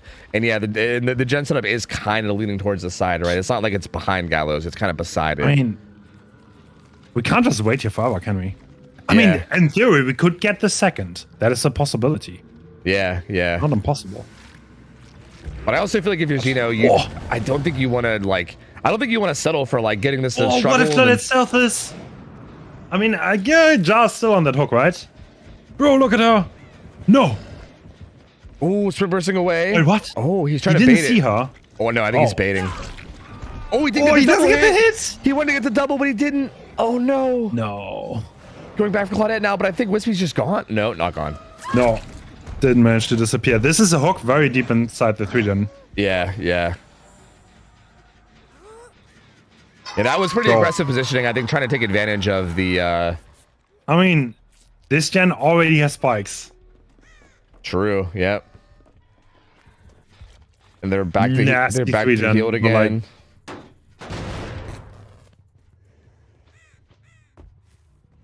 It still feels like... It feels like if they're not careful, Xeno's going to be able to squeeze out so... Like, even if you don't get 4K'd, it feels like Xeno might be able to squeeze out a ton of stages out of this. Although he's getting a lot of room right now. This is interesting. He's trying to get blood, but does he have enough? Can he just wrench out? Interesting. I don't think he has enough. He had, like, nothing on his power when he started gathering them.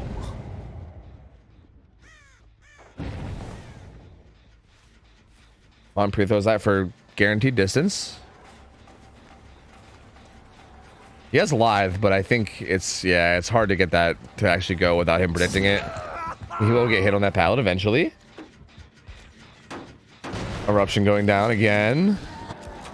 They're not even healing on that gen. They're just trying to crank it. I think at this point they might just be trying to outdo the anti-3 gen, right? I mean, if you get a bunch of progress on it, he has to progress it. Oh, jaw on this pallet. Gets zoned though.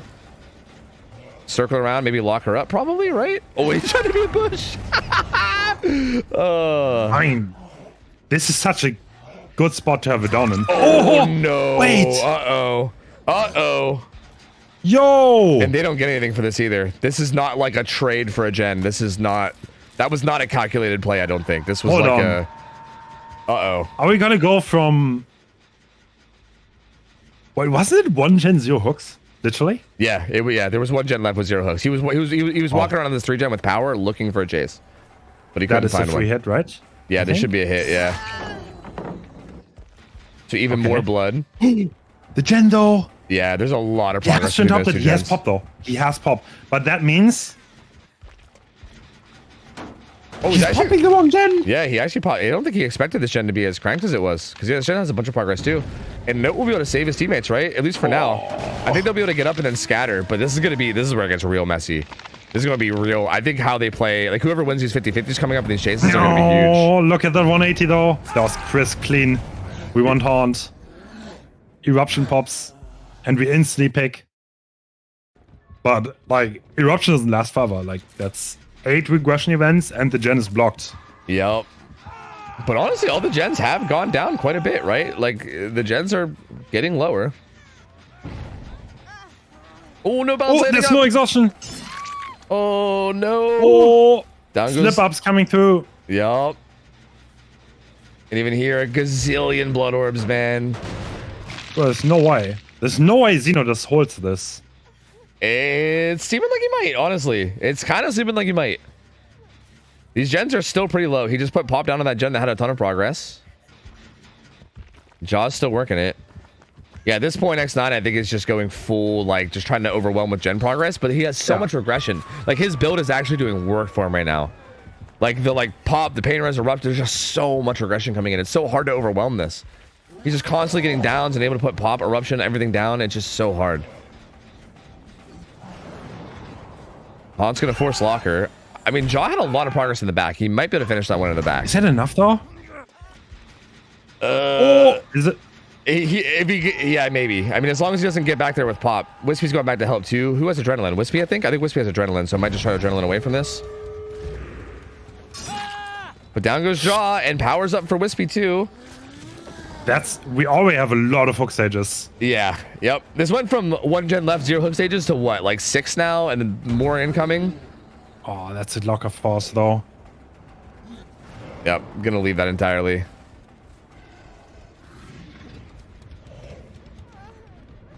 Oh, this is Nia.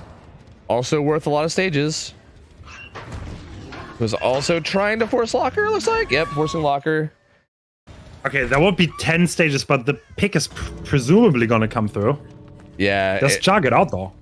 Yeah, that's the question here, because this is pretty deep in the corner. The gate that's open is way out front by main, it looks like. I'm assuming maybe Wispy was working one. Oh no, the other gate was right there, so they weren't working one actually. If they could all rotate around and get to the front gate, then maybe. Oh, they actually get the pull. So at this point, Jaw's the most important target, right? He's worth the most stages, but I think ideally if you can get everybody out too, that'd be ideal, but oh No way, the juke. Oh, the head Is that on Jar? It is. Wait. Oh, he doesn't realize.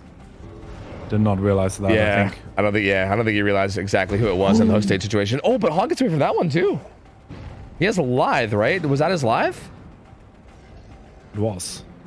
I still don't really think he has much here though. Does he really make it anywhere? Not really. No. And yep, down he goes. Yeah, I think he's still destined to go down. But so there he goes. But still, like, this is gonna be 8 stages for fresh, which like, Yeah, I mean, for that start, that's pretty massive. yeah, that was like. This is weird because I think in the end this is still like not the worst result ever for Survivor, but they were in position to get a huge result. Like this was looking like it was going to be one of those like 3-4 stage games, honestly, based on how that like beginning was. So yeah, Xeno brought that back in a huge way, but still not like, it's not like this is like such a big result that it's over, right? Like Wispy can still match this or beat this. So I mean, okay, there was 1 gen left, 0 stages. yeah, And it's like, that was almost a 4K. So yeah, well, what a comeback. yeah, that's absolutely wild. I don't know. Yeah, and then the 2 people, Wispy got caught at edge map, but then they still managed to bring it back. So was really well played. Yeah, that was also terrible. Like, yeah, that play was a little much, right? Like having Jaw go down edge map, and then I think Wispy was hovering there with a flashlight trying to make a play. Yeah, that was very unfortunate because I feel like that felt like one of those risks that I don't know if it's worth going for. You know, like yeah, if you get a flashlight save there, obviously it's devastating and it's huge. But at the same time, if you just like help crank gens and just try to overwhelm them, then maybe you just get out with like a still semi-decent result. So it's hard to say, right? I mean, in that situation, it is tough, right? You're trying to make sure you capitalize on that good start you got. You don't want to get into that cycle of just constantly eating regression. But yeah, kind of wild stuff, man. Wild stuff. Props to Zeno, man. I mean, again, it looked kind of risky. He like wasn't really leaving the gen setup with his power, and it was like looking really scary. But he had a plan. He stuck to it, and he managed to do it really well, right? Like that build plus that gen setup, plus the killer being Oni, means that once you get going, it's so hard to stop it. Ja holding his head-on edge map, by the way, to let Zeno look further and then head on him when he comes back to that locker. That was so much time. Yeah, that was insane. Ja's playing so well this series.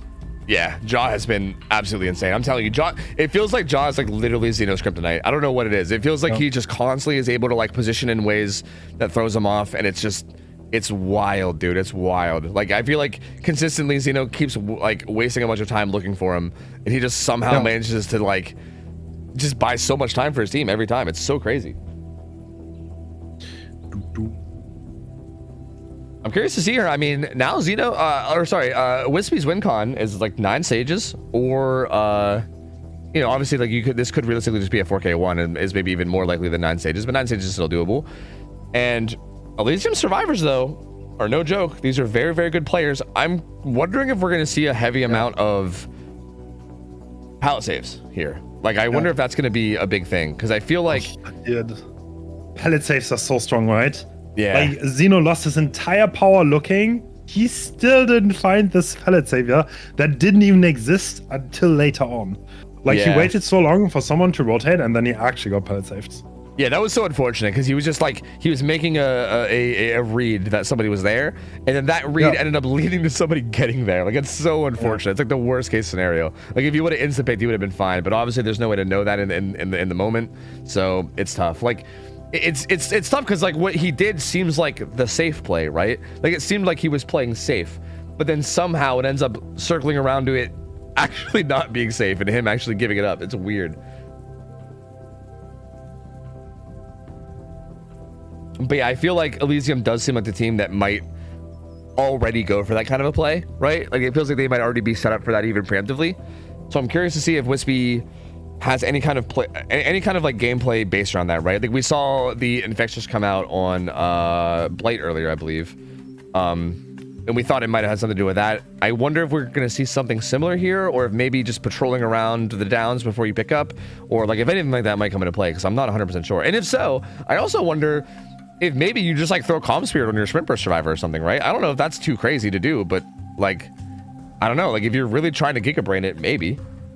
I think Wispy had that actually. I'm pretty sure that was Calm Spirit on the build. If I saw that correctly. So yeah, probably. I mean, it's like, yeah, the clutter is so hard to see. Yep, 100%. So I don't know, man. This could still this could still go either way. I think I remember Wispy getting a 4K1 against Eternal, so like we know that Wispy's very capable. Yeah. These survivors though are very good. Yeah, we see the very same build. Looks like a little bit of slow play, and Xeno already being on the gen. Is Wispy gonna find someone early? Yeah. Oh, yep. Finds Silhay over here. Silhay taking. Is that a hit already? Oh, that might. I don't think he makes it anywhere in Shack, right? Oh wait, the door's already open. Never mind. Yeah, he makes it. He makes it to Shack pallet. Yeah. Oh. Seems like maybe trying to do like a soft bait on the person on Gallows, but actually they're already gone, looks like. Oh, finds a chase back here too. Again, taking a chase at main without BAM though, with distance is so rough. Yeah, it is. So Silhay has Lithe, which he probably wants to use. Oh, the prediction! Damn. Yeah, Wispy actually predicting that perfectly. Dude, that reaction was he perfect. didn't see any other. He didn't see any other exhaustion park. Yeah, that's a big read there. That's so I was trying to make that play and ends up getting a huge reward because that's another really early hit, right? That helps out a lot. Yep. And we'll see. Can maybe even interrupt this gen. Oh, it needs a little bit more blood. Just wants to quickly grab power. But is that enough time for Xeno to pop that gen? I don't know. Not even gonna try to defend it actually. Are we also going for the 3 gen? Damn. It's a very similar 3 gen, honestly. This one's like a little less cornered. Like the one behind Gallows is a little bit less cornered up, but it's still pretty close. Ooh. Is V1 going to get caught inside the 3 gen, or is he leaving on time? Looks like This gen Wispy is also being progress. Yeah, I don't think Wispy would. Oh my God, Pedro! Oh my God, he's Looney Tunes teching him, bro. Oh my Lord, that tree was smaller than Adam's model was, and he still managed to get. That's crazy. He's like literally Bugs Bunny. And now the chase is gonna be brought on to V1 here. Is gonna go down, and you can carry this into the gen setup, right? Like that's not far enough away that you're away from it, right? This is similar to where Jaw went down last game, but it's much earlier. So yeah, they're back on this gen, but it might get hit by pain res. Maybe we'll see if this is a pain res hook, and even if not, Pop might come over anyway. Yeah, there's the pain res. They really want to get this out of the way, but yeah, now there's a hook inside this 3. Is Wispy just gonna hold this? I feel like this feels okay because like the survivor's choices now are either like full on assault this 3 gen, right? Which is going to be probably messy, or like let it regress while you do the other gens, which is then letting it regress, right? So I feel like it's an okay spot to be in if you just hold it. Ooh. Pretty good though. Pedro gets that blind right as the unhook comes in. That was very well timed by these guys. Yeah. 1 hit equals power back up, so yep. needs to be careful. Shack pallet's gone too. These pallets aren't the safest, but Xeno, obviously a skilled player. And running to the other unthrown pallet too. This one's probably maybe the weakest of all, so even more dangerous here. Cracker doesn't help. Oh, that's gonna be hit. Yep. And the power. And yeah, like this all happened in the gens, so like there's not really going to be a whole lot of progress. And Wispy, I think, wants to get this down without power, actually. Wants to get this down. There's nothing there. Yeah, and there's also a ton of blood orbs here, too. This is... Denying. Okay, pain res being denied. I don't know. I mean, look, I mean Death hook now, yeah. Yeah, exactly. Like, is this... Unless one of these is about to pop. 4 gens. This feels like a miscalculation on their part, because I feel like if this gen popped for that, then sure, but like, it doesn't look like it's going to. Yeah, that is not good at all. Oh, trying to bait the rotation, but they don't quite fall for it. And we just got to be careful, because if Pedro does stick this... Nope, gonna come back and hit with Pop. Unhook. Oh, this is gonna be painless though. The thing that wanted to be avoided. Yeah, and that gen's but that's just getting close to anti-3 gen now, dude. That's been like, I think it's like 5 right now, I think, right? There was an initial eruption, and then I think there was a pop eruption, and I think that was another pop eruption, and that's pain res. No, I think there was another pain res. It might be at 6. It might be at 6 out of 8 right now, I think, maybe. Which is weird, because it's not showing, but like, I'm pretty sure that's got a ton of regression events on it. Yeah, it seems about right. Wispy might be recognizing that, which is maybe why the pop's not coming out right away. It might be like waiting. Maybe trying to get maximum value on it. Actually gonna pop the other gen. Interesting.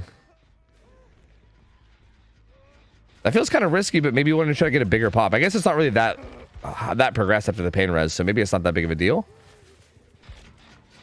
This is still a really tough spot. Yeah, because again, they're in this weird spot where like Virtual probably just completely out and doing other gens, so they're trying to attack this 3 gen with only 2 people at the moment, with Xeno on hook. And this feels very awkward, although they're getting progress. I mean, Wispy is kind of just letting them get progress. I mean, Xeno's about to go struggle, so I think that's why.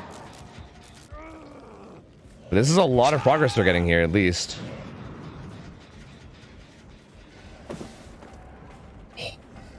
Oh, Sele not falling for it. Oh, almost with the big flick. The unhook comes in on Xeno too. Do you turn around and go for him? I think you do, yes. He needs to die on a pallet, right? Oh, yeah. Wispy's blocking it though. Yep. Whiskey's blocking it. Yep. And does he make it? Kinda. Yeah, he does. No pallet here though. Oh. Oh my god! Oh, Pedro spins him! Oh, that's huge. And the power runs out! And the power runs out too. Oh no. Has to go back for Xeno. They not have much though. This hit is gonna be free. Yeah, there's more. But Pedro's gonna get his sprint burst back soon. Yep. And they really just want to save Xeno here. They really just don't want him to die. He's just gonna go for it. Oh, they get it! Oh, they do Xeno's get it. Still alive! Yep, the hit comes in, and they do have a good bit of progress on those 3 gens too. Like, I think if Wispy commits to this, it might be a mistake, because you're probably losing your gen setup. No, he tried. Oh yeah, tried to bait it into a smash hit. And there's two people here hovering as well. Sprint burst there, but Sile might be getting again. If Sile just finishes one of those 2 gens over there, that's massive, and I think he might be. Oh no, it's not that close. It's not as close as I thought. No. Oh, both of those gens are nearly done. Yeah. Wow, he can only pop one. Yep. And he's gonna go for this side gen, but that other one might end up popping or be really close. Yeah, but at this point, Pedro or Silly need to be extremely careful. Oh, this 3 gen is broken though. Yep, they pop it. And now there's a really good gen split. I think Virtual was working that gen across the way too, right? I don't think that gen's a 0. This might backfire horribly. Silly has been found. Oh man, he's not going for him. Yeah, he's not. Wants to defend this gen over here, but this is. Ooh, gets nothing. There are 2 people here. There's 2 people here, and you know that gen across the way was hit with. Okay, you see the progress here too, so I think maybe you leave this now that you see progress. Oh, oh. Locker? Maybe? Yep, forcing locker. Eruption hitting, but oh, there's not that much. Oh, that's like almost nothing. I think Silly must have not gone onto it instantly. Yeah, he must have. The problem is, if Silly goes on hook now, that would be a win for Wispy and X9. Yeah, well, yeah, you're saying if Silly goes on hook and then full dies, right? Because yeah. Like if you put Silly on hook and then camp him out to death, yeah, that should be enough. Because it's gonna be very hard to do anything from there. If this being a 3v1 now, this is so tough. Like Virtual, now Virtual has to rotate for the hook, so no gen progress coming in over there. Orbs everywhere too.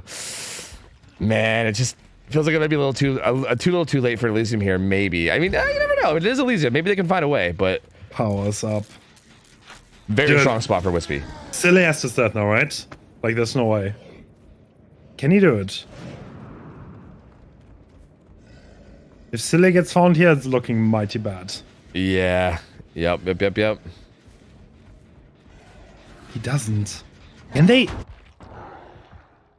Oh. Okay. Oh, he's. Oh no. Oh, finds him. The other 2 were resetting. That is live. He's just gonna zone him. Just gonna play safe, which honestly, pretty fair at this point, right? You just want to make sure you get this down. Yeah. So they can only waste mod. I mean, that's it. The power's out. Yep. Just walking him down, making sure you get the down. Very safe play from from Wispy, but definitely what's needed. They're currently doubling that gen, but it just started, dude. And this is also potentially pain res as well. Pop will be up again too. Yep, there's the pain res. Yep, feeling like X9 in a really good position to take this. Again, they kind of need a miracle now on Elysium side. There's blood orbs all over the map too. I mean, not all over the map, but probably enough around to get Wispy either power or very, very close. Pop Eruption going down again. Oh, Pedro, though, not getting found here. Not yet, anyway. And they get the unhook. Huh. So, I mean, next stage the is next a tie. hook stage is exactly. It's a tie, and 2 hook stages would be a win for Wispy, but the gens are not that close. Ooh, virtual goes down, and there's eruption again, so even more regression. Again, this triple regression is just so brutal, dude. Like, virtual is dead now, and there's no gen being close to being pressed, close to being done, so... Yeah. They have to find a way to get a gen done, open both gates, and get both people out without anybody going down, which is an absurd ask. Soleil's still injured too and dropping orbs everywhere as well, which is just going to feed Wispy power eventually. Pop gonna go down again. Yeah, so tie at best, and it's definitely looking like Wispy's gonna be able to take this, and I think X9 is gonna be able to go up 3-1 here, which is gonna be wild. That is a very, very big, like, lead to have in this best of 7. Like, that's, you're getting down to match point, right? You're getting down to, like, Elysium cannot lose a single more set. And yeah, Elysium has to win 3 back-to-back sets, otherwise it's over. Oh, do you find Pedro here? Pedro's done such a good job at stealthing over here. Oh my lord. I mean, that being said, like, assuming we go to that position, which it obviously looks like it is, it's not officially over yet. I'm trying to be a little bit hesitant, just on the off chance that they do something crazy. Like, again, they would need basically a miracle, but you never know. I mean, so far they're still not dying, so I guess you never know. But assuming X9 does go up here 3-1, it's genuinely not over. I mean, we saw the same thing happen yesterday where X9 won 3 in a row against Eternal and ended up reverse sweeping, right? Like, we've seen it happen. It's just not a spot you want to be in. Yeah, I didn't see him still.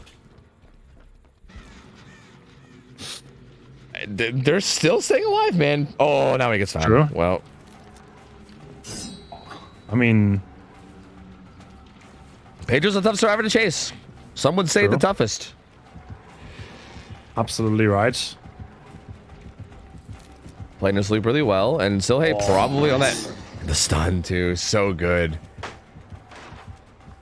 Oh, wait, that is an insane rotation. But Wispy understands. Oh yeah, he knows. No, I respect that. So they didn't do the obvious play, and they went on a different gen. Oh, how do you do this? Take it. Oh, I think she makes window, actually, yeah. You can basically loop around the big side and then take window, but you're still kind of stuck at a 50-50 here, where, like, eventually you're going to get hit. Pedro just watching over there. He's like, oh, no. Spin him, man. Spin him. That's right. Yeah, there's really nothing you can do. Nothing you can do here. That's going to be it for sure. Hit comes through. It is not over, though. And, like... Yeah, I mean, again, like... Not a spot you want to be in where you have to win 3 in a row, but we just saw this happen yesterday. We literally just saw this exact same thing happen yesterday. It is definitely not out of the realm of possibility. Elysium, such a good team. Like, if there's a team that you expect to do it, it's going to be, you know, probably Elysium. True. Or I guess maybe X9 too, you know? But still, like, they're definitely a very capable team. So, like, X9 definitely not out of the woods yet. So next up, we have a Doctor, by the way. Ooh, that feels like a good set for... Wait, it was Doctor? Was that X9's pick? No, X9 picked Oni, I think. Oh. No. Hey, wait. No, because Ghostface was their pick, right? And then this must have been Elysium's pick. Yeah. Oh, X9 picked Doctor, yeah. Interesting. That is interesting, because I feel like with Elysium having all these, like, 1v1 juicers, it feels like that feels like a good set for them. But then again, like, it's a good set for them, but it's not like it's a bad set for X9. I mean, they are like pathing demons, bro. They're so good. So, yeah, you know, I don't think this set really favors anyone. I think this is just going to be a good set. I think both these teams are going to play really, really well. I'm curious to see. But they're going to need something here, right? They're definitely going to need something. And their survivors are going to be back up, too. So Wispy's going to get back on Doctor. And I think you put out a big result here as Doctor, and then suddenly they're in trouble, right? That's crazy. So the Winter Invitational ended 3-1 for X9 against Elysium. So we're back at the same score. Oh, yeah, but this time we have a best of 7. Yeah. That's actually really interesting. You're right. We're in the same exact position. It's just that now there is still the chance for the reverse sweep, at least. X9 is cooking. I mean, you can say what you want, but I think X9 is showing up here and definitely performing very well. Yeah, absolutely. They're 100% playing phenomenally. Like, Yeah. Like Wispy is going absolutely ham on killer and like making huge reads, winning a lot of really big 50-50s, and like on the survivor side, they've just been so solid. Yeah, absolutely. And I swear to God, bro, if we see some more crazy shit out of Jaw in this set, I just like that. Yeah, true. He's been so nuts this whole series. Ja single-handedly won the Blight set, I would say. Yeah. With nothing. And then he did the same thing on the Oni set, where he wasted so much time being in a locker. Actually insane. He doesn't even have a stealthy skin, though. Actually crazy. Yeah, it's so wild. With that bright-ass, like, blue Renato skin or whatever it is, so crazy that he's making the self-plays with that. It's so wild. So wild. Nice, it's gone. But yeah, he's been doing work, and I feel like as long as they keep that up, they're going to be in a good position here. This feels like the type of set where like teamwork and body blocking and things like that come into play very, very heavily, which I feel like Elysium is very well known for, right? That's something that they are very well practiced in and do a good job of. But X9, they're comfortable with that kind of thing too, right? We've seen them pull it off very good as well. And they also, but it does seem like in a lot of sets, it feels like they do rely a lot more on like individual skill as opposed to like heavy teamwork. And I'm wondering if that plays a bit of a role here at all. Yeah. But I think the pressure's kind of on the Elysium survivors right now, right? It's going to be Wispy on killer first up against the survivors of Elysium, and they're going to need something here. Because again, one more set and they're done, right? They cannot lose another set. So they really need to find a way to get like a big result here. I think if Wispy even just gets like, even just a solid result, right? Like not even anything like super good. Like if they just like a big amount of stages, even like a medium amount of stages, that's going to kind of start to get it a little, you're going to start to sweat a little bit, right? Like it's... So, yeah. That is absolutely correct. So Wispy going again and must feel good. At this point, like they're in such a good spot. So they have 3 chances to win this. Doctor being the first and their own pick. So yeah, and I mean, okay. So what sets are left? Assuming like if Elysium can pull this out, I know Plague was the final tiebreaker, right? What else was there? So there was Huntress. Doctor, then it's Huntress, and then it's Plague. Huntress is, I think there was. Well, let me. It's not. No, that would have to be pick, right. No, I think that would have to be Elysium's pick because this is X9's pick. So yeah, that would be Elysium's pick, which is interesting. Yeah, that's Elysium's pick. Yeah. Huntress is such a wild card set, man. Like I feel like I don't know what to expect out of that one. I also feel like Huntress is one of those ones where I feel like if you have like a specialist on that killer, it could be a big difference maker, right? Like if you could find a way to squeeze out a down early, like that's so huge. So that one should be interesting if we make it there, especially since Elysium picked it. But again, they gotta get through this Doctor set first.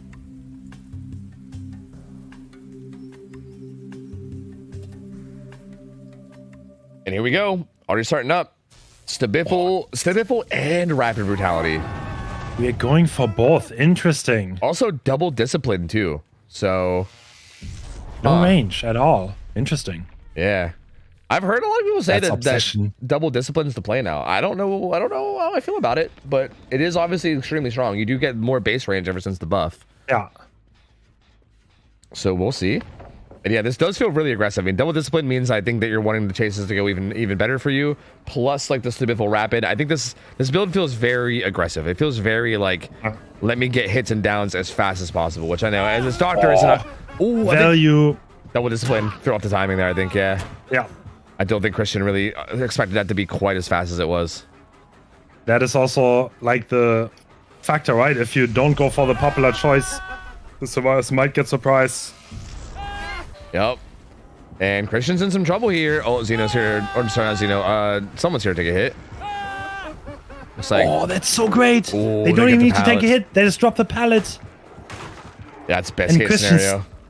He still has balanced landing, but I don't think he has anything to use it on. Yeah, it's not looking great. He's trying to make his way into Shack, it looks like, maybe? Pedro here to take a hit now, and he will. It's activated Rapid Brutality, though, so, like, it's not really the most... Well, okay, but they also get Shack Power down. Oh, I think Wispy's trying to hold him... Oh. Huh. Not even breaking Shack Power, it's staying on him. Denied that vault as well. Oh, dude. All right. Looks at the wall. Okay. So 2 survivors were occupied here, and that down still came through. And looks like Xeno wants to tank the pain rest for the other gen. Oh, I think the other gen's gonna take it. It looks like unless that one's like really 99s. Yeah, no, the other one takes it. And this feels pretty okay timing wise, right? Like we've seen a lot of games as Doctor where sometimes the first down doesn't come in until like 2 gens, sometimes even 3 gens done. I mean, I know there is practically 2 gens done, but still like pretty decent timer. Is that, they're kind of like 3 gens around there, but like there's one behind the shack that is hardly holdable. If this survivors notice that that gen is available, maybe they can get out early. But do they? Yeah, they do. So they're just 3 splitting gens. They do not want to trade, and they expect the Wispy to stay by the sock now. Yeah, and Wispy does seem to be doing that, so how much? I mean, okay, these are the last 3 gens being worked on, right? Yeah. So like, there's no way you can camp this the whole way, right? Because then you're losing all 3, and then with no end game perks, you go nowhere, right? I think you take this as a struggle at the most, and then you kind of have to. Yeah, I think. Yeah. Wispy's looking for a stealther, but yeah, I mean, you have to think like if someone's stealthing, maybe you're in an okay spot, but if there's not someone stealthing, then you're kind of in a horrible position. So. Oh, well. Wispy's still sticking around, man. I don't know. Well, I'm getting a little bit of buffering. Is that on me? That's on me. Oh, God. That's on me. Nope. Don't do this. Oh, God. Please. Ooh. All right. I buffered for a minute. My internet. It's internet failing, but yeah, it looks like still not really leaving, right? Still kind of just sticking around. Oh. Do they want to do a save? Yeah, looks like it. Yeah, they're sending it. No! Oh, not again! Not again! They at least get the save, but they have to 1-for-1. This is just like the Cenobite set! He has the endurance speed boost. Oh my god, the double discipline denying it. It literally looked like he already had it queued, but doesn't actually get it, and he's gonna be in trouble. He's gonna go down. Wait! Had it safe? Maybe? No one's there. No one's there for it. Are they just doing the gens? Looks like it. Oh, the survivors need to be careful not to get snowballed on. Yep, Wispy will interrupt There's this gen. still someone slugged. Yeah, and again, Doctor is going to have a lot of restrictions on survivors too, so it's not like if they start to get snowballed on, there's not going to be a lot to get them out of it. Yeah. No healing parks, no unbreakable. I think Wispy wants his pain res, but does it come in before that gen gets done? It's right here. It does. It does. Uh-oh. Oh, Elysium is in trouble. Oh, they're in trouble. Wispy doesn't want to let this unhook happen though. See, like they're probably you know that gen just took 25%. So you have 25% worth of a gen to work with, right? That's like 20 seconds ish. So I think maybe you wanted to see how reliably that 20 seconds looked in terms of getting it down. Maybe realizes it's not very reasonable, comes back. Yeah. Even this feels risky. Like I feel like you're probably gonna be losing that last gen here. Yeah, absolutely. But I think Wispy's calculating with that, to be honest.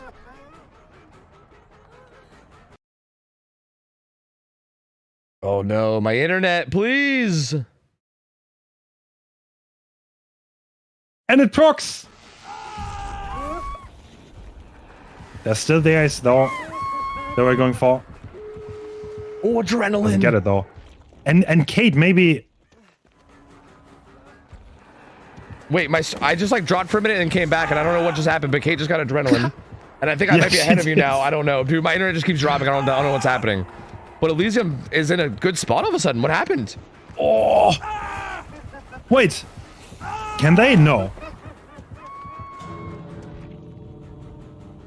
Oh, he doesn't get it. Wow, that's not bad though. This is 6 stages. That turned around big time. Yeah, that looked so bad. Yeah, that was interesting because I feel like that definitely could have been a massive. Like, I'm a little surprised that Wispy didn't send that gen off to the side more, right? Like that one gen that was being pressured. I mean, I know it's like it's not exactly safe because obviously he can get distance away and someone else can rotate in for it, but Yeah, it really kind of went for a risk and tried to get it down quickly to get another pain res. And that looked. I think Wispy could have had so much more in the game. So Elysium kind of got the most out of that with the 6 stage. But 6 stages, you need to get that. That's not easy. Yeah, exactly. Like this really isn't like over, honestly. Like Doctor, we've seen games with Doctor where Doctors struggle a lot. Like we've seen some like 3 stage, 4 stage games. Like it's really not free, but that's definitely a good spot for Elysium to be in, right? I feel like Zeno is clearly one of like the best killers in the world, basically, right? So like, I feel like you're probably feeling pretty good that Zeno will be, you know, pretty much your best bet at getting a result better than this. Yeah, true. Very well played by Wispy, though, honestly. Like again, at the end, maybe there was a little bit of I don't even know if you can call it a fumble, but maybe missed opportunity. Double discipline got so much value, though. So much value. There were 2 instances where Christian could not make a vault because of double discipline, but he tried and then he kind of got stuck on the pallet.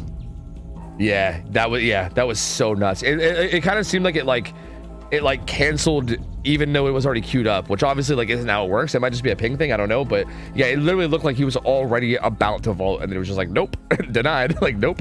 And that's so wild. Like that was so insane. I feel like that double discipline ended up being really clutch. Yeah.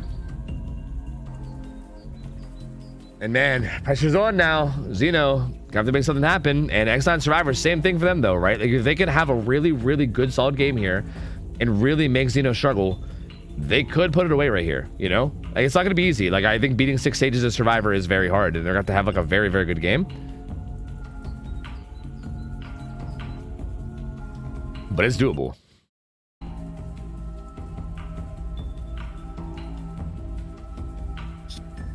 Absolutely doable.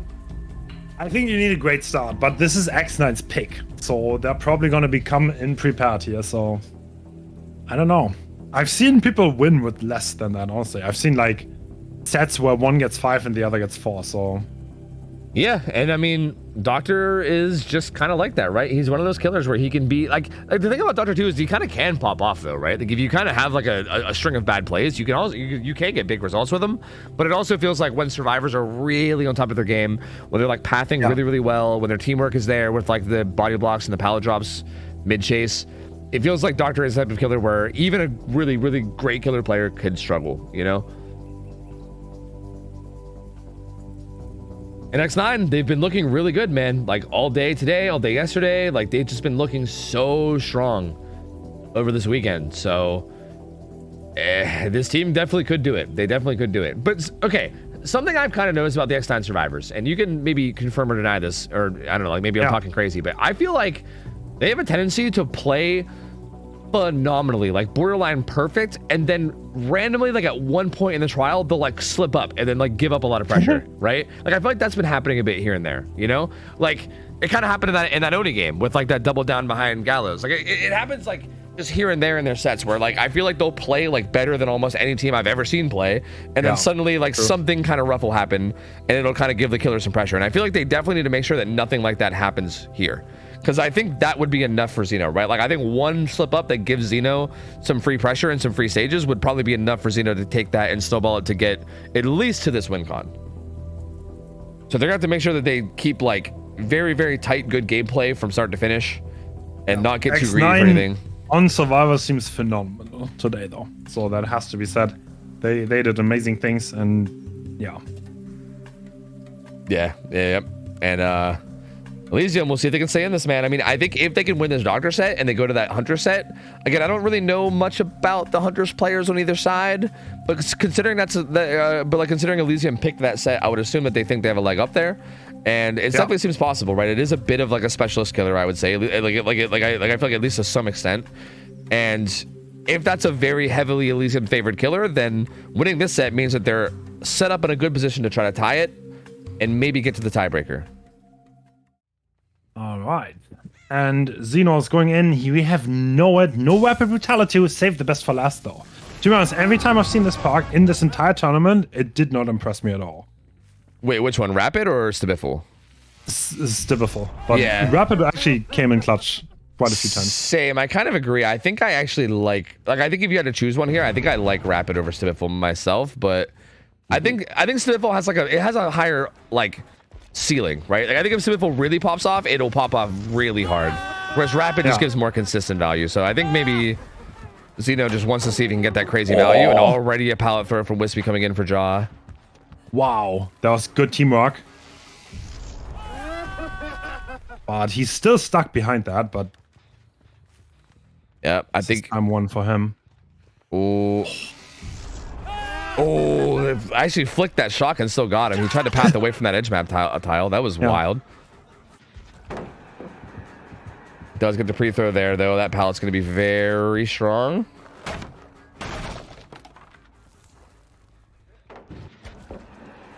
And another pre-throw. Again, these pallets when pre-thrown are much, much stronger than non-pre-thrown. And Xeno is just kind of running this down. Does he want to just play this? I think he wants to play this without even shocking. Wispy's coming in for the hit. That is the obsession. Stacks denied. Oh, this is... Oh my god. I'm kind of worried for Xeno. This is taking a while now. Yeah. There's no sloppy. And save the best for last on 0 stacks. Ooh, there's no one really in position to help here, though. Oh, Jarvis gambled that in one. Oh, okay. But didn't win that gamble, though. Does go down eventually. Can't win them all. Yep. And how close is the second gen? Because realistically...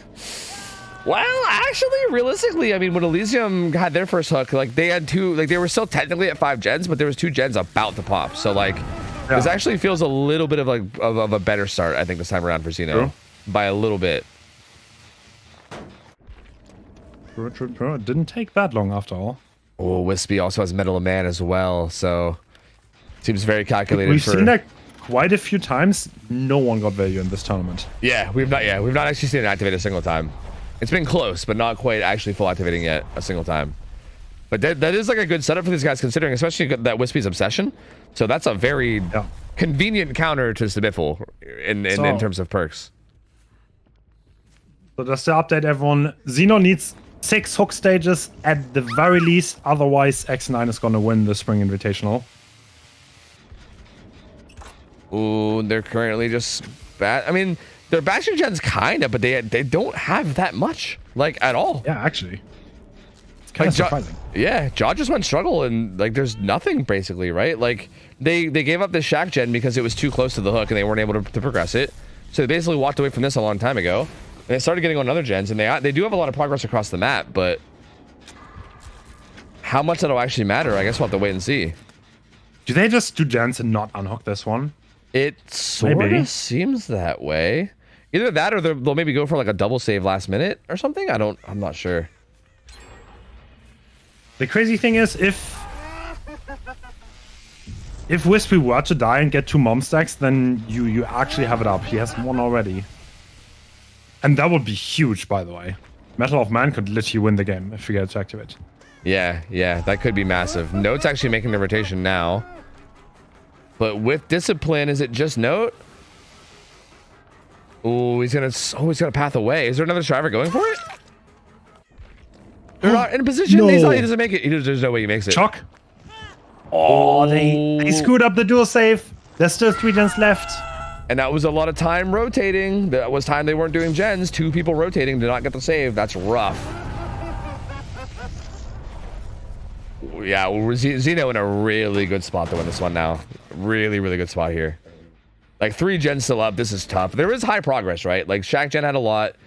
There's a couple gens over here that have a good bit of progress. So it's not like X9 has no chance, but Xeno's definitely, I think, in the commanding position here. Bro, you can just stand in the middle and shock everything. Yup. This pallet's already gone too.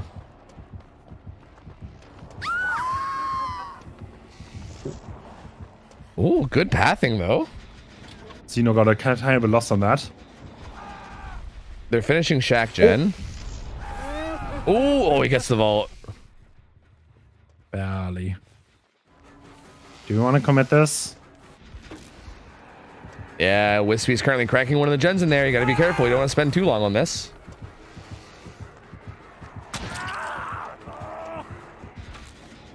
And the survivor smashed it, by the way. He could have chosen the stun, chose not to. yeah, that's interesting. I think that's someone, because honestly, even a pre-thrown palace good, right? Oh, this was a mistake, right? Oh, that was definitely a mistake. Wispy was trying to come in for a body block, but they weren't in position for it. They keep trying to make these rotations, but the rotations are just a little bit too late. And that gen that Wispy's on has so much progress, they don't want to give it up.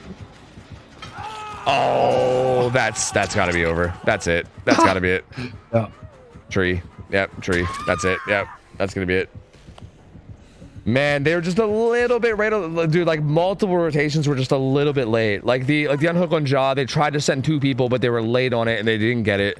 And then even right there, like I think it was like a last minute call to try to get Han to come get body to come get a body block, but they just weren't quite in position. Because that body block would have been amazing, right? It would have activated Mental of Man, I think. Or no, I think there was only 1 stack. But still, it would have been a body block to get him away. Whoever he didn't chase could have rotated onto the gen. That could have been a really good position. So they tried for it. It was almost really strong.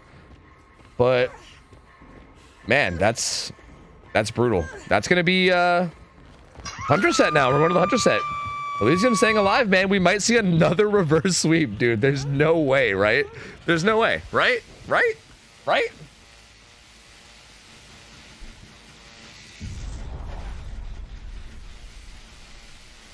Right. So I agree. it's 3-2, and sorry, yeah, I also agree. Elysium 1x9 set actually. Yeah, that's wild. Because again, now they're going into the Hunter set, which is their pick, right? Huntress definitely a bit of a like specialty killer, and I feel like. Again, I would say going into this Hunter set, just assuming because Elysium picked it, this is such like an unorthodox set. I know that most people in comp don't like Huntress. So because of that and the fact that Elysium picked it, makes me feel like already, without really knowing much about the players and like their experience on Huntress, I just feel like Elysium's going to have a heads up here, right? Like they should have a leg up in this set, and I feel like X9's going to have to try to make something happen here or take it to tiebreaker and hope something happens there as well. But I feel like momentum might start to shift, right?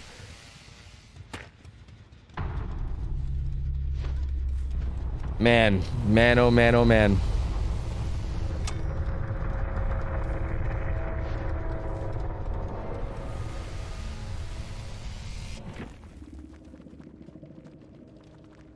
It is not over. I wonder if these players have a little bit of a... I mean, it must be rough, to be honest. They've been playing for a while now. Yeah, and also like obviously everything that happened to the Ghostface set and like everything, and you know there's probably fatigue kicking in, but at this point, like again, you're so close, right? Like it's so close. Like X9 just needs 1 more set, and Elysium trying to stay alive. I think this gives them a bit of momentum though, right? Like I think they really needed that. Well, they clearly really needed that because obviously if they didn't, then they lost. But I think that win definitely helps a lot in terms of like in terms of like momentum. And maybe they could ride that momentum. If they could win this Hunter set, that gives them even more momentum. And then suddenly you're in the tiebreaker where both teams are even. And then who knows who takes it from there, right? So we're getting really close to maybe the reverse sweep happening. This is...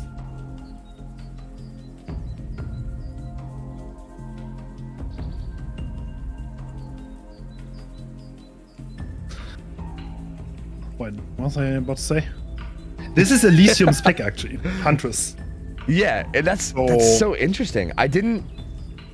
And it's gonna be Xeno on Huntress. I didn't really, like... Is Xeno a Huntress player? I didn't really picture that as a thing, but... Again, I don't really know. Again, I don't fully know these players as well as a lot of others, so I guess I can't say 100% for sure, but this doesn't feel like one of those killers that Xeno plays a ton. At least I've not seen him play a ton, but that might just come from the fact that, again, I just think this set's kind of uncommon in a lot of comp, but I don't know. I'm very curious. I'm curious if they have maybe something up their sleeve for this set or something, because I would not expect this. Also, this is on Cool Tower, which is interesting. I think Huntress on Cool Tower is much different than Wrecker's Yard. Yes, it's a bit more tactical. It's gonna be hard to get going, but yeah, it's... You can also, if you have gen setups, you can definitely control things. So it is the golden... It used to be. I mean, it used to be very common. Now it's not anymore. Yeah, I feel like there's a ton of like lines of vision too, right? I feel like if you can get a hook, especially if you get like a hook on like a hill somewhere, there are so many lines of vision that you could hold, and it feels like rotations become kind of difficult. It actually, like, this feels like an interesting map for Huntress. I also feel like the tiles are maybe a little bit more playable as well. Especially like the windows on maze tiles become a little bit better because there's like more room there too. There's a lot that goes into this that I think changes up the play a little bit more from a map like Wreckers. I'm curious to see how teams adapt. But realistically though, this should be a bit of a struggle for Killer, right? Like, I think we would expect good survivor results from both sides here. Like, I don't think it's typical for Huntresses to get like 4Ks much. I mean, obviously anything can happen if things start to snowball, but yeah, it should be very rare. True. So like, yeah, I mean, yeah, Huntress is not that strong in chase actually. If they deny the fast down a lot, then it can get really rough, especially on Kotor. Macmillan tiles are pretty strong, so it's gonna come down to the wire. Yep. It's gonna be interesting. I feel like I haven't seen any Huntress play at like high level in a long time too, so I'm really curious to see how these guys play it. How like their hatchet throws are, just everything. It's gonna be really curious. It's gonna be really cool to see. I'm pumped. I'm excited. Yeah. Same. Good thing is Zeno is going straight again after winning. That's gonna give him a bit of a momentum. I mean, Zeno's a really good hunter, by the way. He can go for crazy shots. Yeah, I mean, I've seen him like 4K3 hunters in the tournament, so like, I don't know. That's wild, dude. Yeah, wild things can happen. I imagine like Huntress is one of those killers where it's interesting because I feel like, again, she is pretty loopable, right? Like if you know what you're doing, you can definitely loop her pretty well and make it hard. But I feel like she's one of those killers where you kind of can force like potential outplays, even if it's not a high chance of outplay. You can kind of get yourself in these situations where like I wouldn't even call them 50-50s. They're like 20-80s, right? But if you win them, you can snowball really hard. And all right, and Xeno's going.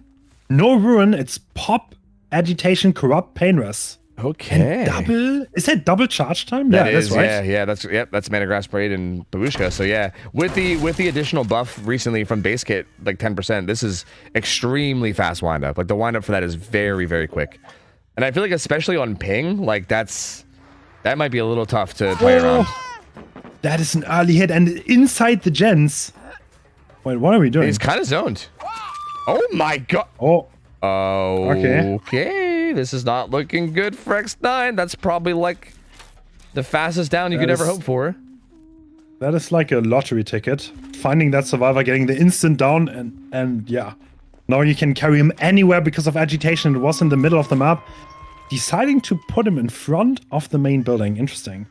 Yep, pretty much. Looks like there's a good gen split around that then. And there's also just a bunch of wide open space around this too. So like going in for this save, like you see like any kind of rotation here for the save. Look at all the open space you got to go through. Brutal, dude. Brutal. And now he can sit here and camp main gen and then hold a hatchet towards these others. Okay, at this point, 2 survivors have been spotted. Bro, we can control so many gens. Yeah, that's crazy. Yeah, even that one that was kind of way out at like 7-8 area was still like somewhat threatenable, right? I think there's a spot you can do it without getting hit, but dude, wait, how many gens are we controlling? Is it 4? It's 4, yeah, and then kind of like loosely a 5th. There's 3 top. The one in the gym. Yeah. Oof. Wow. Yeah, this is kind of nasty. Honestly, there's Nia getting caught off position so early is super good. Usually you want to delay this for a long time, but now Xeno's in a very favorable position. Yeah, no go struggle. I have a feeling Note's going to be dying. I think he's just going to be going full dead here. There's like no progress on these gens. Oh. We're going above again. Getting high grounds. Yeah, like he can see that gen a bit. Even that gen's on the other side of the wall, isn't it? Like Jaw's not even safe doing that. Like Jaw's actually kind of in danger there. Like he has to watch out for those hatchets. Yeah. And if even one of those lands, that's so big, right? Being able to get damage there at all is so huge. Oh, dude. Are they counting hatchets? Yeah, I would assume Is he gonna find so. Oh. Okay, sneaking that gen is gonna be smart. Do they realize? Does Xeno realize that the gen by the hill is being done? Yeah, he's gonna check it now. He saw that there's progress on it. Oh, this is brutal for X9, man. Jaw will get that gen done just barely, I think. but then you still have this like tight, like it's basically just a 5-gen up here. Like you essentially have a 5-gen topside you got to deal with.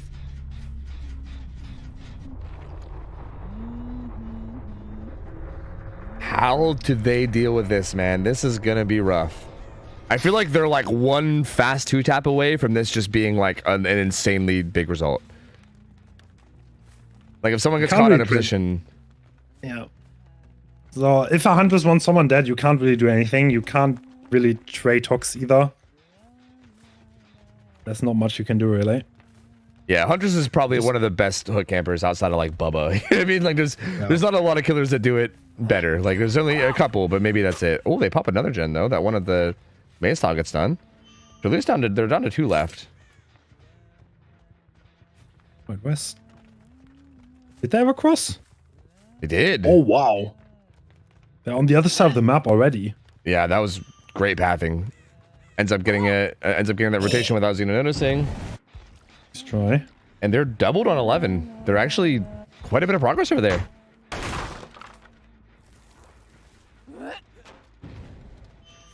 Oh, he just sends it. Dude, just so insane today. He is, yeah. He's just making all the right plays. It's so wild. Still doubling that gen across the way. Honestly, progress here is not looking terrible. Like, that gen's going to be above 50. It's at like 60%. Again, I still, like, it's so, you got to be so careful, though. Because you're still, again, just like a 2-tap away, right? If someone gets quickly 2-tapped and hooked in this gen setup, you're almost done right then and there. So, ooh. Dude, X-Nice is playing extremely well after the first down, though. That doesn't hit? That one doesn't, what? That's wild. That looked like it should have landed. Wispy's doubling the other gen now, too. Oh, there's no one there to be found. Oh my god. And Haunt just needs to stay alive here. Oh, it hits the rock. That's so unfortunate. And that gen pops. And now we're down to 1 left.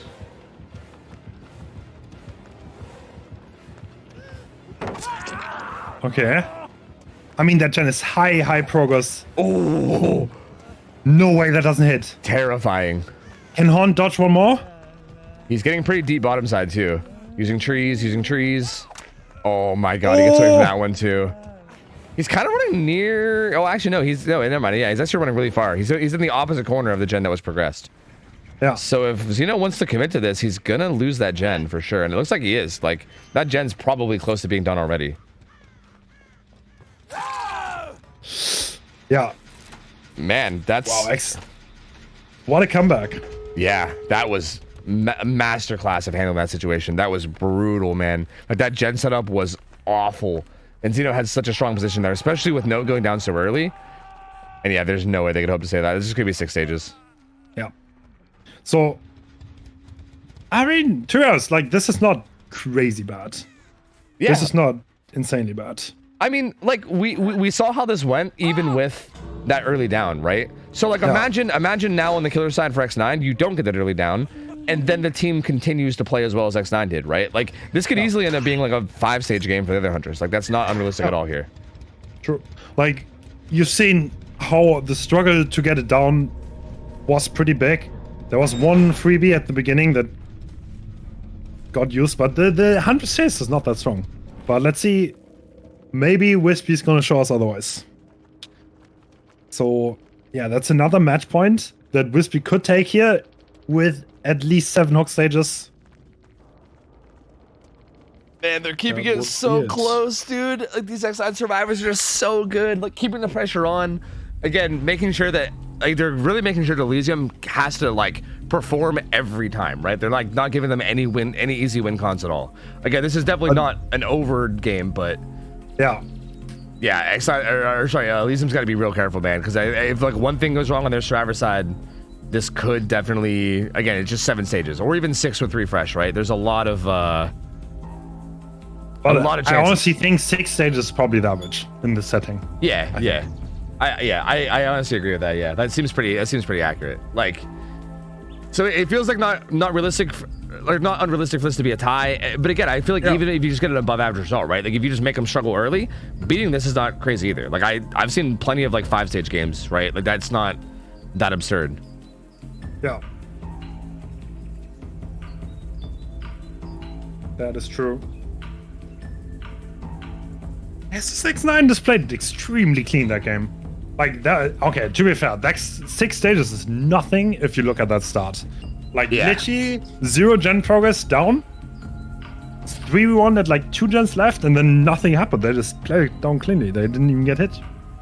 Yep, exactly. Like it's so like, dude, I literally thought they were gonna get like, I thought it was potentially gonna be like a 4K2, 4K1. I mean, maybe that's an overreaction, but like it just looks so bad. Like that first initial down happening instantly with 0 progress, and then getting hooked right in that big wide open area, all those gens around. Like even that one gen that Ja did at like 5 was like pointing towards the hook, where like Xeno was able to like eat hatchets at it and pressure it. So even that wasn't like a free gen, right? Like everything just looked so bad for them. Like it was probably worst case scenario for them. Like literally, like I don't think it could have gotten much. It couldn't have gotten much worse. Yeah, it was massive of them to get out of that the way they did. Like I feel like that's not. I feel like you find a team in that scenario like 10 times, and I feel like not very many of those 10 times are they gonna get out of that with 6 stages. Like it's gonna be much bigger results most of the time. Yeah. It's like, okay, you know what's funny? X9 formed like 1.5 weeks before this tournament. That is kind of crazy though, to be honest. Yeah, that's wild. Yeah. And they are playing so well and so coordinated. Obviously they have played before, so they they were disbanded for like 2 months, I think. And yeah, it seems like that 2 months wasn't enough for them to get that rusty though, because they still feel very on top of their game, man. Like they are still looking so clean. And this is another chance to put it away, man. I mean, X9's kind of had Elysium on the ropes this whole time, so they're again another opportunity for them to become the 2-time invitational champions, man. I mean, they're currently the reigning champs. Elysium trying to squeeze this one out somehow. And they definitely showed that like whatever anyone says, X9 certainly showed that they're top tier though. Oh yeah, absolutely. They had like the hardest, like almost the hardest bracket possible, and they got through it. They beat Eternal, and now they are on match point to beat Elysium.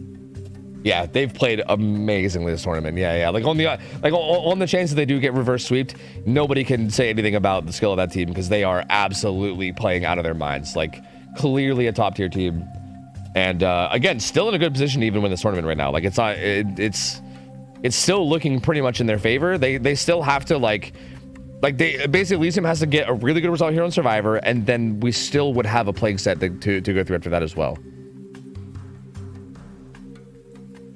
Yeah, so oh my god, actually, yeah, that would be the final set.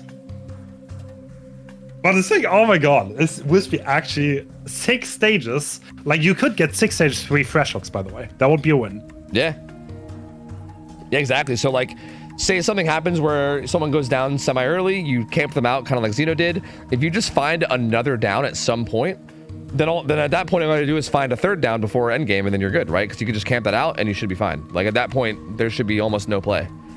Like I think that's really all it takes is like 3 downs, like 1 down early, and then 2 downs after the kill, and then. You say that, but getting it down early is so hard, especially against such good survivors. And we see flight speed and Rancor. Interesting. I actually really like Babushka Rose route. I feel like that again with the extra wind up too, like baseline, it's kind of wild. Like I feel like the muscle memory of what you can get away with is so much more difficult. Also, these like mid-range hatchets become a lot more dangerous too. Talking about early downs. Yeah, he has main though. He makes it pretty far in main, so this is going to be a bit dangerous. Yeah, Xeno just accepting he's gonna get hit. But like, what do you have now though? Yeah, he's got to make it to these maze towers, but he's got to be careful. There's still like a one hatchet that could land here. Oh, he gets away from it though. Huge play.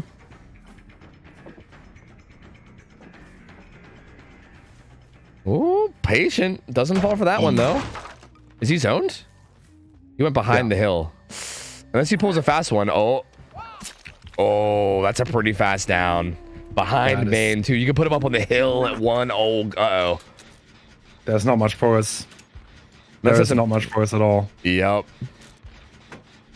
Slightly better start, technically, but actually slightly worse, right?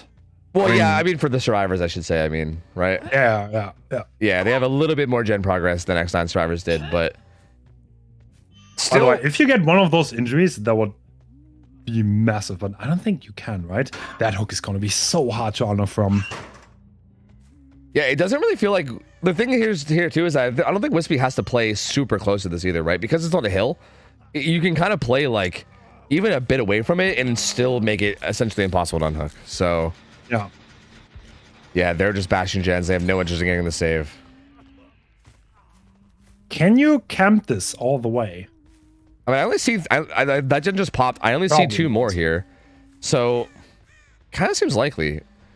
Wispy actually giving a lot of room here. Going so far. Making a hard read here that they're going to be bashing gens. Which is honestly a pretty fair read to make. Like, I feel like it would be weird for them to have somebody stealthing for an unhook here when it's up on a hill like that. Like, that would be a very weird... Yeah, the second stage is coming through. Rancor giving information. Oh, it was probably Rancor. Oh. Well, actually, well, Rancor popping. I guess you don't know where the rotating striver is going to go, I guess, but... True. Yeah, Rancor giving even more info. Wispy still realizing that there's nobody rotating for that. Knows that they can continue pressuring mid-map. And even though no damage is coming through here, this is still good pressure, right? You're making them less efficient. Like, they have to get off the gens temporarily to avoid hatchets. They have to watch their rotations, make sure that, like, even this, right? This little rotation for Pedro here has got to be careful with it. But actually, that rotation is kind of... Does he get that? Oh, nope. No. Nope. Wispy's here. Yeah. That's probably going to be a death ride on Xeno. Oh, close. Yeah. Okay, that's a mighty 3-gen around the main building. Yup. And I feel like you just get 2 downs here at this point. If you get 2 downs on 2 different survivors, I feel like that's almost game over right there. Because, like, if you just camp the second one with a hatchet out, how do you ever get out of that? I just don't think you do. So, like, has if Urban. You get hit here. He's got Urban. He's ratting it up. Ooh, the hit though, and he's stuck in the gen setup. If he gets down to this gen setup, it's gonna be awful. There's any hatchets left? Oh my god! The stun. Is Wispy out of hatchets? It kind of seems that way. I don't know. I wasn't counting, but it certainly seems that way. Yes.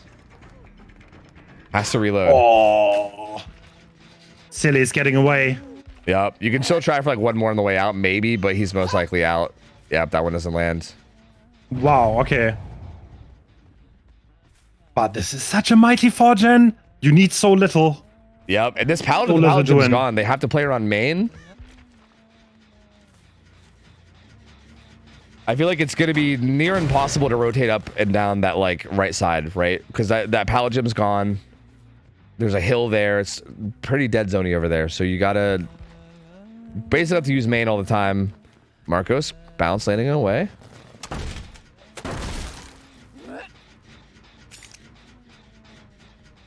Ooh. Oh, that's okay. That's pretty good vision.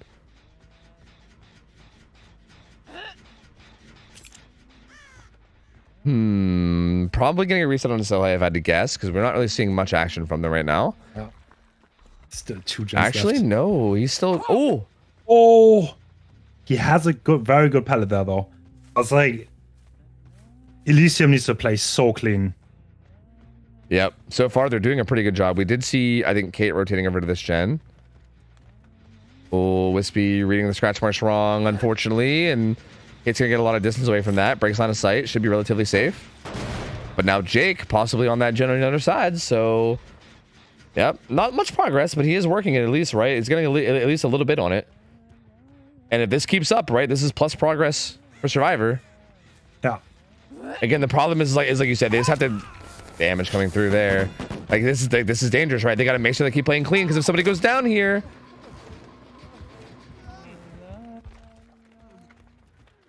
Oh.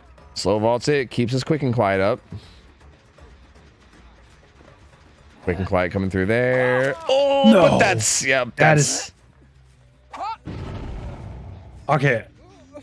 Yeah. Alright, so that is not over yet, but this is gonna get hooked in a very, very strong spot, right? Yeah, this is... Wait, Brutal. Do the gens get done? No, they don't. No, not even the fourth one does. Then there's still this really tight 3-gen. So yeah, they're gonna get done with that fourth one that Soleil is on, but then they still have to worry about this 3-gen and this hook right in between all of them. This is definitely prime position to close this out. Wispy is definitely in a position where it looks like X9 is maybe gonna be able to defend their title here. Like I don't know. Elysium's got to do something crazy to get out of this. Yep. This is a really bad spot. They are working the gen upstairs, and Wispy hasn't gone up. I think Wispy doesn't want to go upstairs until they know that no one's going to be making the rotation, maybe. But I think this actually might be enough for the pull, maybe? No, they're upstairs. I mean, yeah, well, what do you do now, right? So, if Pedro goes second, the next hook is a win. If Pedro dies on that hook, it's a tie. But it's like, you can just control everything from here, right? Yeah, yep. Forcing game off top. And you see both survivors, too. Damn. No juke. Oh, doesn't dodge. Marcos. Wild, dude. Just stared him down, did not care. Doing a good job of avoiding these hatchets, though. Again, it's just like, is that enough, though, right? Like, I think the only progress is really on the upstairs gen right now, and they're struggling to even get up there. Wispy's kind of just protecting the staircase. Cannot seem to find damage, though. Still can't find damage. No, nothing there either. Only one more hatchet left. Gonna reload. There's just not enough progress, I don't think. I don't know, because like Pedro's gonna die, and then that gen upstairs has progress, but assuming Wispy can get up there and interrupt it. Oh no, that doesn't land either. Yeah, well, we can hold that though from up there. Yeah, the problem is if you don't pop this right now. Oh, you don't. Yeah, because Wispy's just gonna sit up there with that gen regressing and just hold a hatchet. 100%. This is the only gen with like major progress. So now you have to start the downstairs gens from scratch in a 2v1? Like, does Silly have adrenaline, maybe? No. I mean, you still have a giant gem next to that gen. Yeah, yeah.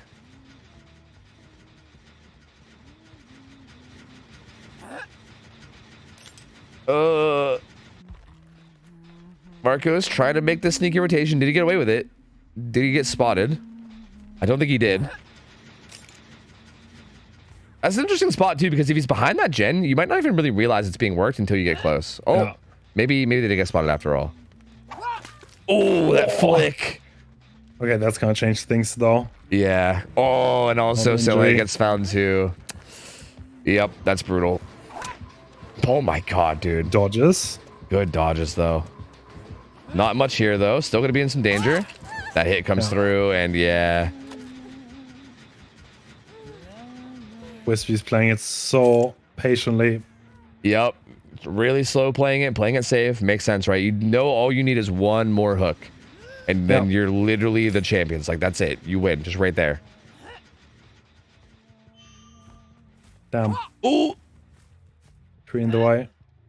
Yeah, they're going for the reset, but Wispy's smart enough to realize. Yeah, and now they're getting chased away from the gens, also in danger. Any of these hatchets land, and it's done. Oh, man. Now Marcos has been spotted going to the gens. Now he will have to take a chase.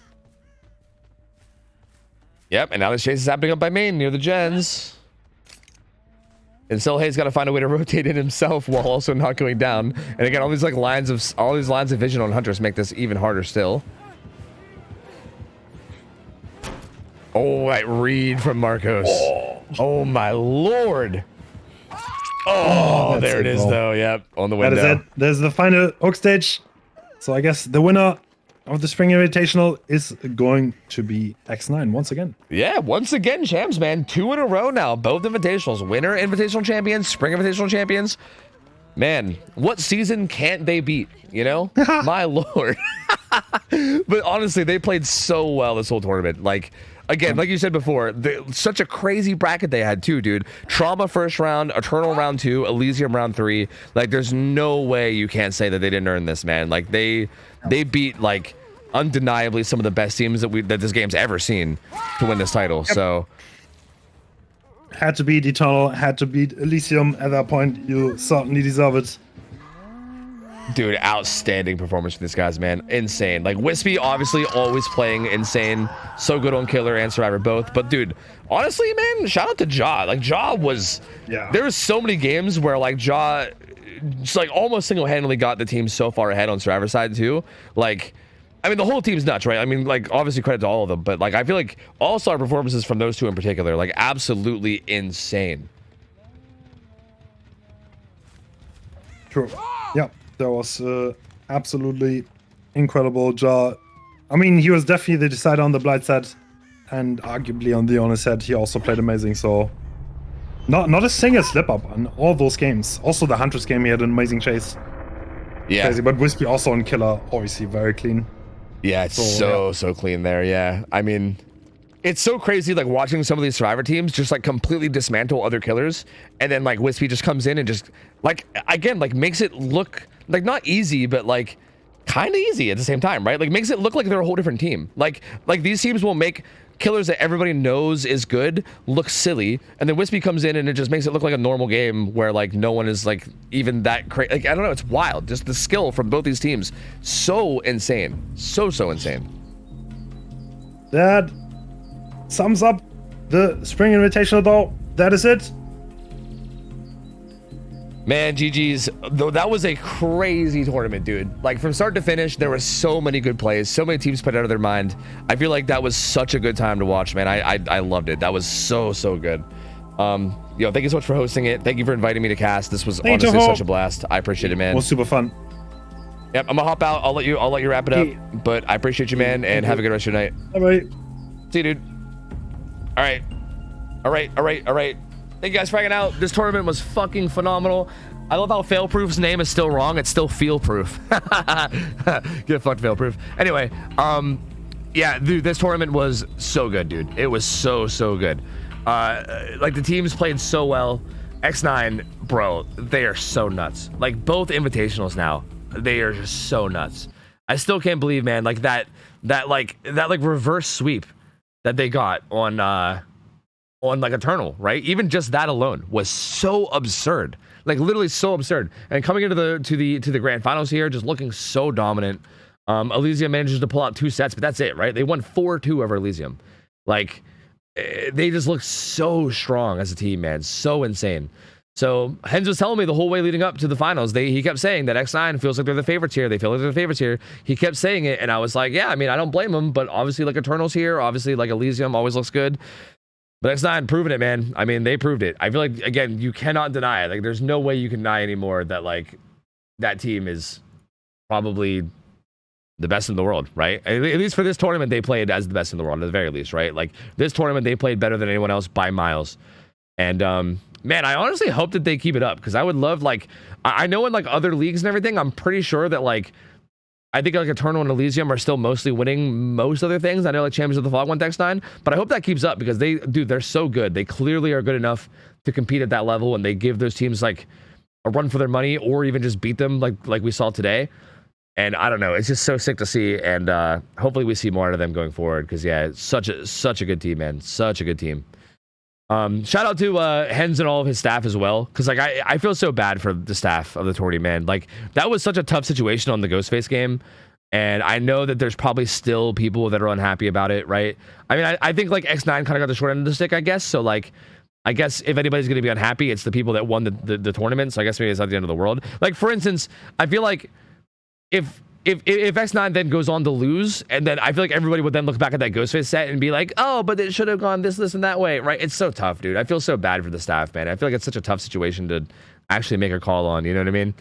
But hey, it is what it is. Tournament was amazing. I think staff did great. Hens did great. I think everything was just phenomenal. I loved watching it. Wait, did I pay out the Gamba? I think I did, right? Yeah, I think I did. Okay, well, somebody did. Somebody did anyway. Thank you guys for hanging out. That's gonna be it for me. So I will be streaming tonight, obviously, because we just did a good 6-hour stream. I also am gonna be taking off tomorrow night as well, because I've been basically dedicating a lot of time to this over the weekend, and I've been kind of neglecting some other things over the weekend because of it. So I'm gonna be taking tomorrow off to kind of like help myself get back into the swing of my schedule and everything. So you guys won't be seeing me again until Tuesday. Yeah, Tuesday. I'll be back on Tuesday for more games. So you guys won't be seeing me until then. I'll be chilling and vibing and kind of getting myself together. But thank you guys so much for hanging out. I appreciate you guys. Thank you guys for being here. I'm gonna raid Rocket. Rocket was a player on Calamity. Obviously we lost Calamity on in the bracket stages, so we didn't see him much the past couple days. But Rocket, extremely good player. He grinds 1v1s a lot. He's super good at the game. And he's just a cool dude. I just love Rocket. He's a real cool dude. You guys can just go hang out with him. Enjoy your time over there. And yeah, thank you guys for checking it out. Hope you guys enjoyed it. That's gonna be it for me. Hope you guys have an awesome rest of your night. I'm out of here. Have a good one. I'll see ya. I'll take care. See ya. See ya later. See ya.